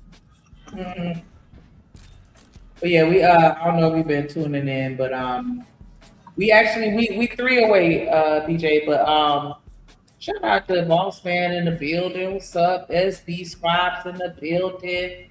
Shout out to IB Wody, just in case I ain't speak to you. I feel like I did, but just in case, just in case. We talked about voting because H&M Hemp put out some extreme, or maybe not, depending on your perspective, foundations in place that he felt as far as like, us needing to be regulated. So he's like, marriage, you can only vote if you're married, one house, one vote, your kids get in trouble, you get in trouble as the parent, only heterosexual marriages apply. One pot. Yeah, one pot. No, my body, my choice in consensual situations. Right. And there's Only no divorces. there's no a cause only divorces. You leave with what you came with. The kids are automatically 50-50, so there's no paternity or custody court. And then the parents get in trouble when the kids get in trouble. Like your kid goes to jail, breaks into a car, you get in trouble too. You feel like that's extreme, H&M? As he said, desperate times call for hard times call for hard measures or something or another. No, H&M couldn't vote. He wouldn't even be able to vote because he's a single man. Now you're right, Shanika. Desperate times calls for desperate measures. Okay, yeah. Well, hot damn. Yeah. So what do you think about those rules like that says you can't vote unless you're married, one pot, only you have to be a heterosexual marriage? Boy, you can't vote because you're married. You can't vote because you're married. That's bullshit. No, What you does cannot your vote parents unless gotta you do with your wait, can you fucking hear vote? us? Can you hear us? Can you hear us? Can you hear us? Yes. You can't yes. vote Okay, unless so you can't- unless you're married. Right. You cannot vote unless you're married. You cannot, there's one pot, so all the money goes into one pot. There's no my body, my choice for women in consensual situations. You leave with what you came with. If your kids get in trouble, you get in trouble. What was the other one? I just forgot that fast. And wait, there's one more. And there's four cause divorces. So there's no fault divorce. You have to have a reason. And then the kids are 50-50, so there's no paternity court. There's no custody and no paternity court. And then the house gets one vote. So we all live together at the home, in the home, then there's only one vote. It's not my vote, your vote, and and my mama's vote. It's one vote. Okay, so I guess if the man votes something and that's just the way that goes, fair enough. It's the head of the Absolutely. household. Yeah, you First, think that'll fix head of the society? You think household, that'll help yeah. get us together? It might. I don't know. Right, so that if he Could has be. to vote with the House in mind, or do you think he's gonna just make his own vote on what he wants to vote on? I'm gonna vote with the house in mind. I can't speak for every man, but I'm voting with the household in mind, not just what the fuck I want. Because come on, you got a woman in your life, then here you got to think about her, and if you have Come kids, you on got to with think it. about them too. ASAP. Come on with it. Okay, I like Okay, that then answer. what about with the okay, that's the L, and then that's only for heterosexual marriages. So none of the other marriages that are not heterosexual man and woman, those marriages don't count, and their vote doesn't count. So only the straight people's marriages vote count. And then what about Since when is what happened? I was saying, what's okay to discriminate to keep somebody from voting based on Well, their those marital are the status or their parameters. orientation? Well, he's going according to. We're not saying that he's putting down parameters that are extreme, right? So we're just saying, what if these were the rules? But in real life, he's going according to what the definition of marriage is, which is one man and one woman. So if that's not happening, everything else is not going according to that definition. So if you just go by that definition alone and not add anything else to it, then everything else doesn't count. So if we're saying only you can vote if you're married, straight married, right? Everything else is not a marriage. Number 2 was know my body, know my choice in consensual situations. So we agreed to have sex, and then I got a baby, and I don't want the baby. You don't want the baby, but we don't have that rule. We don't have that law no more. I can't do nothing about that. You can't do nothing either. This is your baby, it's coming, and this is my baby, it's coming. Even though we consented, it's just we took away the my body, Those are my laws- choice. Those are laws in my house now. Oops. Yeah, there is no my body, my choice. Well, maybe now people will think twice about having kids out of wedlock. Shit, 'cause now you're both stuck with the baby. Oops. Shout out to What's up, Romello with the $5. And you can't vote. Shout out to Romello with the $5 super holler. He said, y'all need to reread the 1960s civil rights bills, and then you will see white women are considered a minority under that bill. That's true. Yep. And shout out to Stan Autry. I mean, technically, shout out to Stan with the $1.99 super chat. He said, Drip Nation. Let's go. Drip Nation gang. Drip and Romilla, 7 front, 7 flying, and 7 for the 7 flying, me and 7 for the 7 chip. No, we got that drip on the tip. No, we got that drip on the tip. No, we got that drip on the tip. Damn, Romilla, 7 for the 7 for the 7.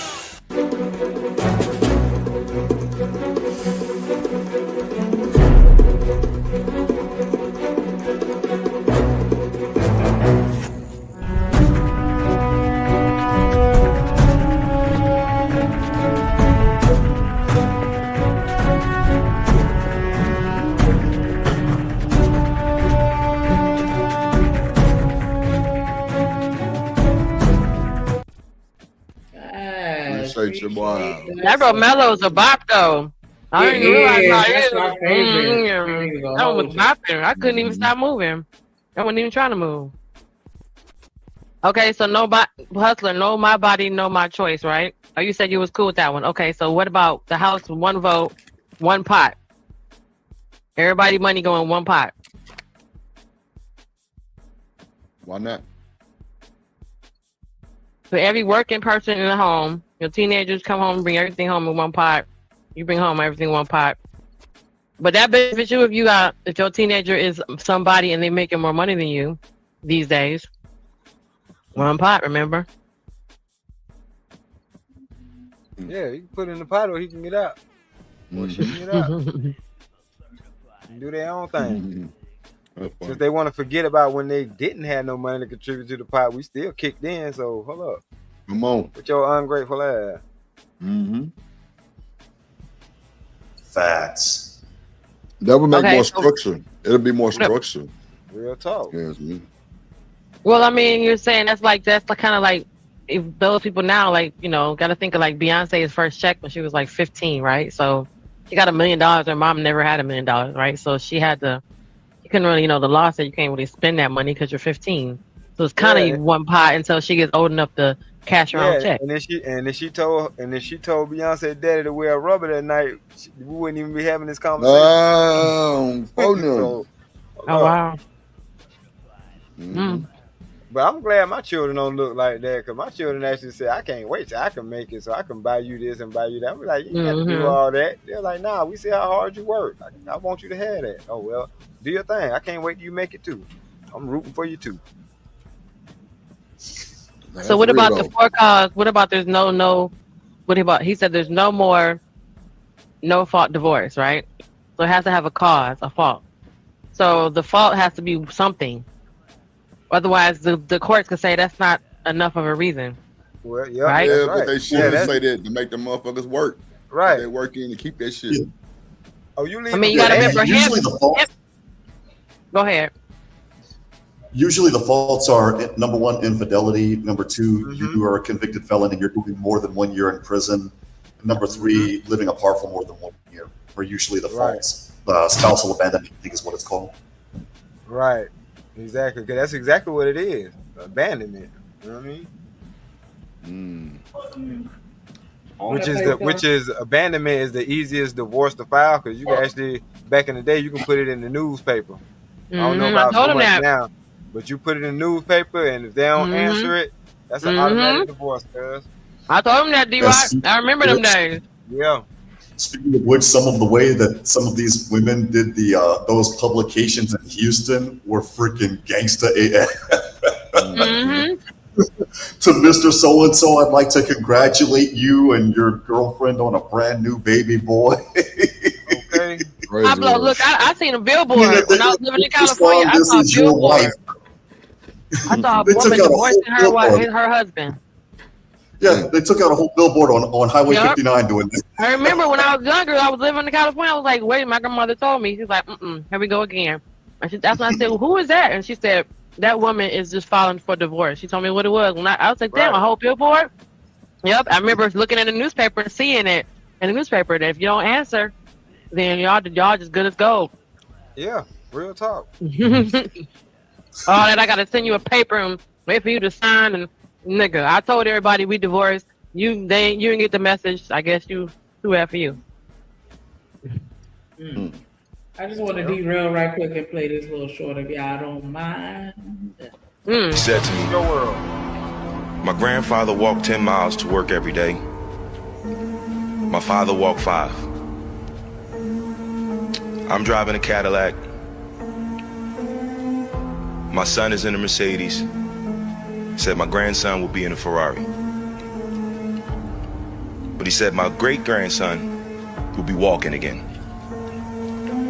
So I asked him, I said, well, why is that? And he said to me, tough times create strong men. Strong men create easy times. Easy times create weak men. Oh. Weak men create tough times. Amen. He said to me, many will not understand, but you have to raise warriors. That was tough. Not wrong. Yeah, he's not wrong at all. That was tough. That was tough right there, man. That was golly, that was it right there. So that's what we at now. We got these weak men creating. Yes, because these little niggas just don't know how to do nothing. They can't do any. Listen, they cannot count change back, yo. I'm sitting here waiting for my money back, and I'm looking at him figure out how to start counting from 1346. They cannot. They can't. Hold on. We talking about folks that don't even know that a belt don't cost number $8. $8. You do not have to hold your pants up with your right hand. You know what I mean? You can get you a belt for $8 and it'll do all of that. It'll do all that. I went to Chick-fil-A once, and there was a dude. He was struggling. Poor thing. I gave him. Poor thing. Poor thing. Because and this was during the time when the Hold on, one. Shanika, you missed Kojak Super Set? I can't even say my words. Super Chat. Super Chat.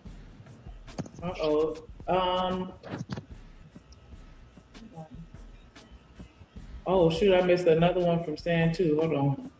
You are. I didn't wait. I was engrossed in the conversation. I see Kojak right here. Oh, whoa! Where? Damn. He say, "You know what to do," and then we do. Once upon a time, there was a moderator named Kojak the Great. He told mofos to get down or get put down. Drip Nation salute. Welcome to motherfucking Detroit, goddammit. Wonderful. Shit.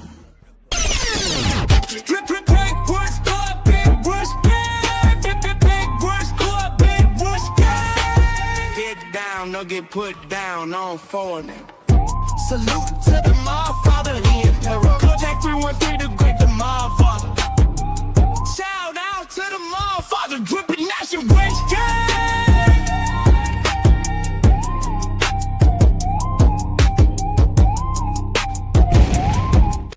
I just throw a couple bills and she'll have a pair of hips.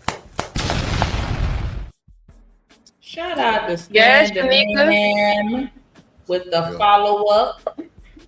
199. He said, "Let me see if this is working."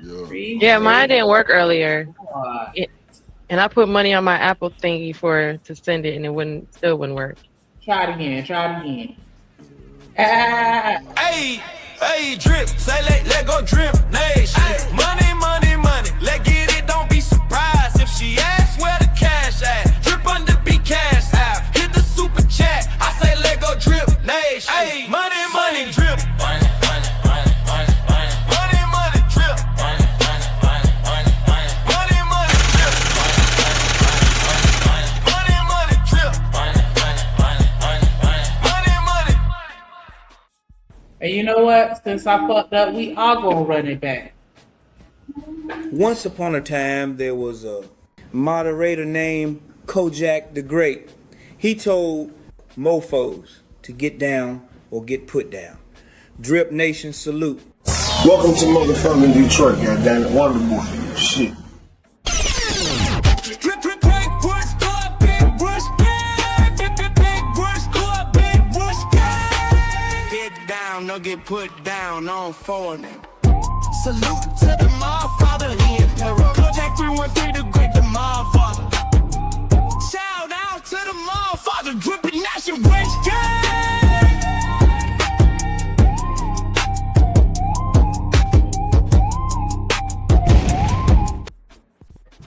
Yes, you know I'ma listen. Shout out to What up, Stan? Kojak in the building. What up, Stan the Man? Salute to my Hey, favorite Sugar. family, Man, Atlanta. Yeah. Hey, okay. No, go ahead, Stan. I'll say what's going on. Oh, I thought you told me to hold on. Oh, yeah. Salute to the chat. Hey, Drip, if you don't mind, give me a little latitude to unpack what that guy said. And this is why we always backwards, bro. Because he told you, and hey, if anybody got family and check their family, the people came out of bondage, right? Then they managed to get corn laundries, get all these acres of land and all that, right? Everybody was eating half the hog, right? And then that worked for that generation. The next generation, now guess what? Everybody's working, trying to find a job again. And that we keep going backwards, right? Because, and you know, and I'm telling you, and we're doing a good job of it, Drip. We want to forget what happened. See, because just because you can go get a job and get a house, you don't understand that this shit can happen again. You can go through history, the Great Depression, all these things, 2008 and all these things. People that don't experience it, they think it never happened. It's coming back again, but will you be prepared? And are you, and then you,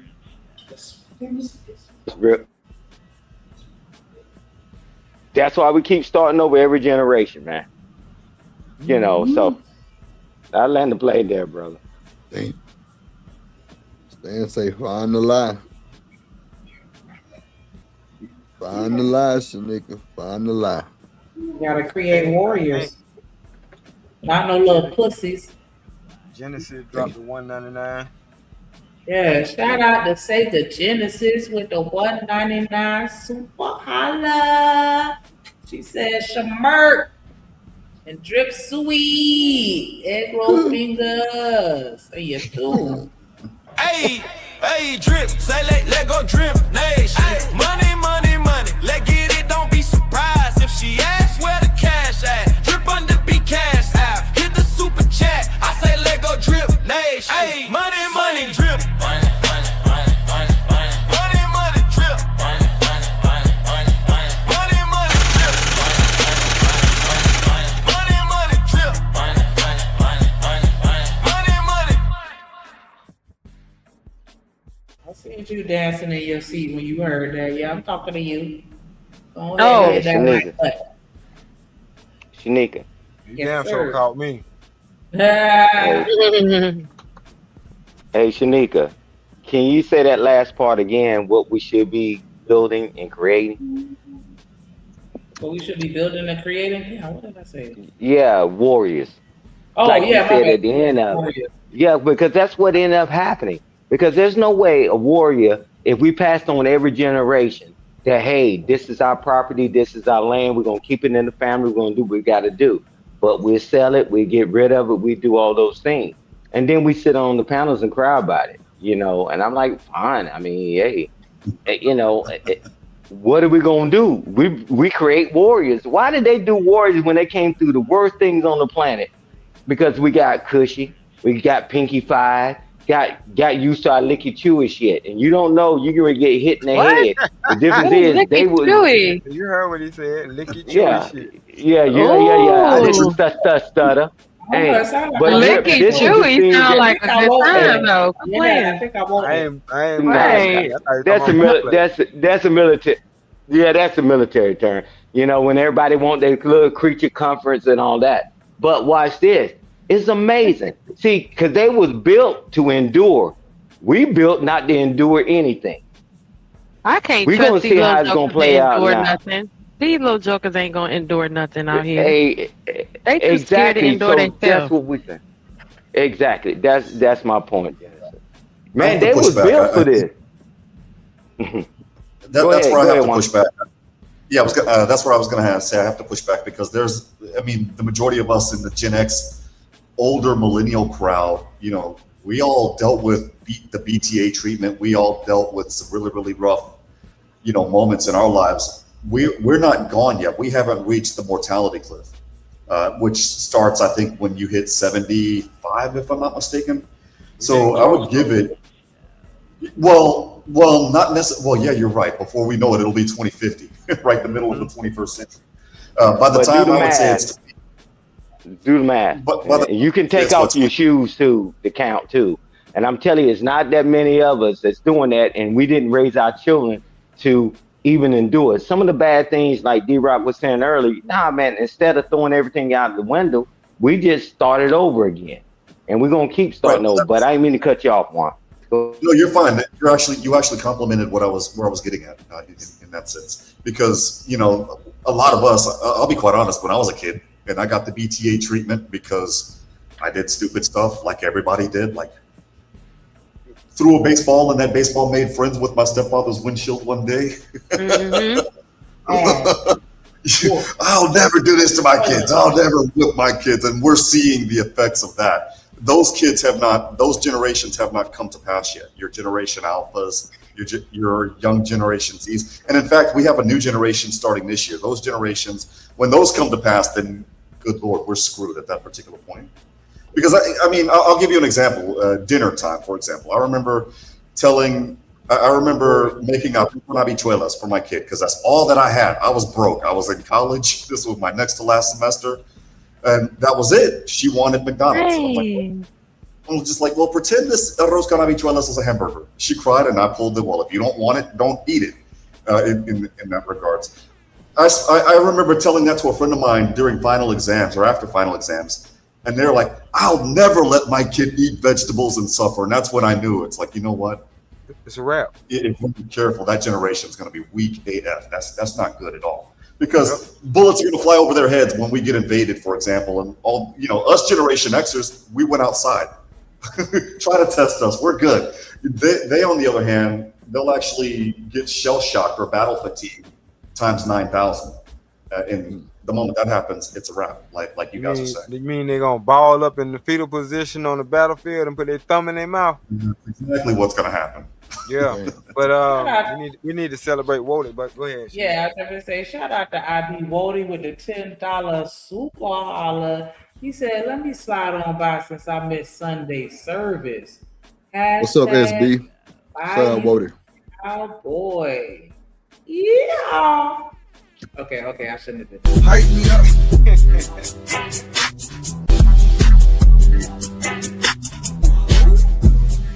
On me, you the one. Ain't nobody fucking with. Definitely appreciate the support, y'all. Make sure y'all match that energy, or at least hit the like button and subscribe, and you do. Go ahead, D-Rock. What up, Christopher J? What's up, boy? What up, Chris? Hey, Christopher Sugars. I just think that was a concept. I'm glad you did play that short because everybody needed to hear that, because that's what describes where we at now. Like the fact that we got generations that been taken out of the loop. Let's say they've been taken out of the loop of learning what working hard was from a very young age. Because you don't learn how to work hard growing up in the projects. Let's keep it real. You ain't gonna learn, the morals and values that you're gonna need to survive in life growing up in the hood, growing up in the projects.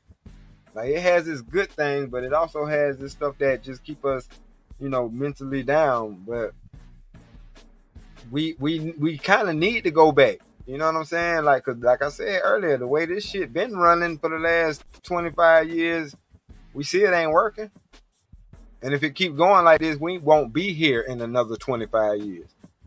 That's the whole thing. Like, a lot of people get in their feelings about all this. Like, it wasn't nothing extreme about that, because, like I say, I run my house the same way. It wasn't no her body, her choice. We together. We ain't going nowhere. You get pregnant, we having that baby. You know what I'm saying? What up, Max? What's happening? So it just, because at the end of the day, if she did get pregnant and she with a dude that didn't want that child, then she probably gonna start looking at me sideways if she got any value for her own self. Well, back in the days, you had extended family and the community. Back in the days, we used to have generational households. It'd be an auntie in there, an uncle. You're correct. It'd be more than just me and a woman, probably. And back in the days, we had one. Well, I'm a little older. All my people came from Mississippi, so they got big properties because they came with a whole bunch of people. So my grandmother had 2 deep freezers in the garage. Yeah, nowadays people don't want to do nothing like that. Like, because even when we had conversations, we were talking about, like, Mexicans and other cultures where it'll be 3, 4, 5, 6 families all in one house. Most black people are like, hell no, I want my privacy. I want my old place. I'm not trying to live with mama, auntie, uncle, and cousin. Yeah, but that used to be us. That's because of the rules that was told to you that you get to do. That's why you don't want to go back to that, because that's been drilled in. That's literally drilled in our culture, that when you get out and you get grown, this is what you get to do. And then they, for some people, it was a tumultuous experience until they actually became an adult. So they don't tend to want to go back to that. That world where those rules existed like that. That was Yeah, I'm not saying that was the incentive for most people that say, I'm not gonna be like my parents, and I don't want to move back home, because when you get grown, you get to do, you get to voice your opinion when you get your own house, when you get to get your own car, when you get your own kids and you're grown. Then they get all that stuff, and now they don't want to ever go back to being a child again. But I'm saying, because I seen what Coach Ferg put in there. What I meant by the folks that, a lot of the folks that do grow up in that project atmosphere. Yes, there are some that do make it out and be like, nah, this ain't the life that I want to live. I want a better life or whatever. But I'm saying we can't overlook or deny the fact that there's generations of people that's been project living. Yeah. And that's all they know. You know what I'm saying? And not everybody, well, it's enough of them that it was a negative experience. But what other group of people is doing that, where they individualistic and they can't be around their brother, sister, cousin, mother, uncle, father? I don't see nobody else doing that. No, cause we can talk junk about the trailer park community, but they still was a community. Oh yeah, to this day. At the end of the day, you know what I'm saying? Drug addicts, alcoholics, but they still all in that trailer. Real talk. I grew up in the trailer park, man. Right. So yeah, I'm just saying, like it does. Like I said before, I'm gonna preface it again. It has its goods and its bad, but let's not overlook that the majority of it was bad, because you got generations of people that's growing up with nothing really to strive for, because you don't own that. You grow up knowing, I don't own this apartment building. This is where I stay at, but I don't own this apartment building. Matter of fact, I'm only really living in this particular unit, and you have a unit mentality. You know what I'm saying? As far as a single, just this is my spot, nothing else. Versus when you grow up and get man. My bad. That's also an education.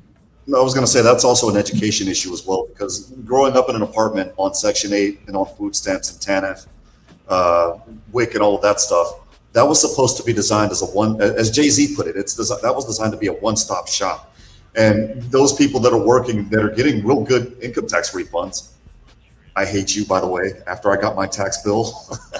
But the thing is when it came to that, on the education side, people needed to be taught, for example, how to save, the value of money, how to create an asset and monetize it, and things like that. You know, there are a lot of people that are blowing $8,000 tax refund checks, and I'm like, damn, it's hard to buy a house, but shit, in 10 years, that's a house. $80,000, $96,000 that you could have saved up from when the kid was 6 months old to when the kid was 13. Yeah, you talking about financial.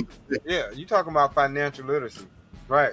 Yeah. Not just that, but just being educated to know that if you're growing up in an apartment on Section 8, it's designed as a one-stop shop. You're supposed to step off. It's supposed to be a temporary thing. It wasn't supposed to be a one-stop shop. Yeah, that's called. That's what I mean. For a reason. It's deeper. It's deeper than that too, right? Because let's get to the surface, right? I've never seen somebody build an old building, right? And so meaning this, you take it, you doing graffiti on the walls, you urinating or whatever and defecating in the stairwells, in the elevators, shooting all the lights out. I'm telling you, nobody came from somewhere else to do that. So it's the mindset. Why would I tear up where I live, right? You got dishes all over the place. No. That's fine. But I'm saying it's deeper than. I'm saying lack of ownership. Yeah, right. It's not that though. It's not lack of ownership. Ownership is deeper than it. It's being inside of a house where you're hearing somebody saying, "I hate this shit," but they're not articulating exactly what it is that they hate. So when you hear the adult saying, "This ain't shit," I hate this shit. And you say they're watching them. Watch them that they ain't cleaning up and they ain't doing things. Yes. Right. So and they continue the same behavior. Yeah, that's it. See, it's not only generational welfare, it's generational trauma, it's generational anger, it's generational hate. Because what people will do is they'll go to the family reunion, then after the family reunion go, I can't stand that bitch such and such. And they talking about their own family. Or this uncle that's still around that and done some inappropriate stuff when people was young. It's all in family secrets and stuff that get you to the point where that's why you hear young cats talking about, I hate niggas, and they be black. Yeah, I get it. But what makes a person mindset live in filth? That the filth you created and keep creating. What changed somebody's mindset to do that? But go ahead, you got it, D-Rock. No, I'm just saying, like it's not hard to understand when a person come up in the environment when they ain't shown no love, they ain't taught no love, and then they don't love themselves. If you don't love yourself, you can't love nothing else. Like you can't have pride for anything else, like especially where you live from. Just like you were saying, like if you hear the people that you look up to, or you know what I'm saying, if they saying that the place where we live at ain't shit, then you're gonna feel like that too. Exactly. That's chocolate. That's And my how point. you gonna take care of something or have pride in something if you feel like this ain't shit? Well, Like this that's ain't no the point. vista or no view, and the damn show ain't a view of a vista. You feel me? Like I get it, but that's what I'm saying. We were put in those type of positions for a reason, and everybody don't make it out. Everybody don't have the strength or the courage to make it out, and it does take a lot of both. Well, when I lived in the projects, they was beautiful. I watched them be I've destroyed. been. Yeah, by design, right? Hey, They were destroyed yeah, by design. me My too, bad. Nigel. No. But The people in the then projects you, said, "Fuck no, this no, tree, no, it's no. gonna stay out Wait the a ground." minute. They throwing trash on the ground outside the house, but watch this, Nigel. Even in the projects, you can go to some people's houses. Man, it's immaculate. You remember they had the little bead things and everything was in place. For But I'm sure. telling you, it's the mindset. They're in the same project. They're in the same situation, living through the same struggle. If we don't get to the youth early enough before they adopt that mindset, we got a problem. And now we lived enough life to see it actually playing out now. Right. And I'm like, whoa, we cleaned our rooms, nice. And I know you too. I know you cleaned your rooms. You did what it is, no matter what the hell was going on. Even people were arguing and fussing. You did this because they're gonna keep the house because it was a sense of doing things the right way. But parents are not doing. They seeing you being sloppy. They seeing you being a certain way. It's a you thing. So again, we need to get the youth because a lot of other people, they're already wired and y'all want to be mental, be militant and all this shit and blame the world. Man, nobody you blame the world because you don't brush your teeth, you don't wash, you don't take it and pick up behind yourself. It's somebody never taught them that, right? And that's where we head into. We see it now. That's why them parents get ready to get charged, and I land there. That's why them parents get ready to be held accountable. We already seen cases like Juan said. The parents gonna be held accountable. You don't just get a check. You're responsible for what you create. And I land the plane there. Well, yeah, did used to just get a check because it's no checks and balances, and it's worse than that. So just like you saying, when we were in, we had to make up our beds when we got up. We had to go in the bathroom and wash your face and brush. It was a whole little, program. But that's your parents putting you on that program. And I went to some of my friends' houses where, they could have their muddy boots on the couch and be smoking blunts. And their parents would be right there. Also to compliment what you guys said. Hold on, Juan. Hold on. Real quick, to compliment what you just Wait, hold on, Ron. Juan, hold on. I'm calling you Ron. Lord, Ron. Shout out to BJ with the $5 super holler. He said, "Happy birthday to you. Happy birthday, chocolate. Turn Happy up." birthday, chocolate. She say twerking on a waterbed, Lord. Yeah, twerking on the waterbed. Ain't nothing. What'd you say? Ain't nothing moving. Oh. That's a slow ass twerk. Yeah, Drip know what you talking about. Hype me up, man. Hype me up. Hype me up.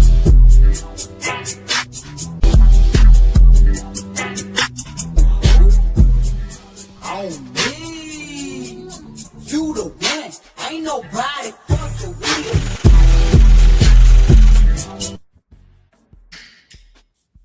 Shout out to Chocolate Earth pictures or it didn't happen. Oh God. That's funny because my uncle used to have a waterbed and that shit popped one time. Like it was a disaster. Oh yeah. Shout out to the waterbed. I was just gonna say real quick. Shout out to the waterbed. Yeah. Go ahead, Juan. I was just gonna say real quick that to compliment what they just said, the thing is for the people that are living in Section 8 that have their apartments or their houses immaculate, those are the people that usually are not on Section 8 law. Those are the people that actually level up and take a step up Hold on, to add to that, even if they did stay on it long, they came to a realization that, you know what, I'm making this work for me. It ain't about where I am. You know what I'm saying? I even though I'm here, I'm still take pride in where I'm at. You know what I'm saying? And I'm in the projects, but my mentality ain't in the projects, and usually those would be the ones that make In it the out. projects. So once There you once it start getting to where it's in they little breezeway or in their front yard, then they be like, yeah, it's time to go. There you go. Because we was living in there. I remember mom sending us to Standard Brand to get paint. We was doing repairs. We was going outside painting over graffiti. What's up, creative? They snatch a tree out the ground. We'll go get a tree. Right. So Plastic still on the couch in the living room.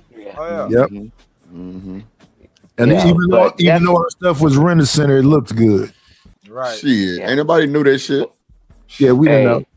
Hey, Unless you missed the payment, then everybody knew that shit. because they coming to get it. They gotta catch it. In the big truck too, the big rental center. Yeah. I knew not to open the door because my mama said don't open the door. No, you saw center trucks. Yeah. Because if you open that door, that house cleaned out. So, Real talk. hey, but I'm gonna tell you this.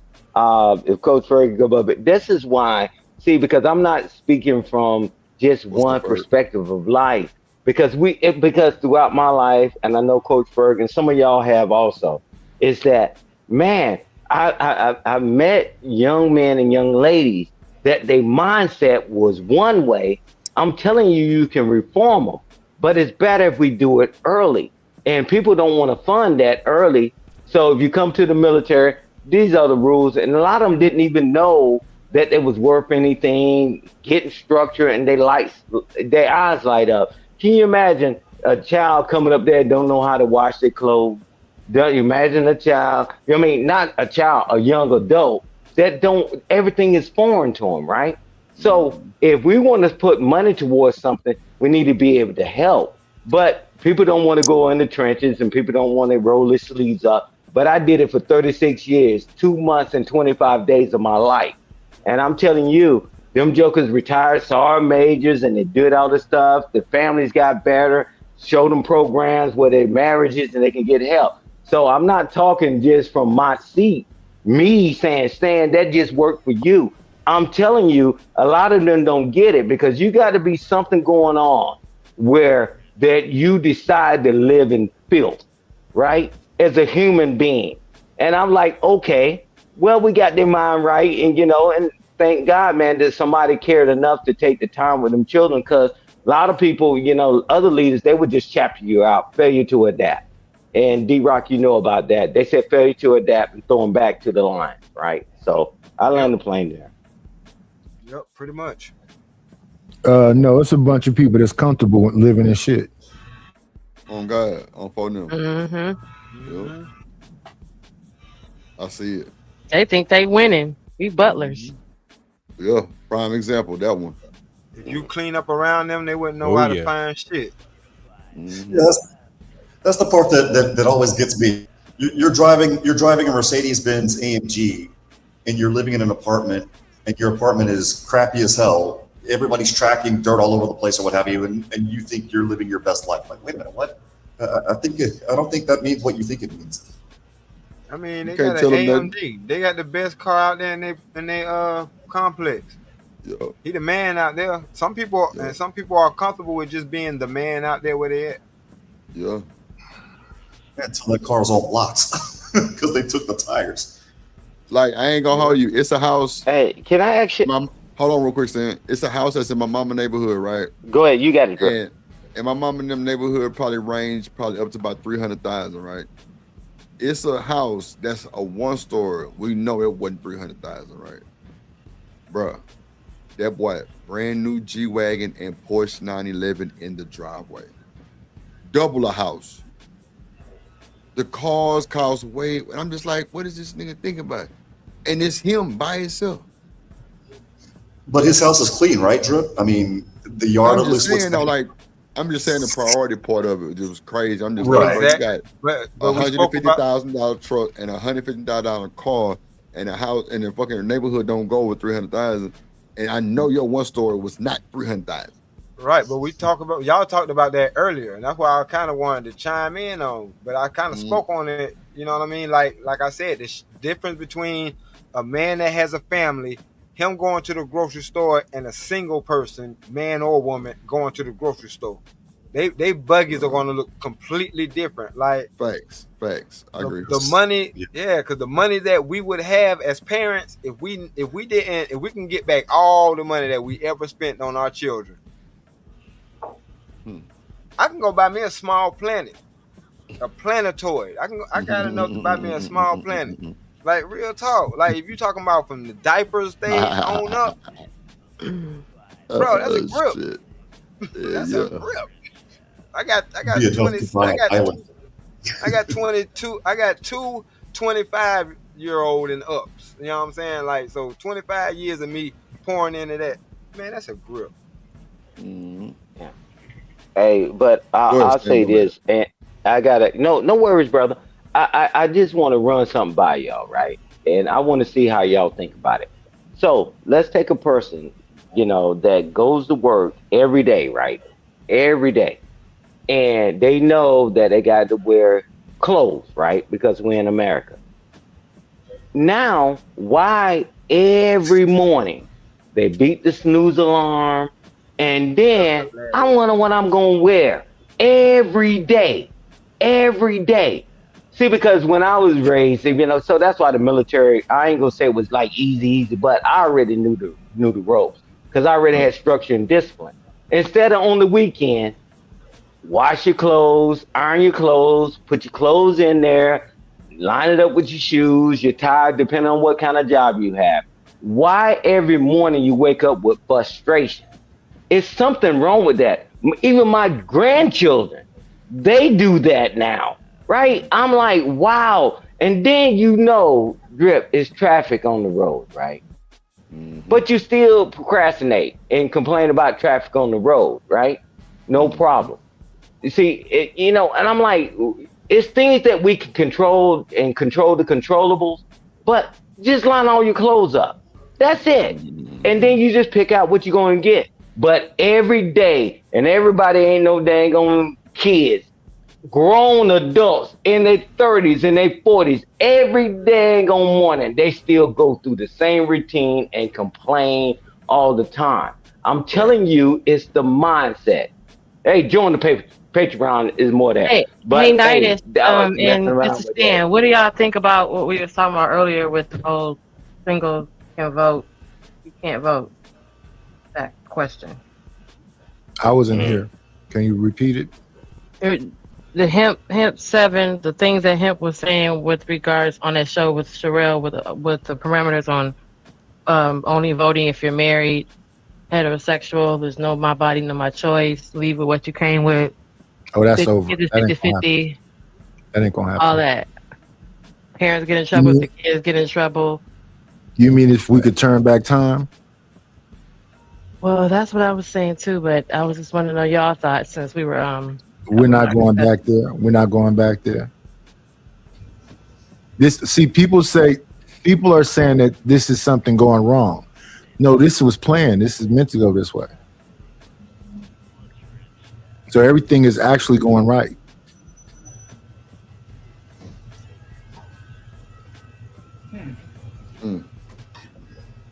Yeah.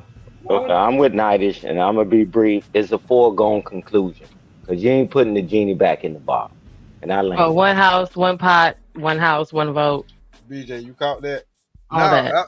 I hear what you're saying, Stan, but like I said, that's how all that stuff that she was saying, that's exactly how I run my house. Oh no, don't get me wrong. The people that's still there are there, right? But I've had too many conversations in the space where people are completely into what I call social fluidity. And social fluidity means anything goes, and they're willing to fight about it. Right.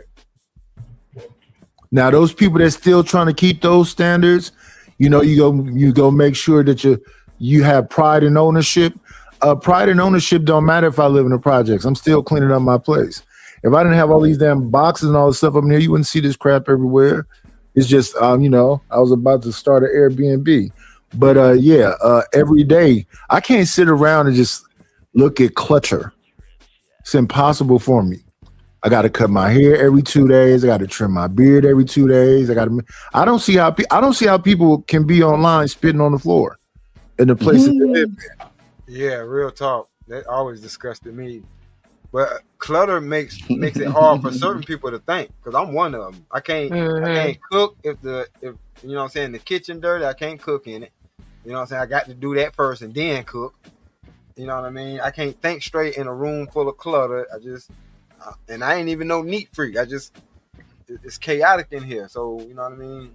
My mind gonna match that. I used to be a neat freak. I had to get over it because other people was living around me. But yeah, I'm cleaning as I'm cooking. Mm-hmm. I could deal with organized chaos. Who in the bathtub? Hello? Clean as you go. No, What do you mean? Who's in the bathtub? We already know who it is, Drip. What are you asking? What are you asking? Cam up. It's an owl in the bathtub. Not an owl. Lord Jesus. Ooh. All you hear is drop, drip. Okay. Drip. This is the drip. This is the drip show. So hey, you got the sound effect. Yeah. Cool sound effects. Follow the drip. Gene. Follow the drip. Don't drown, Gene. What's less than a drip? Condensation? That's what I'm about to call you. Yeah. You can't call me that. You can't fix Condensation is just moist. It's not a full drip. It's just moisture. Well, it's enough moisture that'll turn into a drip. A drip, yeah. When condensation grows up, it becomes a drip. Oh, Lord Jesus. Shanika, what say you? What the hell you got going on? I already said it. I said that I agree with what they were saying, and I'm not in the shower, so I was quiet. But I mean, I believe that certain people want to enforce these kind of things, but I just think that in one breath they say, you know, the community that's pushing all this stuff is such a tiny community. But then every other second we're hearing about, you know, maybe that's the misconception that we think that it's a tiny community and it's larger than what we think it is. Mm-hmm. Yeah, I think a lot of people are fed up with seeing things the way it is. But like I said, we've been trying this way ever since at least the beginning of the new millennium, and we 25 years in. There ain't nothing really changed for the better. Well, for them, it's better. For them, this is wonderful. I mean, something for who? Like the powers that be? For like EJ to come out and say he tell his daddy, you know, I don't know who that boy is that you said you had. Oh Lord. Hey, can we be honest? We try to throw it on a one president or whatever. Man, look at all the people, right? And I don't know if I sent it to you and Shanika and you and Drip, but watch this. All the powerful people. Why do you think they voted for all this stuff? Look at who their children are. Because they freaks. We miss it. We miss it every time. Yeah, but we put it on one person. Oh, that one person wanted to let them in the bathrooms. I'm like, wait a minute. Man, them jokers ain't that powerful and pull that lever. But look at the ones that's doing it. Look at what their children are doing. They're going to protect their family like you protect yours. Right. I'm like, okay, you know, let's think about it. And we get so blinded and we keep looking at one person. Nah, man, look at the people that's pulling the levers. That's really, you know, like the Wizard of Oz. When they saw the eyes behind the curtain, that's who pulling the levers. And all of them that's powerful, filthy rich, look at who their children are. Those are the ones that's hey, thank you, Genesis. I couldn't have said it better. But that's what we doing. We can get fixated on that, man. They ain't gonna outvote their dang on children, their children interests, and nor would you. So let's stop the rapping and capping, man. I mean, because you're full of more crap every day. But Stan Austria, that's what they've been kind of doing though. If we being honest, they've been doing that for the last couple of for the last couple of decades. They ain't been What? They've been voting against the interests of their own children. No, I don't Like, think look so. I think it's the other way. Not anymore. All right. Yeah. Okay. No, because the kids will have rights to. It's the other to way. transition, so they have to vote against something. I don't know. I said. Dice the that bomb. interest. I'm saying, Get like, out. No, all I'm saying is I'm talking about the people Even- that's walking on their tiptoes. Grown No. children walking on their tiptoes. right, but listen, but hear me out. Hear me out. That's what I'm we saying- talking about. I know what you're saying, and I agree with that. But what I'm talking about is they're even saying now that these folks coming out of college and things like that, they can't afford houses. Like, they don't even have the same pursuit of happiness that we had 25, 30 years ago. Being that they don't have the same pursuit of happiness because they don't even seem like it's even obtainable. Like, that changes your mind. That changes your perspective on life. And they don't have the skills. They don't have the skills. They don't cut millionaires and grass. billionaires. They don't know how to do all the other stuff to maintain a house. These jokers is letting these houses, the ones that do have them, they don't know how to maintain them. So that's why I see what you're saying, but I see why they're choosing, because it's less for them to do because they don't know how to do it. They don't know how to do a lot of stuff. These jokers don't know how to do could take care of themselves they don't have the pride in cutting the grass and tending to the front lawn and planting the flower, all that stuff that came with wanting a home. They don't have that. Not even the attainable factors, that they don't even have the desire to do all that or the skill set. Genesis, that's what I was talking about. You know what I'm saying? Well, That was by design. Like, how you gonna know how to cut grass when you've been like I say, I keep going back to in an apartment? Oh, okay, exactly. Because that ain't your But grass. the majority of us wasn't in the apartment. Somebody. I know, but that apartment complex, for the most part, got somebody that's already paid an outside source to come and cut that grass. So that means all them children aren't learning the art or the skill of landscape. Point blank. Therefore, there's no desire to own a home. That's exactly, but that's just one little thing. And I'm saying it's a lot of things built into that type of life that you just don't get privy to until it's too late. I don't know about that one. I think people like this shit. Matter of fact, I'm gonna go further. I'm gonna say they love it. It's people coming out of 2-parent homes that grew up in a house that they don't like it. They don't, all those traditional things you talking about. And I can appreciate it. I love it. They don't like it. They don't want to do it. I dated a guy like that. He was like, "Listen, if you want me to cut some grass or fix something that go broke in his house," we dated for a couple of weeks. But when he told me that, I was like, "What you mean?" He was like, "Oh, I don't cut grass. I don't know how to do all that stuff. I know how to call a maintenance person, but I can call the fixing man, but I can't do none of that." And he said, "Because I ain't never had to. So I ain't gonna start now." He a grown ass 30-something-year-old man at the time. Hey, but watch that's this. why I got a couple of lawns to cut like this week. Thank you. I appreciate folks like him. They keep me in business. Hey, Nadish in the panel. Now think about it, right?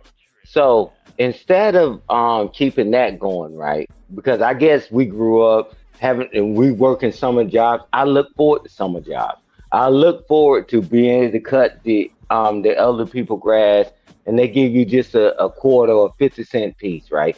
It wasn't even about that, right? So now watch this. What did it do? I'm telling you, not as you were spot on. They gave them gaming system. And guess who the traffic controllers that they're hiring to 18 years old, I think it's 18 to 31 or 18 to 35. They talking about hiring them to be traffic controllers. See, because ain't nobody caring about the maturity, their mentality, whatever. If you can play a game, you can do this. And that's what technology has ushered in.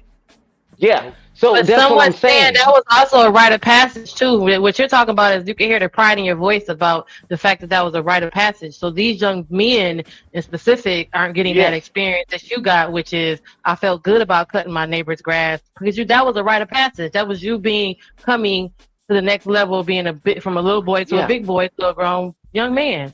Ain't no rite of passage. Get out. Ain't no who writes the passage in these young boys. Yeah. Who's showing them how to change But oil this on the is my car to thing. be like that's your grown up move? Who's showing them that? Probably the same Hey, thing that's showing. hey, That and I showed me. wanna My stomach being empty is what gave me the motivation to get out here and cut some yards. absolutely, absolutely. Hey, but it builds character, right? And I don't, man. Whatever somebody sexuality is, that's not my fight. I fought for everybody that had to fight for many years. That's not what I'm What up, on. SB? I'm saying, think about where all this stuff came from, and that's where it goes. I mean, just follow the money, follow the breadcrumbs. If you don't want to follow money, I'm telling you, and we complaining about something that's been going on for years, especially those of us that's at least 30 something plus. You've seen it. You just didn't pay attention. You were too busy bopping around. I'm telling you, they've been playing this game for a long time. Nice, we lived long enough, bro. We seen this game go back and forth and back and forth. The difference is we still standing because we was prepared for it, right? But with my children, I got to reinforce things with them. So it's just like, man, it's coming. Nobody can stop it. It happened throughout my life, Nigel's life. You ain't stopping it, but the ones that weather the storm is the ones that make it to the other side. But we ain't teaching people how to get through the storm because everybody used to sunshine and rainbows, like in Miami. And I land the plane there. What you got against Miami? I think they have seen sun. I think they have seen grass cut. I think they do know what a mechanic is. I'm positive they know what HVAC is. They don't want to do it. When people is making money online, pretty much doing nothing. I've watched these streamers. That's my They point. making money hand over fist, and all they doing is smoking weed. They getting high so long. I looked at DDG had a IV drip. That man is too young to have an IV drip.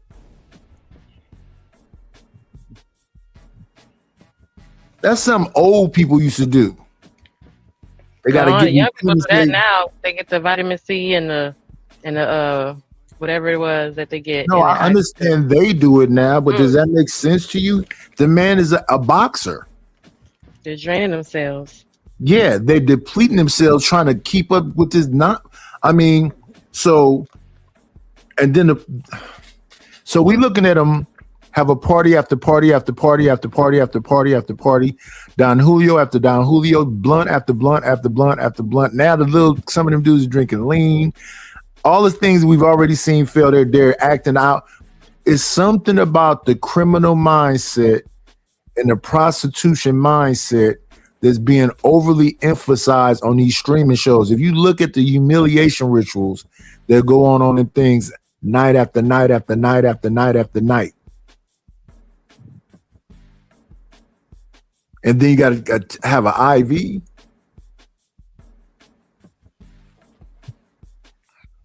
They're snapping in front of your face, and they kids. But Drip is right. So he got to a point in his life when he had to do everything in his house. Then when he got to a certain level, he had somebody to do it, but he didn't get hustled because he knew what it should cost and what the labor was to do it, right? But it's like, man, it's a lost art. Don't worry about it. We'll be so far behind, and it's okay. And I ain't talking about us as a people, but as America. And they watch this stuff that's going on across the pond. They act like it's a movie. Apartments getting knocked down, getting hit, and all that. You think it can't happen here? I'm like, okay, y'all keep on. They know, and you ask anybody on this panel that they can ever be sitting on the porch and see the house next door to them just in splinters and see tanks rolling up and down the road. Never seen it. Sure they can. You think they think about that? They might not think about it, but sure they can. When I was in Oregon, they had a couple of houses go boom because of meth labs. Okay. When I was younger, they had them. You remember the Batarang? That was a literal tank. Yeah, 90s. I'm talking about United States I know as a exactly what whole. you're talking about. I know exactly. They never what you're seen none talking of about. that. They can't even imagine a Batarang. They don't care at all.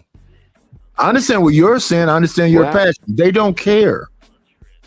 Yeah. That was my point. You got it, brother. You right. You're right. You're right. They don't care. Well, it's not me. They until it don't care. happens. I'm not you, brother.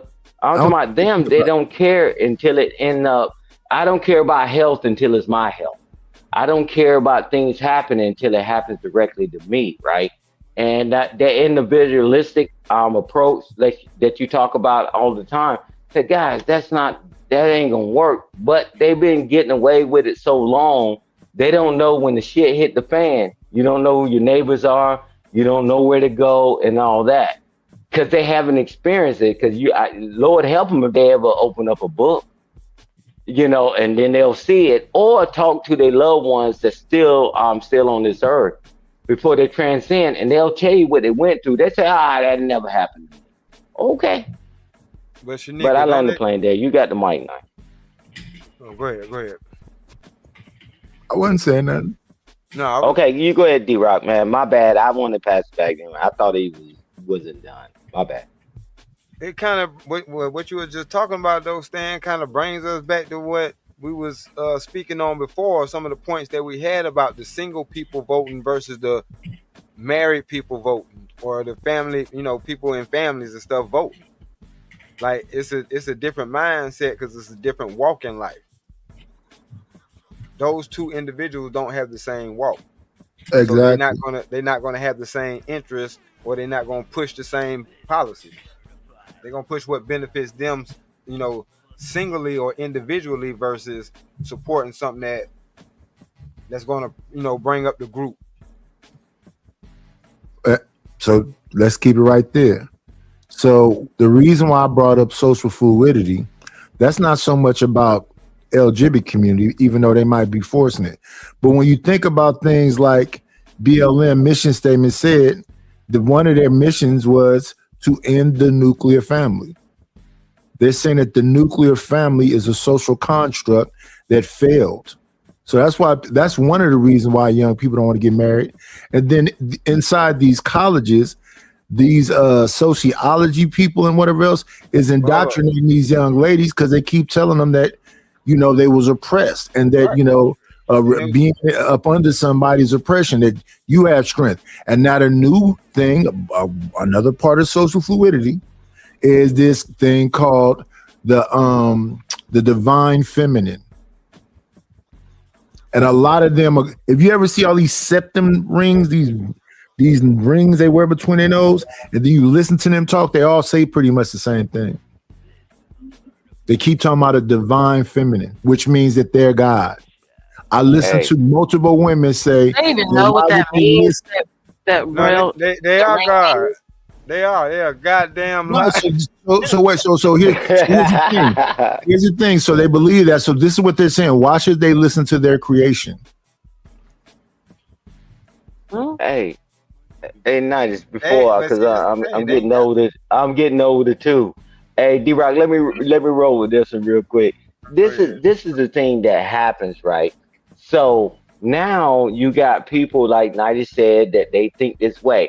But thank God for people like Drip and Genesis, and just to name a few, and Chanel. They hadn't had children of their own yet, but they got nieces and nephews. So do you think they say they want to put a park there? But now I just go back to what you said, individualistic, right? But thank God for people like that, because they're still in their family lives, and most people are not family oriented, right? And that's what we miss it at. Just because I don't have children, right? I ain't gonna say don't put a park here. Hey, just because I don't have children, hey man, we need to get the money and use the budget to get them new books or get a computer lab. But they said it's for the children because they're involved in their family life. But like Nadi says all the time, individualistic. Yeah, but I get what you're saying. No, I get what you're saying, and that's I think that's very well true. I don't think the whole group of single people would just think individually, because it's a bunch of single people that just or people who don't have kids, not because they don't like kids or they don't want kids, but they, you know what I'm saying, they still might be thinking on the same level or still pushing the same, married agenda, let's say. We said that earlier. We asked you that earlier when you said know, about the but- teacher. But That's that's a what, that's but hold on. single. But let me finish. But we cannot, and this is what I believe their thinking was. We cannot depend on the whole group having that mindset, because we already know that if there are people within that group that have a mindset, it's not, they don't even represent the whole, basically.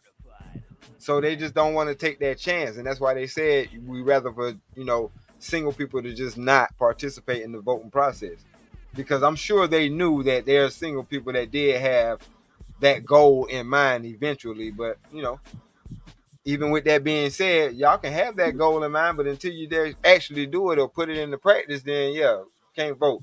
So sit your ass down over there. Dang.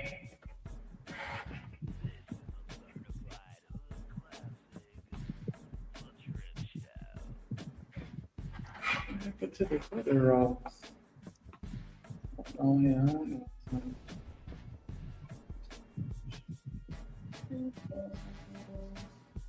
But I got a question. I mean, it's not on the same lines of what we were just talking about, but I just want to know what people think about this particular question. Because it goes to this dude that deleted his legacy. Yeah.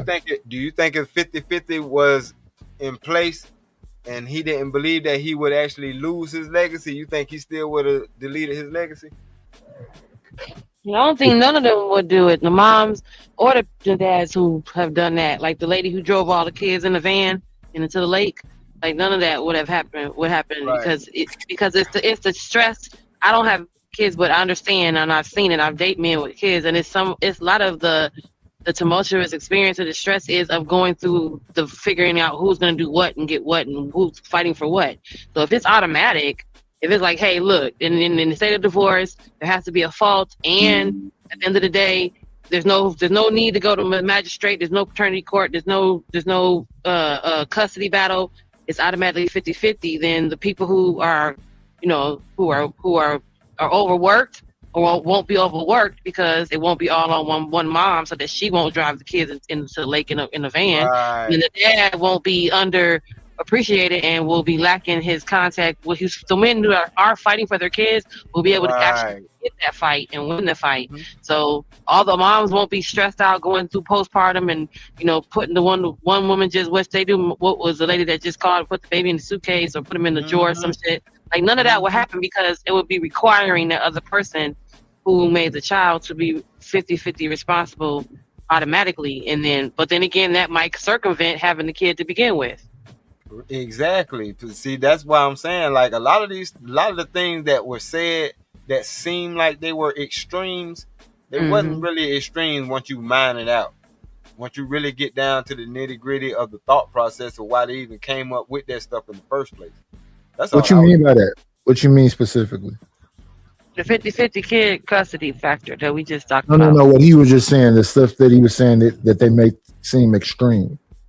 Well, the rule that 50-50 that he said was extreme. Yeah, for like he announced it, or he said it as that's an extreme. Like one of the things that was an extreme was the man who deleted the children. I'm just trying to understand where we at. No. I'm talking about like far as the list that Hemp had. Oh yeah, I didn't hear. Could you replay a little bit of it, please? All right. Genesis got it wrote down. Yeah. Oh, she wrote it. Okay, but I still don't. I don't know what part it is. Yeah. It's them talking about voting, right? And it's the list of what he said. Remember he said, right? Because he said he's going to give a prescription, right, of some extremes. In these extremes, voting only if you're married, no LGBTQ, based on the definition of marriage being a man and a woman. No, my body, my choice in consensual situations.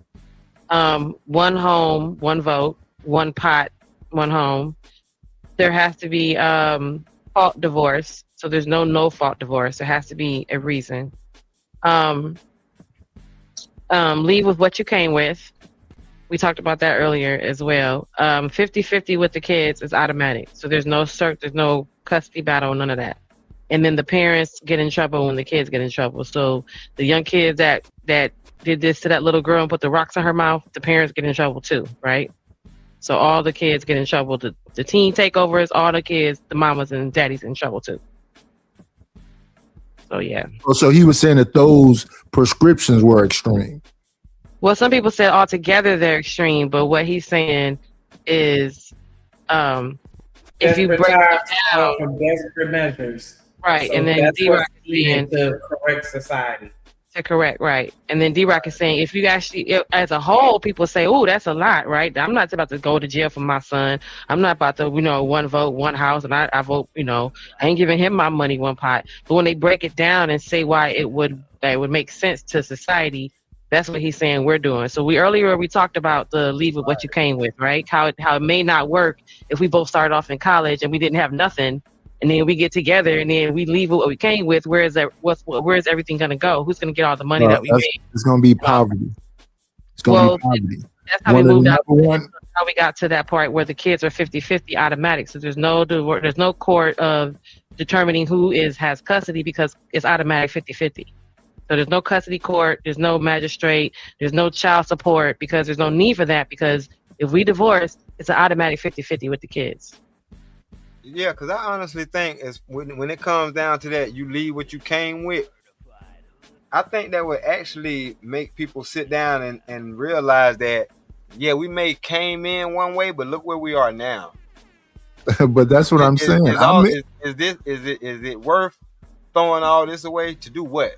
Evidently it is to be impoverished and to be in poverty. So here's the thing. I'm listening to exactly what Stan said earlier. If you follow the money, most of that stuff don't have nothing to do with them idiotic people who had their baby. It has something to do with these governmental agencies. They make all their money through lawyers and other stuff, taking your stuff. So they're not finna in no court. Yeah, I mean, I know that, but this is like hypothetically speaking. If these things were to be put back into place, because this is what it was once upon a time. Right, and Sherelle was saying she was saying something in regards to like how it would eliminate a certain demographic vote because the majority of that population that votes are single mothers. So if now you're saying their vote don't count, and now that's going to eliminate all those people. And then we were also saying in regards to the fact, like even just the 50-50, a single person who doesn't have kids doesn't have to vote on that or doesn't worry about that, doesn't even have to consider that that's only towards married people, and how a married person would vote with a single person in mind because your children are single until they grow up and get married. Whereas I don't have to care about if there's a 50-50 split. I don't have kids. However, I wouldn't vote against something as a single person to where it damages children in the long run. That's kind of heinous.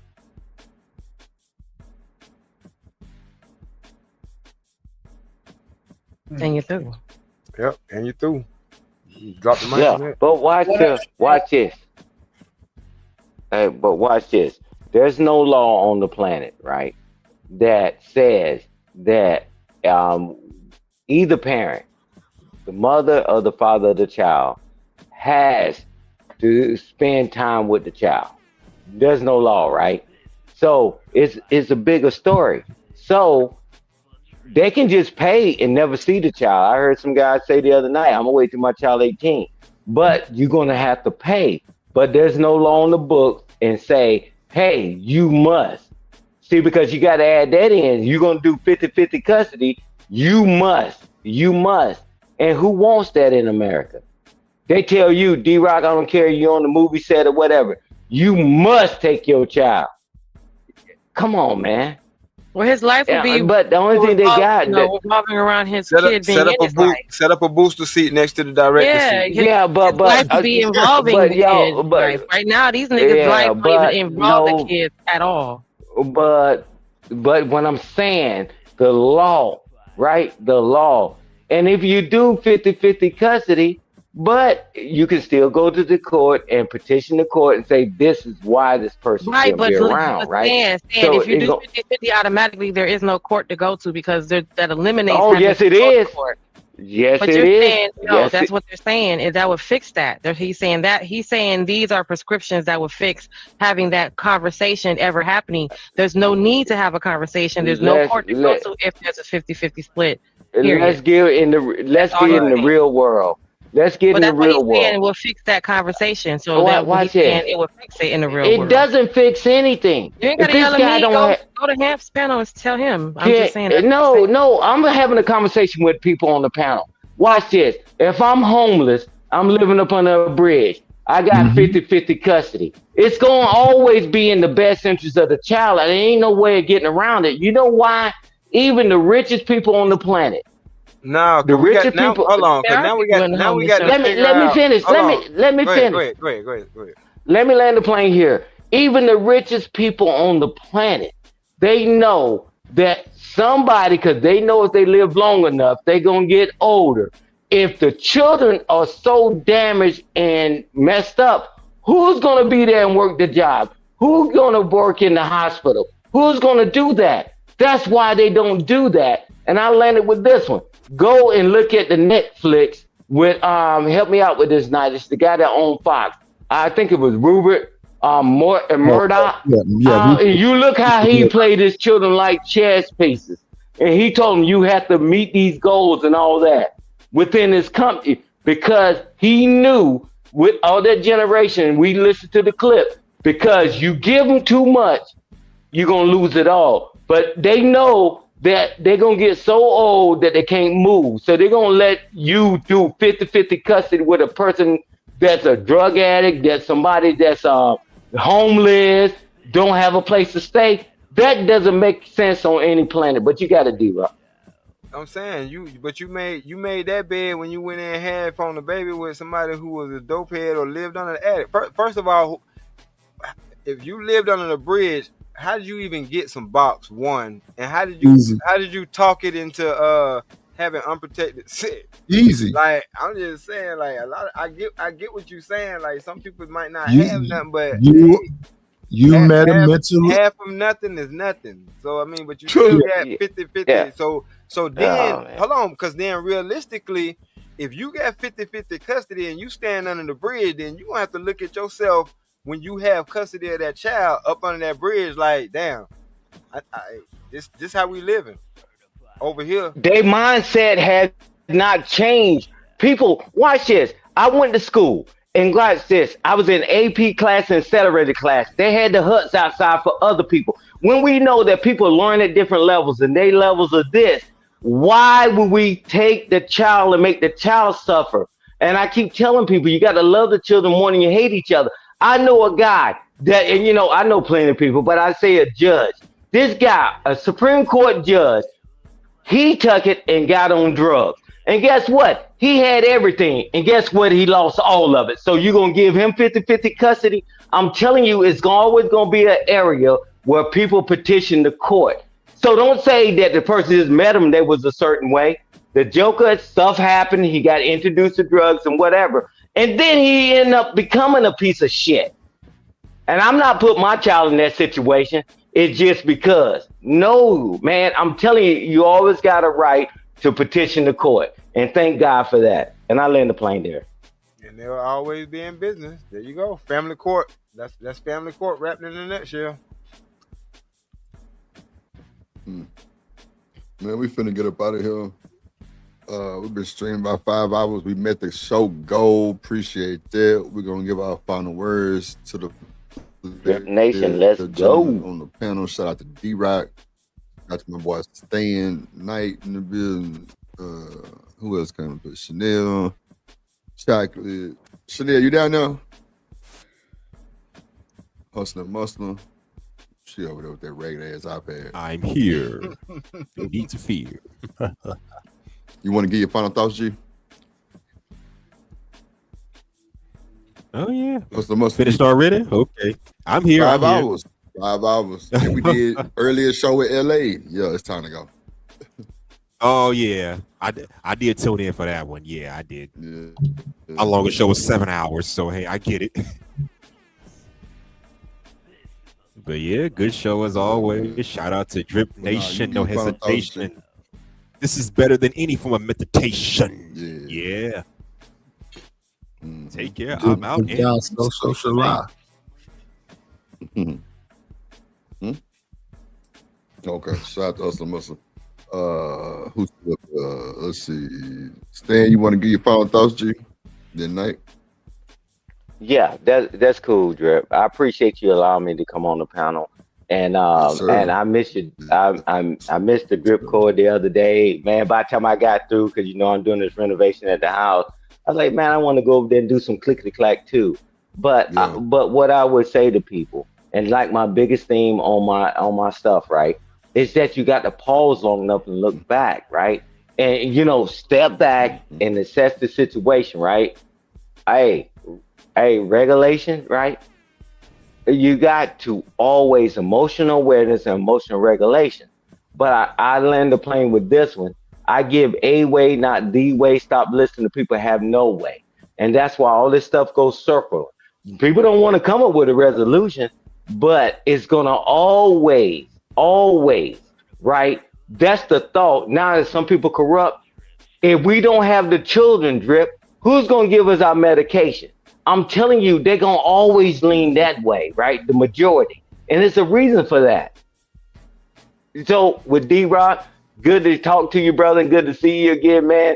But, hey, man, that's where it's going to go. And, yeah, the court system is not going anywhere, right? Because you should have the right, if something going on with, you know, the mother of your children, whatever, you should have the right to petition the court. Because if not, they just blankly and just give it to you and give it to her.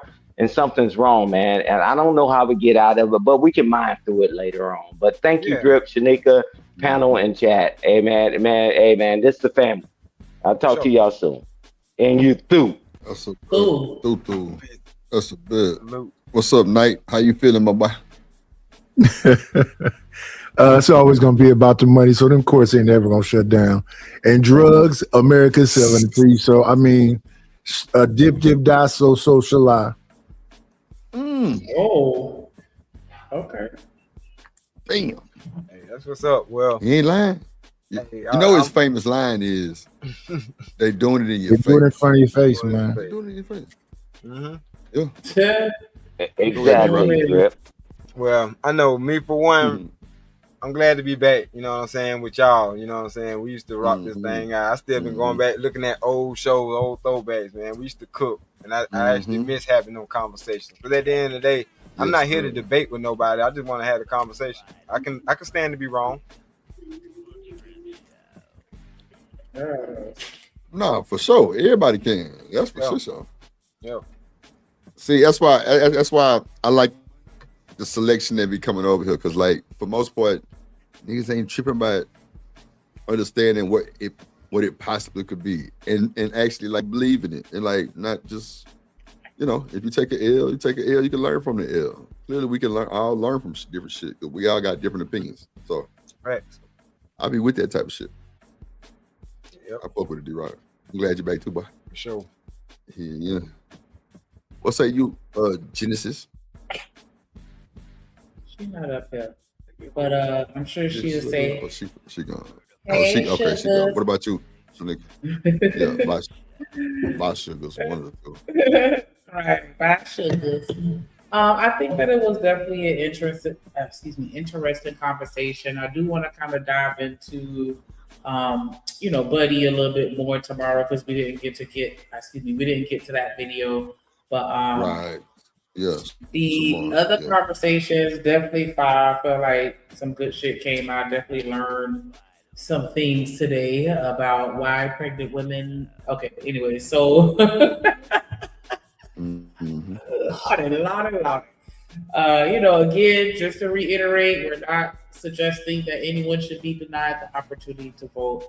That's never the case. Just having that conversation, and I think that this is good, just so that we can all kind of get an understanding of how we think, and making sure that we bridging the gap to be all in the same accord, because whether you're married or not, we need to, definitely be doing what's best for the community and the kids. Like the children are our future. Like it's like it's I hate to sound cliche, but I mean there's no other way to say that. Like, Stan was saying, who's gonna wipe your ass when you get old? Or, who's going to be the president that's running this country here and making the laws and, all this other stuff. So, we definitely need to be invested in our children, and we got to get our shit together before we tell them to get their shit together. So I definitely appreciate these conversations for sure. Shout out to bro. I'm gonna have Shout a out nurse to with a you. BBL wiping my ass. Not none of my kids. They got better stuff to do.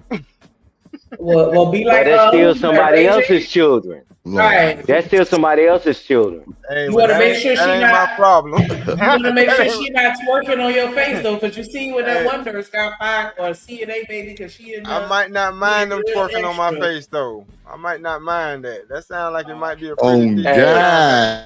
Hey, My last I'm cheat. just saying.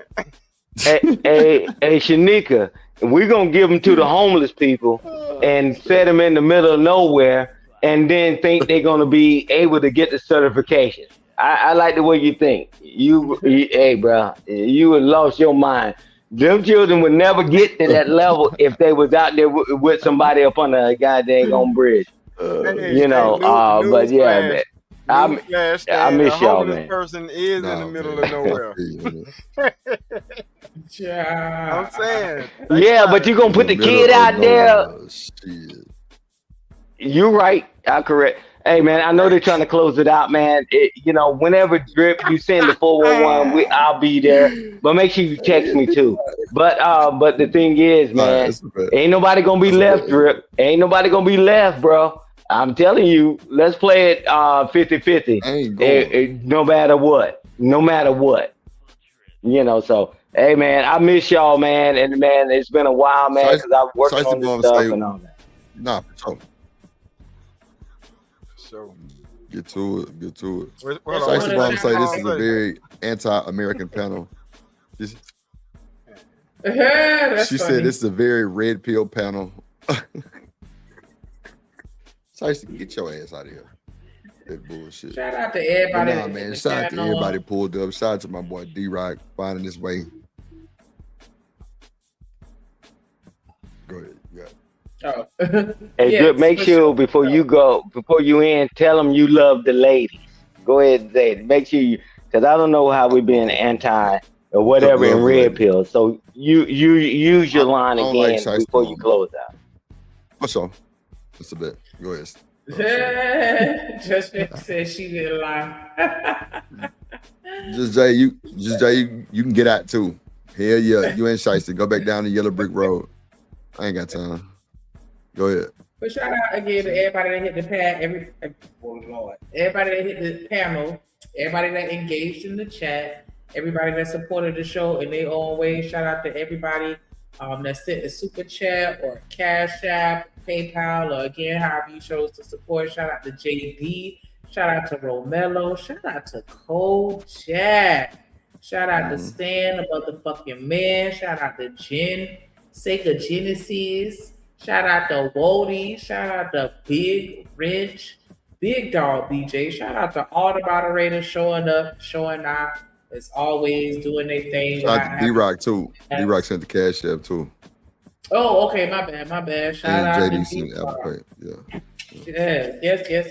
Yes. Definitely appreciate all the love. Glad to have you back in the mix.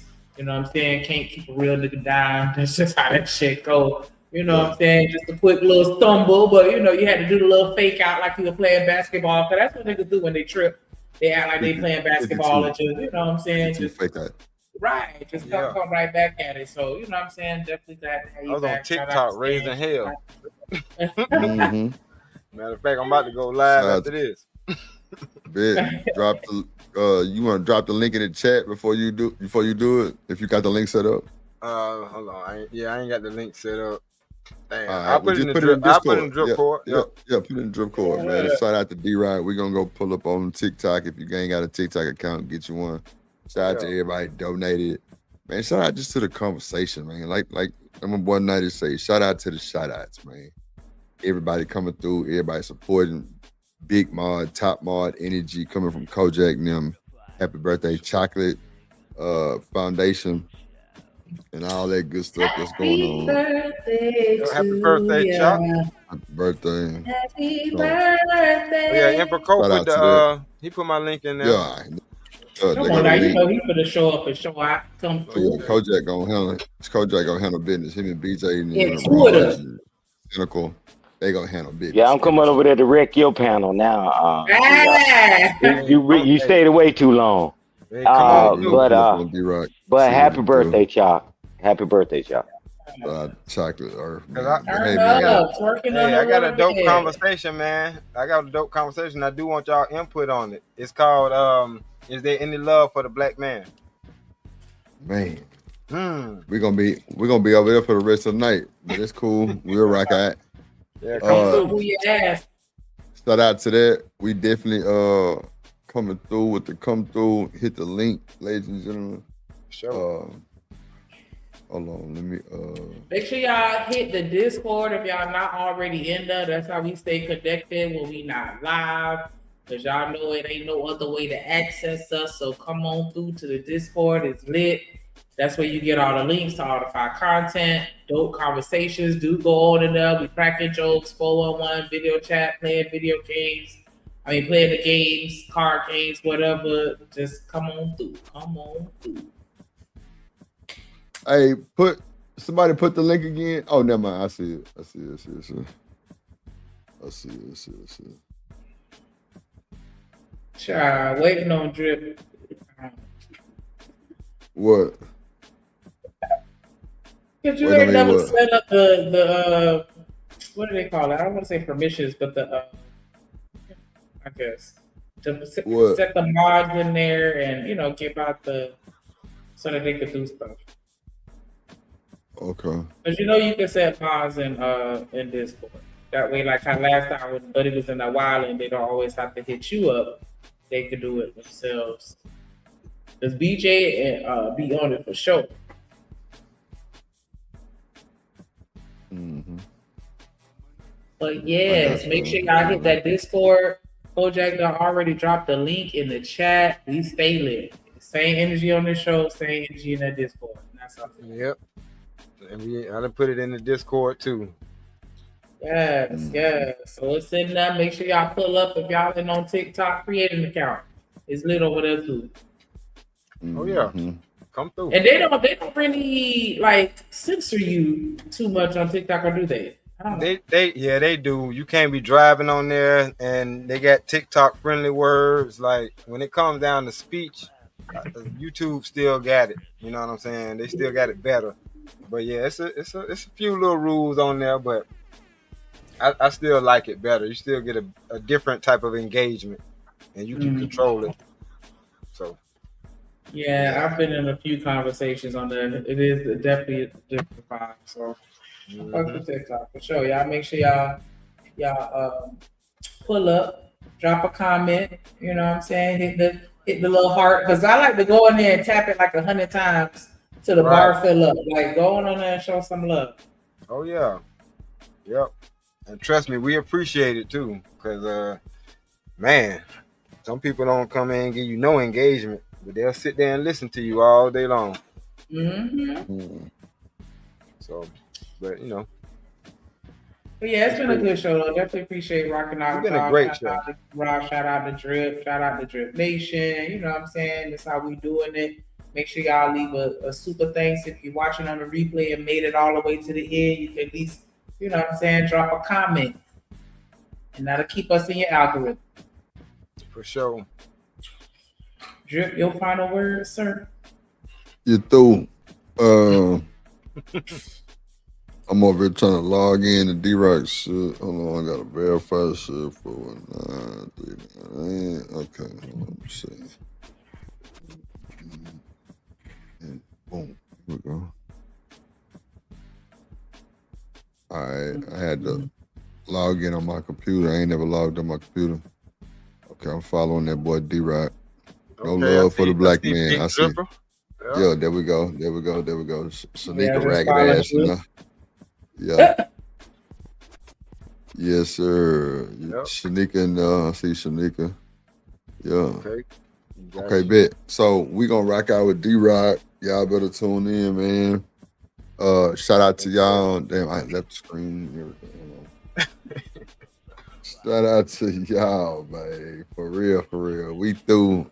never trust a big button to smile. And like Stan said, we do love the ladies. I don't know what Shiesty Boy I'm talking about, but BJ, you're gonna have to give Shiesty some peen so she can calm down. Hold on, let me let Jen give her final words. Go ahead, Jen. Oh, I just say, girl, that camera on. Yeah. Oh, that naked. What? Stop it. It just kicked me off. My battery died on my laptop. Sorry, y'all. Appreciate Give your final words. Yeah. Oh, by all means, thank you.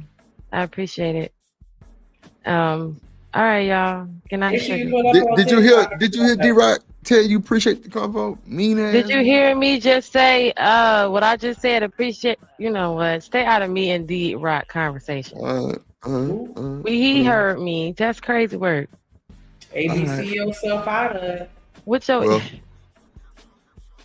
Yeesh. Okay, come on now. Just hit me with the egg rolls one good time before you leave. That's so funny because I did it right before you said it. Jen, we finna go to D-Rock TikTok. He going live. The topic is no love for the black man. How you get over there? Where the link at? It's in the It's chat. in the chat and it's in the Discord. Yeah. Oh, okay. All right. Let me go ahead over there then. All right, y'all. We through. All right. See y'all tomorrow. We got that work, we got that clips, I am your pusher. We got that good dope, we got that content, shout out to my plug, yeah, my plug. We got that work, we got that clips, I am your pusher. We got that good dope, we got that content, shout out to my plug, yeah, my plug. Shout out to Drip, he the man of the hour. We got the work, we got the clips, we got the power.